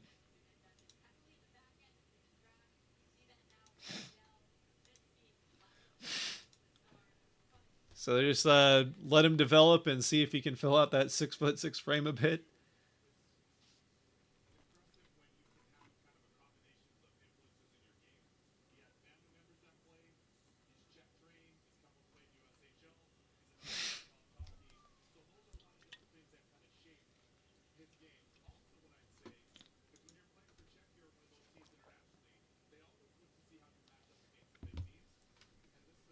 So Nastrasil is an interesting pick. There again, another guy that was expected to go a little bit later. So, as we expect at this point in the draft, the big boards start to kind of get thrown out the window, or I mean, not from the front offices, but like the draft experts or whatever. Like even the one that I put together is just I took a bunch of like the experts prospect rankings and put them all together and took an average. So I don't think I even had. I basically just I went to like 10 different ones and made sure that the top every player that showed up in a top 32 was on the overall list.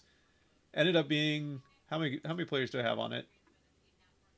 44 players that I ended up having on it, and I don't think Nastrasil is even on the list. So that tells you that he did not show up in the first round in very many of the like the experts big boards. But clearly the Blue Jacket, the Blackhawks felt differently. So there you go. What will the format be? But I don't know what it would become. Oh, if they change it again, they'll just go back to bringing all the front offices to the draft. So the way that it's always been up until this year was they'll have like 15 to 20 members of every team's front office. Let's say usually like the GM, the AGM, or two AGMs if a team has two. GM, AGM, probably like an owner, and then a bunch of the like head scouts and whatnot. Most of the scouting department will all be at different tables that they'll have. They'll have 32 tables with each team's front office there, so that they're not like, off in these at their different team headquarters all over North America.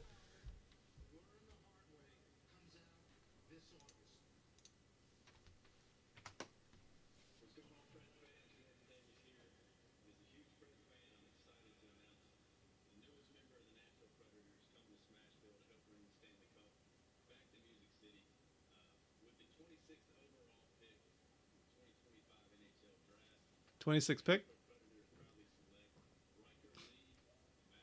All right, Riker Lee. There's a guy that's kind of falling a little bit. I guess maybe not. No, I guess he was kind of. This is about the range where he was expected.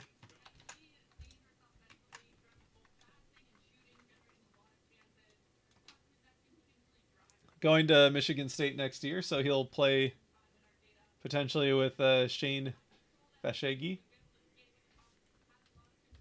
Van Saggy, sorry. Van Sagai? I don't know. We'll get there. They'll pronounce it at some point. Got another guy just listed as a forward.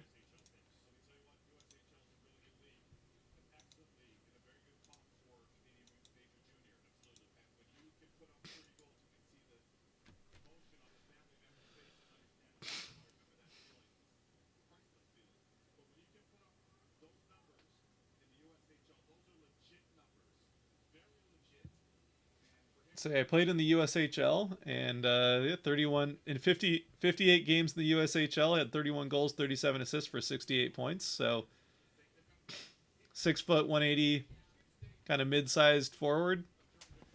Potentially some offensive upside. And the Capitals are on the clock.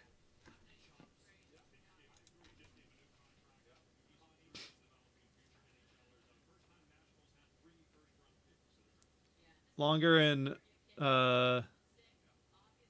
that's what they were trying to prevent.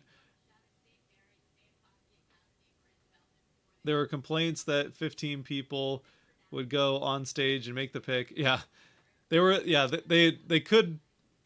I'm not saying that their old system was good. They definitely needed to do some improvements. Probably just like you get to take like the GM and like 2 other people, like send 3 people up there, like GM, owner, and then you could have like a player or whatever, like maybe say like GM and 3 other people, or like send like 3-4 people up and that's it, like max 3 or 4, not sending up like the entire front office and then like some kids and whatnot.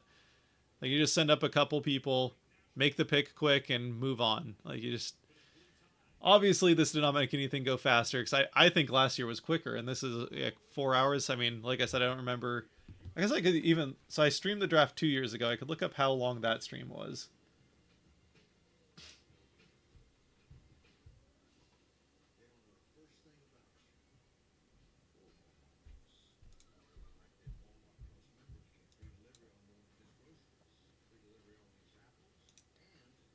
All right, let's see here. Lives.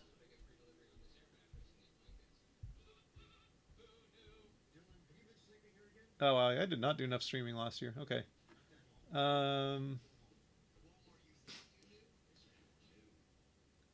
Lotto. All right, here we go. 2023 entry draft live was just under 4 hours. Okay. So the last time I did a stream was the 2023 draft, which was just under 4 hours, and I don't think I spent much, and we're not going to spend much. Once pick 32 comes in, I'll do a quick wrap up and we're going to be done, just so everyone's aware. There's not going to be a lot of extra time because we've already gone on for 4 hours. But yeah, it was 3 hours and 56 minutes for the 2013 draft, which is the last time I streamed it. So I was at last year's. So we're already past that, and we still have 6 picks left to go. Oh, goodness. Oh, goodness gracious. I had some other things I wanted to do tonight, but I don't know. We'll see. Let's see if that's able to happen.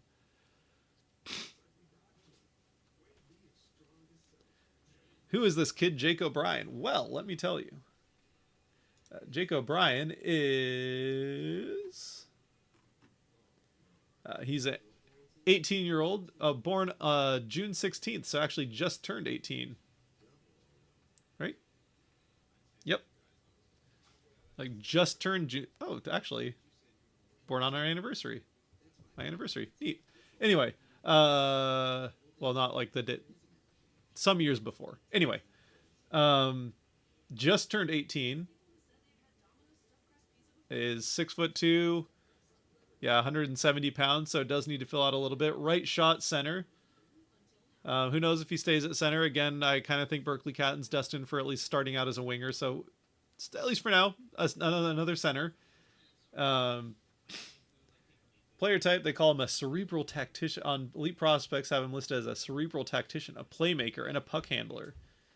But yeah, he's a guy that has done a lot of scoring at the OHL level over the last couple of years. He was 2 years ago a 64 point in 61 game, 13 goal, 51 assists. So very much playmaker. 2 seasons ago with the Brantford Bulldogs. And then this last season, he definitely had a bit more of a breakout. 66 games with the Bulldogs, had 32 goals, so well over doubling his goal output, and also increased on the assists with 66 for 98 points in those 66 games.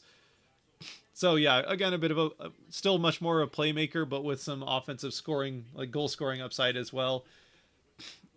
And yes, like I said, needs to fill out a bit, but it's 6'2" at 18 already. Like it's still a bigger body than what the Kraken really have very much of on their forward end. Capitals have made the 27th pick. And very much like, yeah, projections had him anywhere from kind of fourth or fifth to like 11th, 12th in the draft. So the Kraken got him right around where he was expected to go.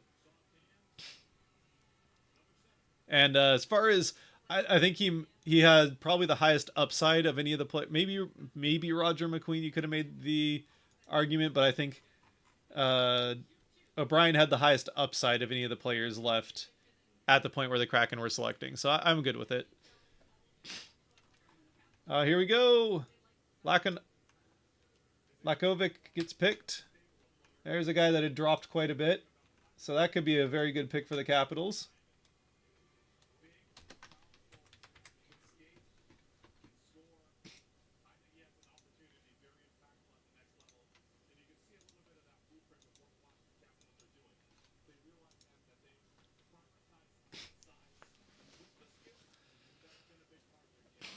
Yeah, Lakovic, 6'4", 190-pound forward.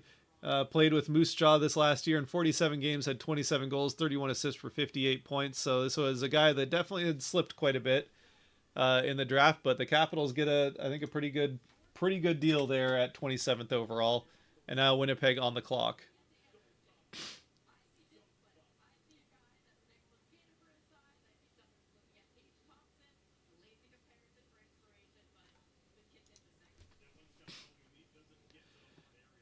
Shane Wright also had Shane Wright also a right-handed center. I actually prefer right shot on the right wing, but I guess it depends on talent. Yeah, I mean he could end up being a winger. Like I said, I've seen a lot of people like the meme going around like the Kraken channels is the oops more centers, oops all centers, which it like again centers can generally translate to the wing fairly well, and certainly better than picking a bunch of wingers and hoping you find a center here and there or a guy that can play center here and there. So it's very common also for a player to get drafted as a center but end up playing as a winger. So I don't think I'm not worried at all about the Kraken getting a bunch of prospects that have played the center role mostly that might end up having some of them might have to go to the wing. I'm not worried about that at all. So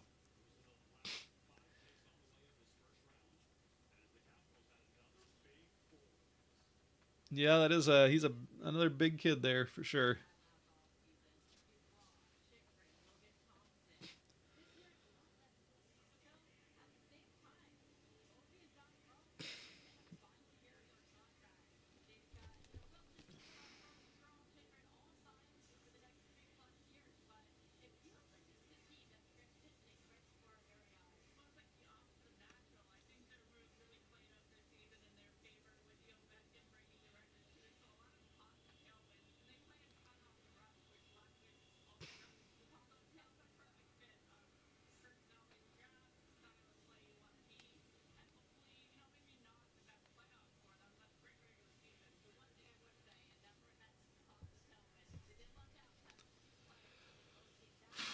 Okay.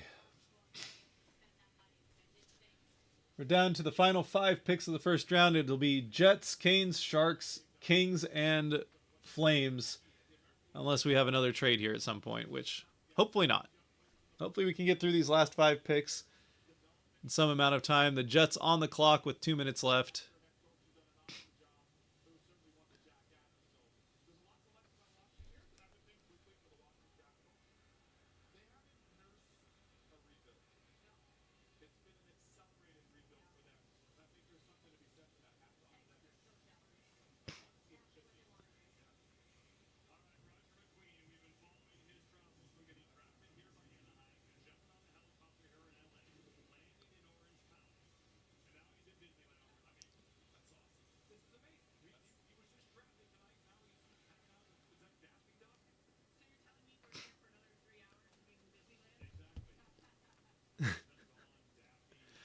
Oh, look at that. The 10th overall pick is already like going on rides and meeting people at Disneyland.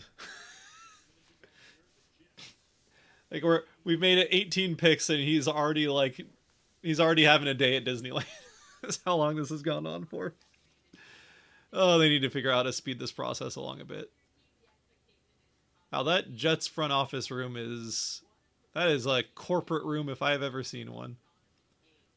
That is as corporate a setup as you can possibly see. Now, who goes here? They were saying, so they asked like the top 32 prospects or something like they're like 30 something prospects. I think they were saying that they asked the top 32 prospects what team they wanted to end up with and what team they least wanted to end up with, and the Jets had by far the most players select them as the team they least wanted to get selected by. There's seven of the top 32 prospects said they least wanted to go to the Jets. Which is kind of funny.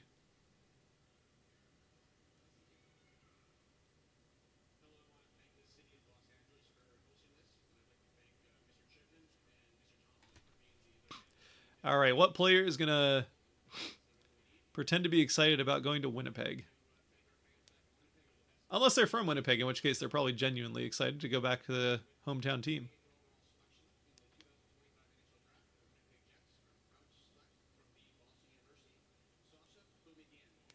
Oh, okay, that's a good pick. It's a guy that started falling a little bit.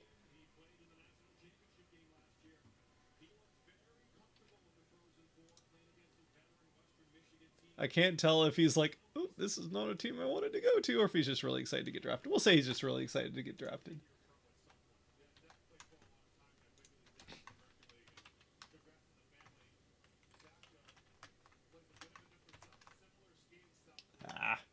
All right.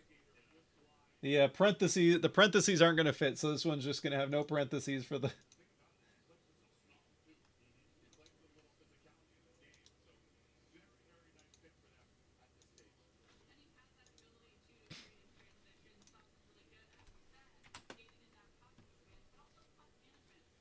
All right. The longer name there meant I had to kind of take out the parentheses for that one, so if it looks a little different, I'm sorry. I know that's probably something that nobody cares about other than me, but it's just like, well, it's a little different, just a little irritating.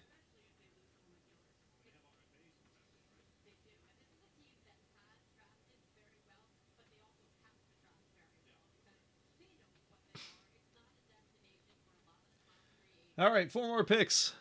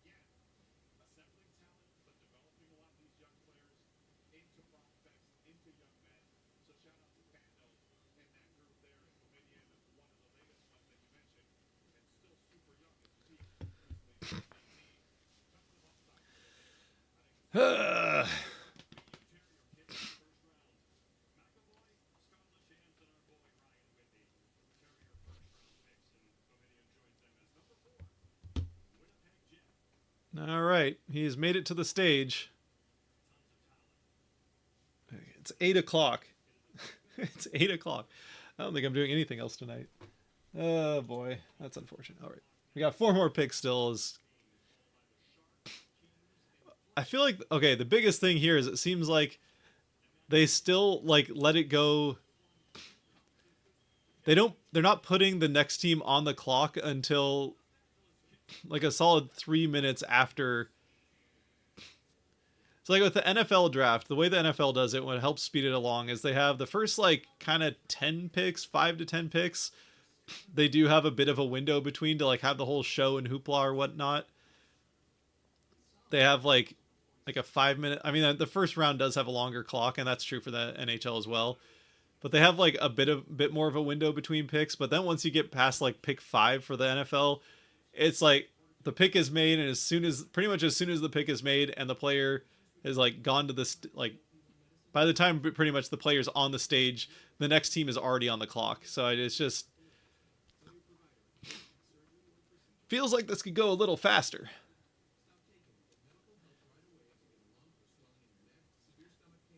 It's 11 in South Jersey. Yeah. This draft is so long. Yeah, seriously, like if you're well, I guess Carolina's the last team with a pick here in the first round that's on the East Coast. But yeah, if you're a Canes fan, you've been waiting you're a Canes fan, you've been waiting 4 hours to watch your team pick at 11 p.m.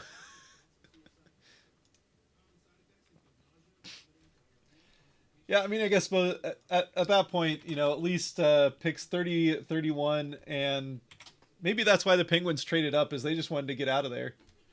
So they're just like, you know what? We can trade a late second round pick in order to get another hour of time back. I doubt it. I'm joking a bit there, but yeah, now you've got the Canes will pick, and then the last three teams are all Pacific Division teams, which I guess pick 32. The Flames are like Central Time Zone. They're still an hour, so like for them it's 9 o'clock, and by the time it gets to their pick, it'll probably be midnight. But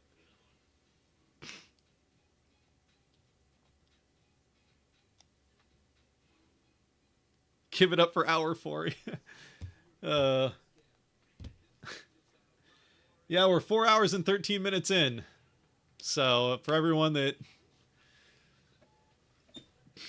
I don't know why in my head I was thinking that this was going to take like 2.5 to 3 hours, but obviously I was a bit wrong about that one. Yeah, we're already 15 minutes past how long the draft from 2 years ago took, and that was already people were like, why is it taking so long?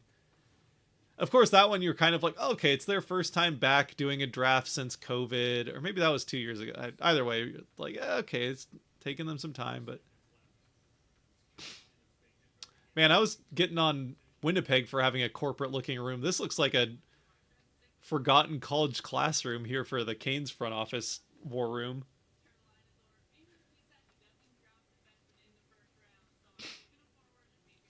This draft is too long.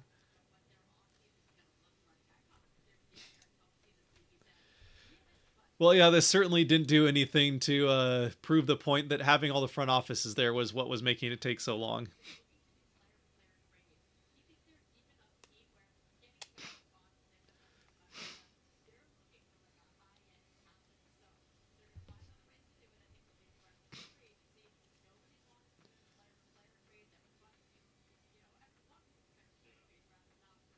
Man, Jack O'Brien's probably already in Seattle at this point.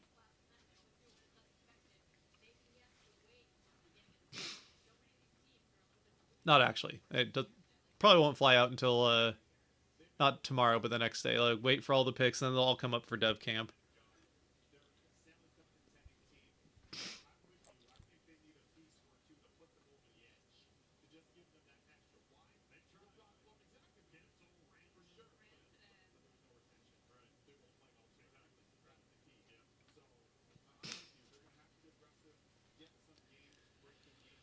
Oh, Carolina, make your pick, please. On the clock, and the time has run out. Oh, not a trade. Please, not a trade. Not a trade.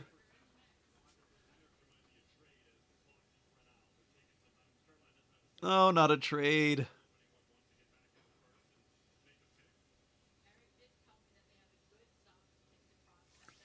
This is like actually going to take like, this is actually going to be a 4 hour, 45 minute. Okay, granted I started streaming 15 minutes. Okay, actually I gave it a couple minutes. It was like 12, 13 minutes before the draft started. So if you take that off, we're over 4 hours of the draft actually happening. We're 4 hours and 4 minutes since the draft kicked off.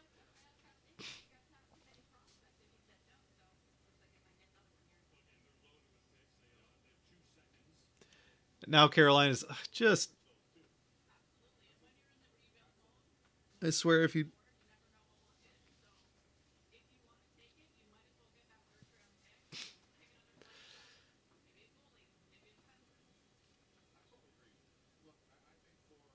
Cole McKinney's still there. Yep, that's a good one. They have him as the 7th still remaining. Oh, interesting.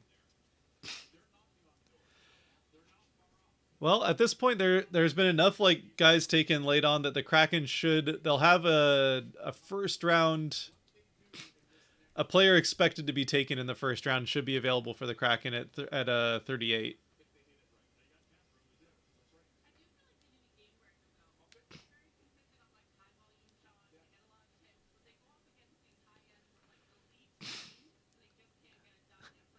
This is a filibuster at this point, my brother.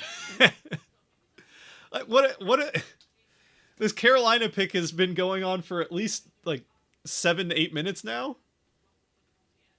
I was gonna say 10, but I was like, it's not even an exaggerate. Like I could just say the real time. It's pretty close to it. Okay, are we getting? Where's Bettman? Oh, do we have a spotlight? Are we actually gonna make a 2-minute show of someone coming out to press the trade button and then we talk about the trade only to put that team on the clock for another 3 minutes? This pick is gonna take 15 minutes and we're on pick 29.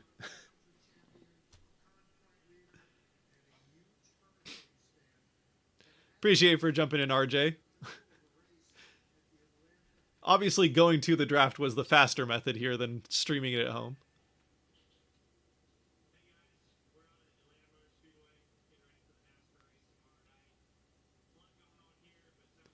Oh, good. They're at Atlanta Motor Speedway for the Carolina Hurricanes draft pick. Good. Makes a little bit more sense than the golf course, I suppose, that Forsberg was on, but... Oh, there it is! Trade alert! Woo! Not that we didn't know that 5 minutes ago. And Chicago's on the clock. Okay, great. Okay, we're just going to make this... You know what, at this point, I don't even care about the whole, like, how the draft ticker thing looks ugly. It's just a, like... It fits how this has kind of devolved, I feel like.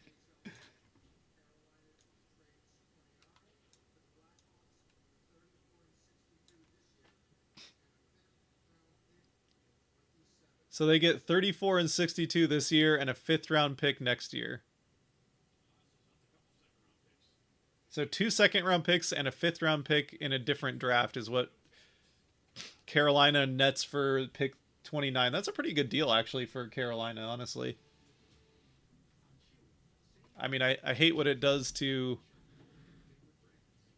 I'm also very hungry at this point, but I feel like I might as well just wait out these last 4 picks, but still, I have not had dinner yet. I'm just going to wait it out at this point, because, like, I'm just going to wait it out, but it's just... Oh, I gotta... Oh, some dinner and a refill, thank you. As we've reached... Oh, we're getting there. Hold on. Looking at the ticker.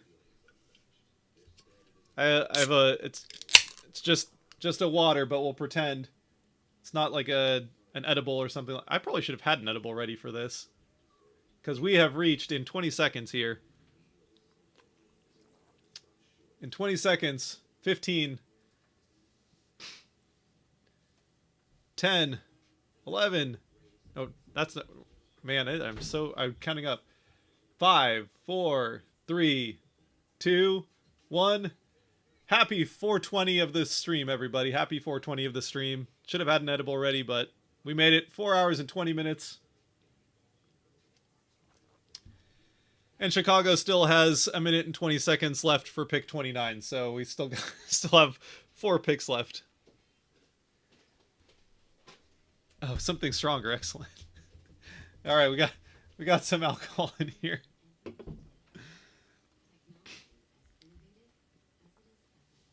Oh goodness.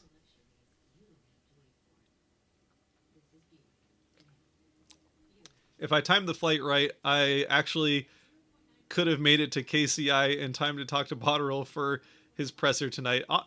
Actually, like, you probably actually could have. That's what, like a 2-hour flight, 2.5-hour flight. I guess, yeah, you'd have to really make it tight with getting to the airport through security. I guess you'd like give the pick.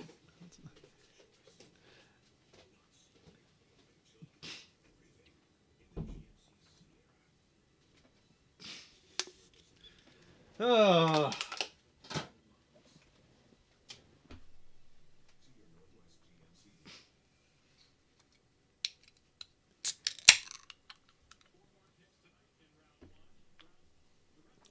Ah, that fresh squeeze, tasty.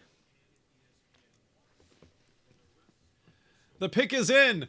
Thank goodness Chicago actually used the pick they traded for and didn't trade again, so that this pick could take longer than 15 minutes. Bro, I need the Flyers to trade up so bad. I hate to say it, but I really... Oh, Mason West. Goes to a team decidedly not... I guess he is in the Western Conference.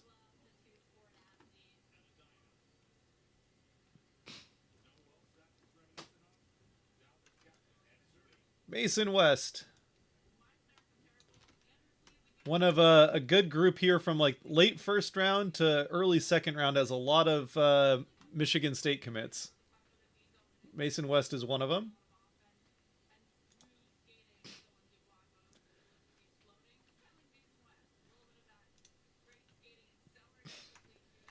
So Mason West is headed to Chicago. Not really sure why they felt the need to trade up for him, but hopefully it works out for Mason.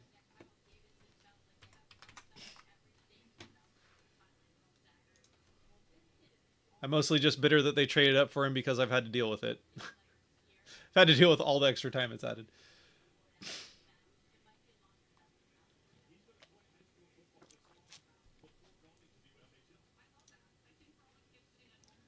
Mason West, all right.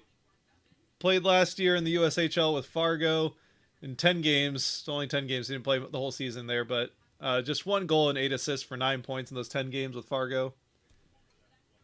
And like I said, another big forward. So I think size seems to be the name of the game right now. 6'6", almost 220 pounds. So he's filled out 6'6" a little bit there.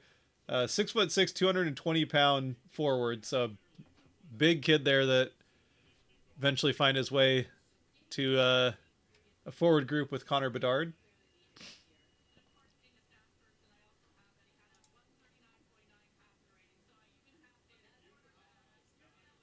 Oh, 139, 1 passer rating as a quarterback, as a 2-sport athlete. How about that? I mean, shoot, that kind of passer rating, he could actually be a Bears quarterback.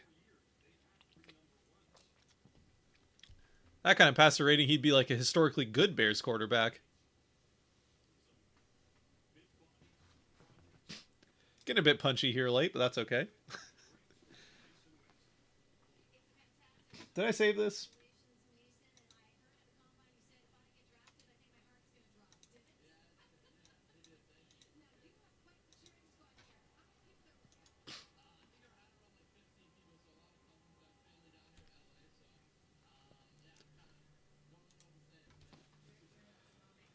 Okay.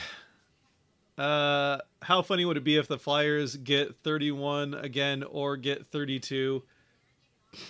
Could get 30. At this point, just please no more trades. I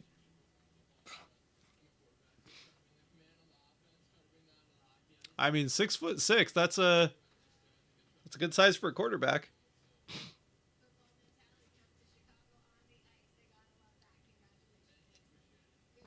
There you go. We even got even at the NHL draft, we got football highlights. How about that? You know we're not watching the NFL draft because the NFL draft would have been over an hour and a half ago, at least. That would have been, well, yeah, it's probably 3 hours about right for the NFL draft.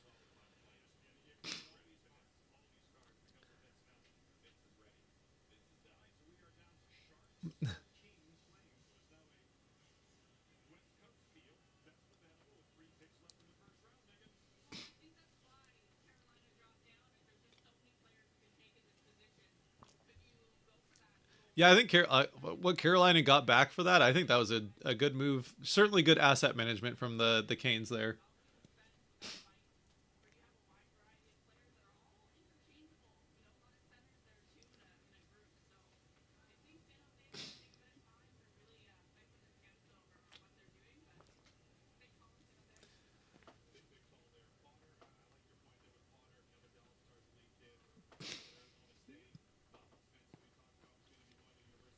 Oh, brother.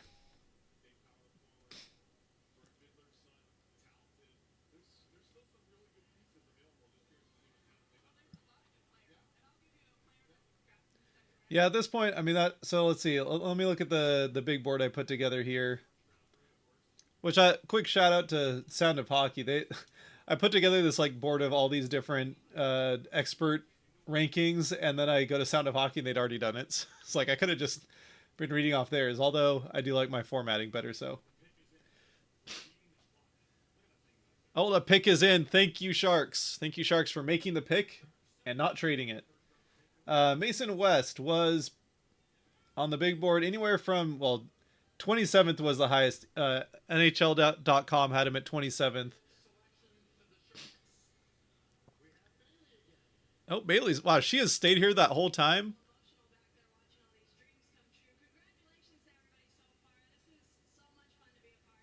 I can't believe she stuck around this entire. She's got to be like, Jesus, I thought this was going to be like a 2 hour gig. It's 4 hours.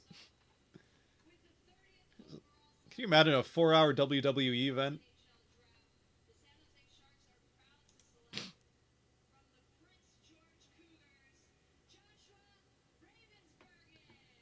Ah, Ravensburgen. Okay, there's another guy that was kind of dropping a bit. I guess not too much, but Joshua Ravensburgen, the top rated goalie going in. He was the only. I did kind of forget about him when I was talking about goalies earlier, but he was the top rated goalie.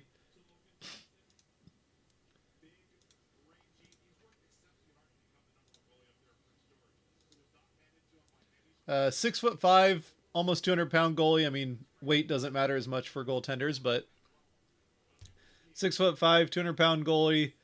Last year in the WHL with Prince George had a 3 GAA goals against and a 901 save percentage. So, I mean, the CHL does have higher scoring, so it's not necessarily like terrible, but obviously the size definitely helps him out there a bit. Ravensburgen is a goalie. Okay, well.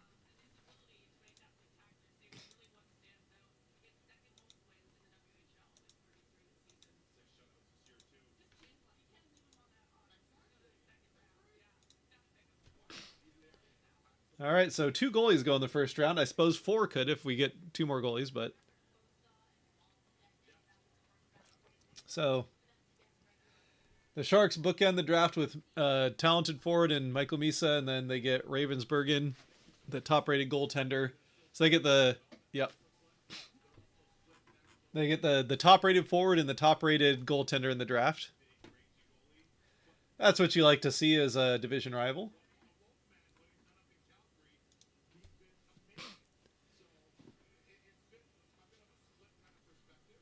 Sid got traded. Oh, what's happening? Ain't no way, right?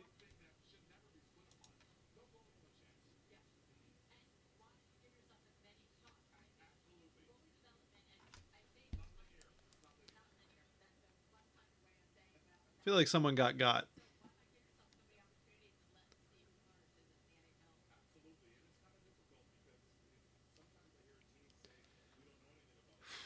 All right, let's just keep making these picks. Come on, Gary, speed it up a little bit. I mean, at this point, it's too late anyway. Who am I kidding? We got 2 picks left. The damage is already done.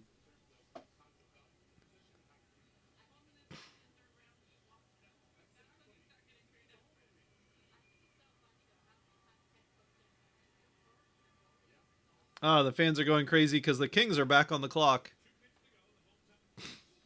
They just started the clock for the Kings? Are you kidding me? Ravensburgen has already like started his presser in the back room, and they just.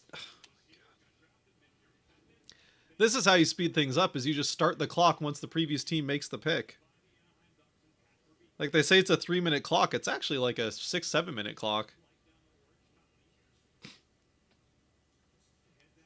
And Roger McQueen is going to be watching like the fireworks show over the Disney castle by the time this draft finishes up.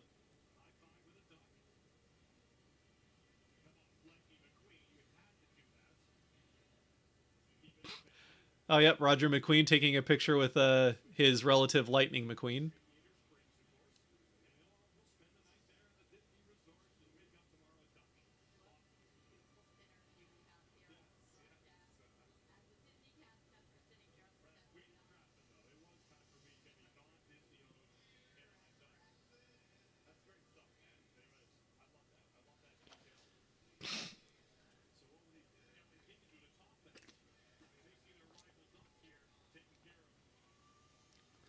Florida agreed to terms with Sam Bennett today.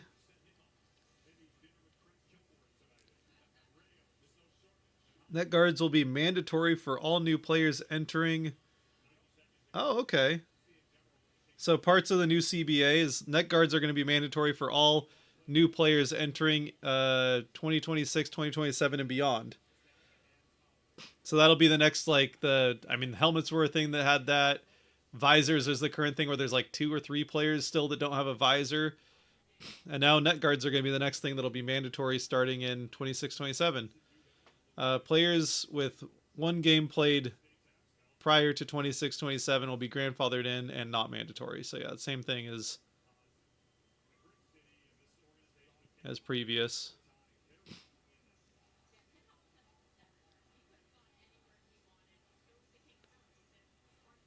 John Tavares got extended today. We saw that.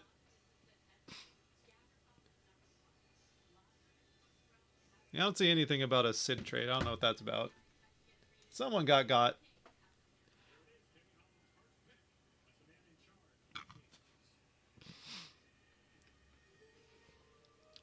Fudge, that's what my dad's friend wanted us to get.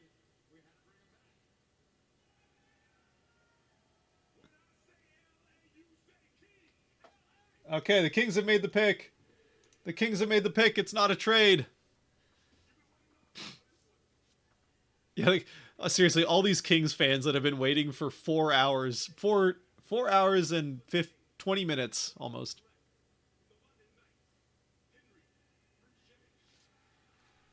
All right. Henry Brushevich.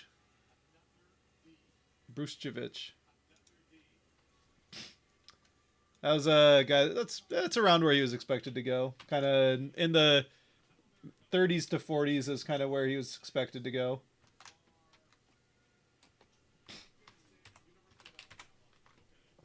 Right shot D from the London Knights OHL, played 67 games this last season with the Knights. 10 goals, 32 assists for 42 points from the back end, which is all right. Right shot D, not bad, but 6'1", 200 pounds, so as far as defensemen so far in this draft, again, that's on the smaller end because they've been mostly like 6'4" to 6'6", except for there's one guy that was like 6 foot. Who was that? Is that Jack Smith? No, he's 6'3".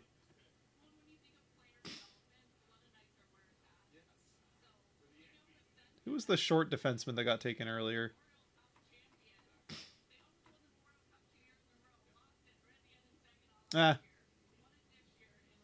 I don't remember at this point. Oh well. 1 pick left and then we're done.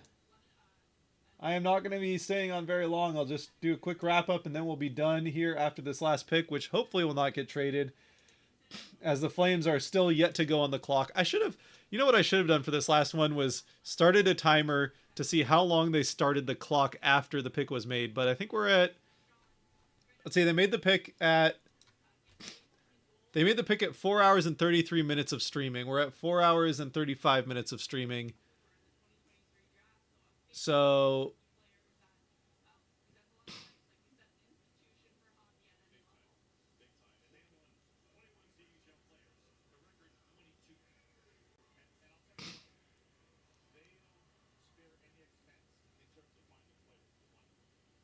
Regan is saying Sidney Crosby to the Habs, Montreal Canadiens. I have not seen anything about that, so I'll believe it. I feel like they would be talking about this like crazy at the draft if that's real. Like, I don't mean to doubt you, but I'm not gonna like go out and say that that's a thing until I actually see it come across.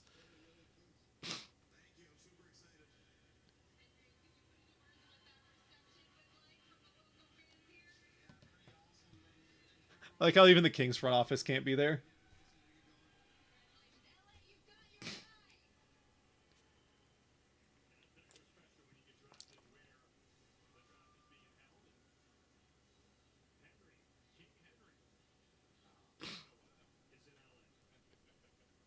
All right. 1 pick, just the Flames. They are officially on the clock, though the clock has not started. So, all right, clock started. The clock started 3.5 minutes after the last pick was made. So I'm not even, like, it was actually like 6.5 minutes that the Flames actually had on the clock, not 3. So there you go. That's why this is taking so long. I figured it out, NHL.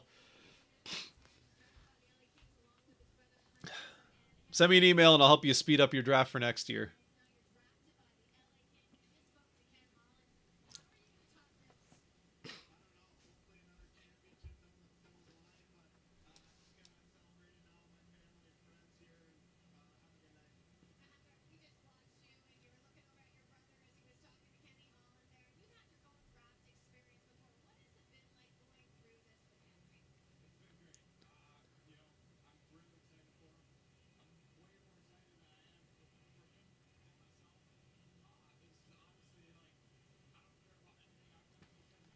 So as of 2 hours ago, there's a bunch of things saying that Sidney Crosby's agent has said the rumors of him leaving are not true, but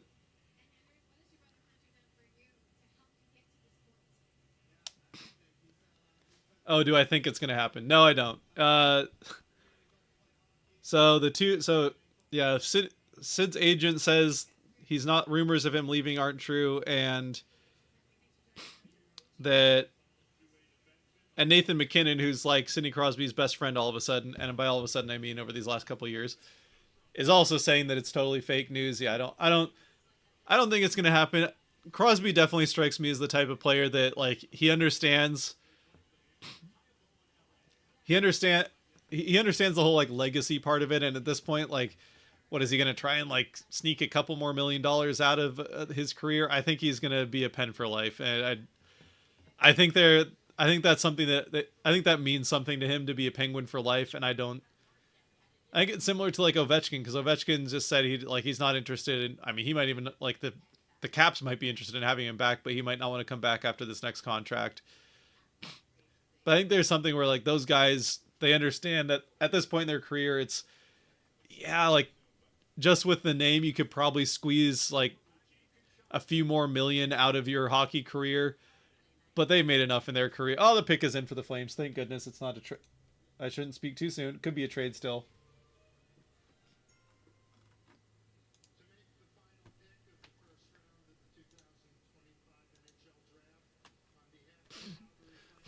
Oh, the big mustache man is back.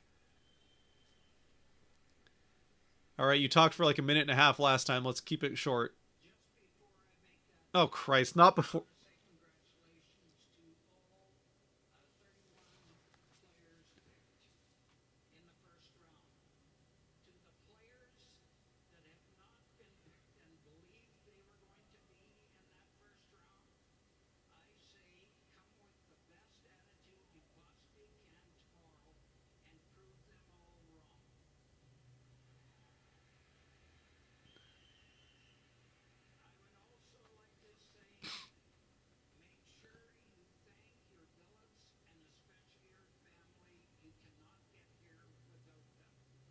Thank you, Mr. Mustache. I should probably know who this is, but we got another good speech in there. Final pick. Flames select.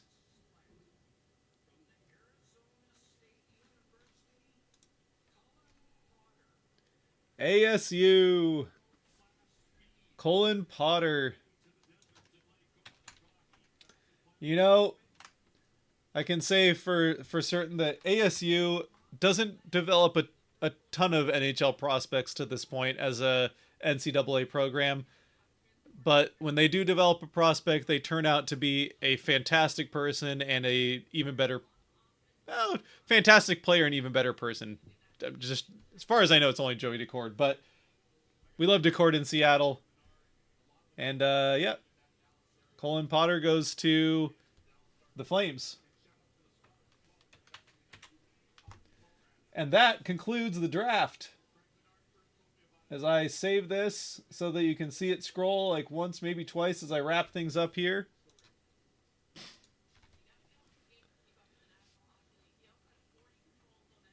We made it to the end of the draft. I'll give a quick rundown if there's any Flames fans hanging out in here. Colin Potter played with Arizona State this last year. In 35 games, he had 13 goals, 9 assists for 22 points, which NCAA's lower scoring. That's pretty decent as a left winger. 5'10", 172 pounds. It's definitely on the smaller end of players we've seen drafted so far, but in the NHL, although this draft might convince you otherwise, being over 6 foot isn't necessarily as important in the NHL as it used to be, but it still does help make a difference. And obviously a lot of teams, seeing the success that Florida has had of being big and physical, they're trying to go a little bit more that way. Does Tristan Jarry get traded? No. I mean, I think the Penguins would love to trade him, but I don't think there's any. Oh, he's not even with the Penguins anymore. Where's Jarry with? No, I don't think he gets traded. I don't think there's much value there. Anyway, yeah, we'll wrap things up. That's the end of the draft. Looks like even the people at the draft are ready to be done with it. Kraken 8th overall end up getting Jack O'Brien. Again, at the time, I'd say he was kind of one of the top 3 players I was looking at, considering none of the top 6 guys dropped to the Kraken. If Hagens had dropped to the Kraken past Boston, that would have been great, but he goes to the Bruins, and we are now, Jack O'Brien coming. I was still kind of hoping that it would have been Eklund, but that's okay. Eklund goes to the East Coast, where potentially the steal of the draft doesn't have to bother the Kraken. Goes to the Islanders, who had a very good night. Flyers make a few picks, did pretty well. Yeah. Obviously, we had a lot of trades between the Penguins and Flyers. They figured some stuff out. Blackhawks ended up with, I think, 3 picks in the first round, or at least 2. Nope, 3 picks in the first round. The reason being is I can't do this again tomorrow if it's at 7 again. I will not be streaming tomorrow. The draft will start earlier tomorrow, and it'll be rounds 2 through 7. It'll go a lot faster. Yeah, I'm not gonna. I won't be able to stream for tomorrow, but it goes a lot. 2 through 7 go a lot faster. They do them all in one day, and it's pretty rapid fire. The second round might be a little bit shorter. They have a lot of those players are actually there, so they might still get to go up and do some of the stuff that, they didn't get to do not being picked in the first round, but still. Yeah, other than that, the stream has now gone. We're at like 12 minutes short, or 14 minutes short of 14 minutes short of an hour longer than the 2023 draft last time I streamed. So this took a very long time for the Kraken to pick 8th overall. Yeah. Otherwise, thank you everyone for hanging out in here for this incredibly long draft. Next year, hopefully they're back in person and have figured something out, like, for example, just putting the next team on the clock as soon as the pick is made, but to figure out some things to speed the process up a little bit. So we're not streaming for almost 5 hours, but again, thank you everyone for joining. Appreciate it. And until next time, I will have a video after round 2 through 7. The rest of the draft tomorrow comes out. Sunday or Monday, one of those 2 days, I'll have a video out wrapping up what the Kraken did in the draft. Take a little bit more of a dive into Jack O'Brien as much as we can, and then who the Kraken pick. And certainly the second round I'll probably look at. The second and third round I'll look at who they take there. See what picks the Kraken actually even have left, because they traded some today.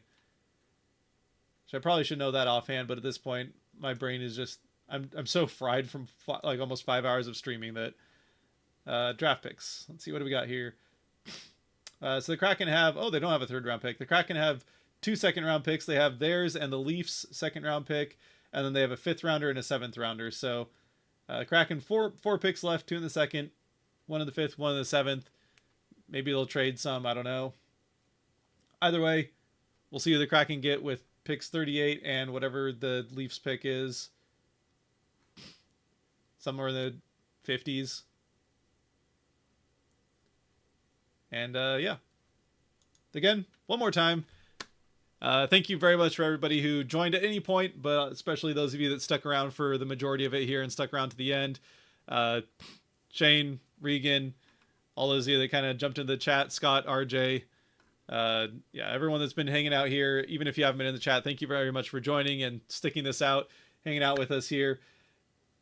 And look forward to hopefully shorter drafts in years to come. And like I said, video recapping the Kraken draft here coming up pretty soon, and then we'll have free agency, which I don't know if the Kraken will be super active in free agency itself, but I think there's probably still a trade coming at some point. And yeah, I think that's it. So, all right. Till next time, stay safe out there, be good to each other. God bless, and as always, go Kraken. And that concludes 4 hours and 47 minutes of stream.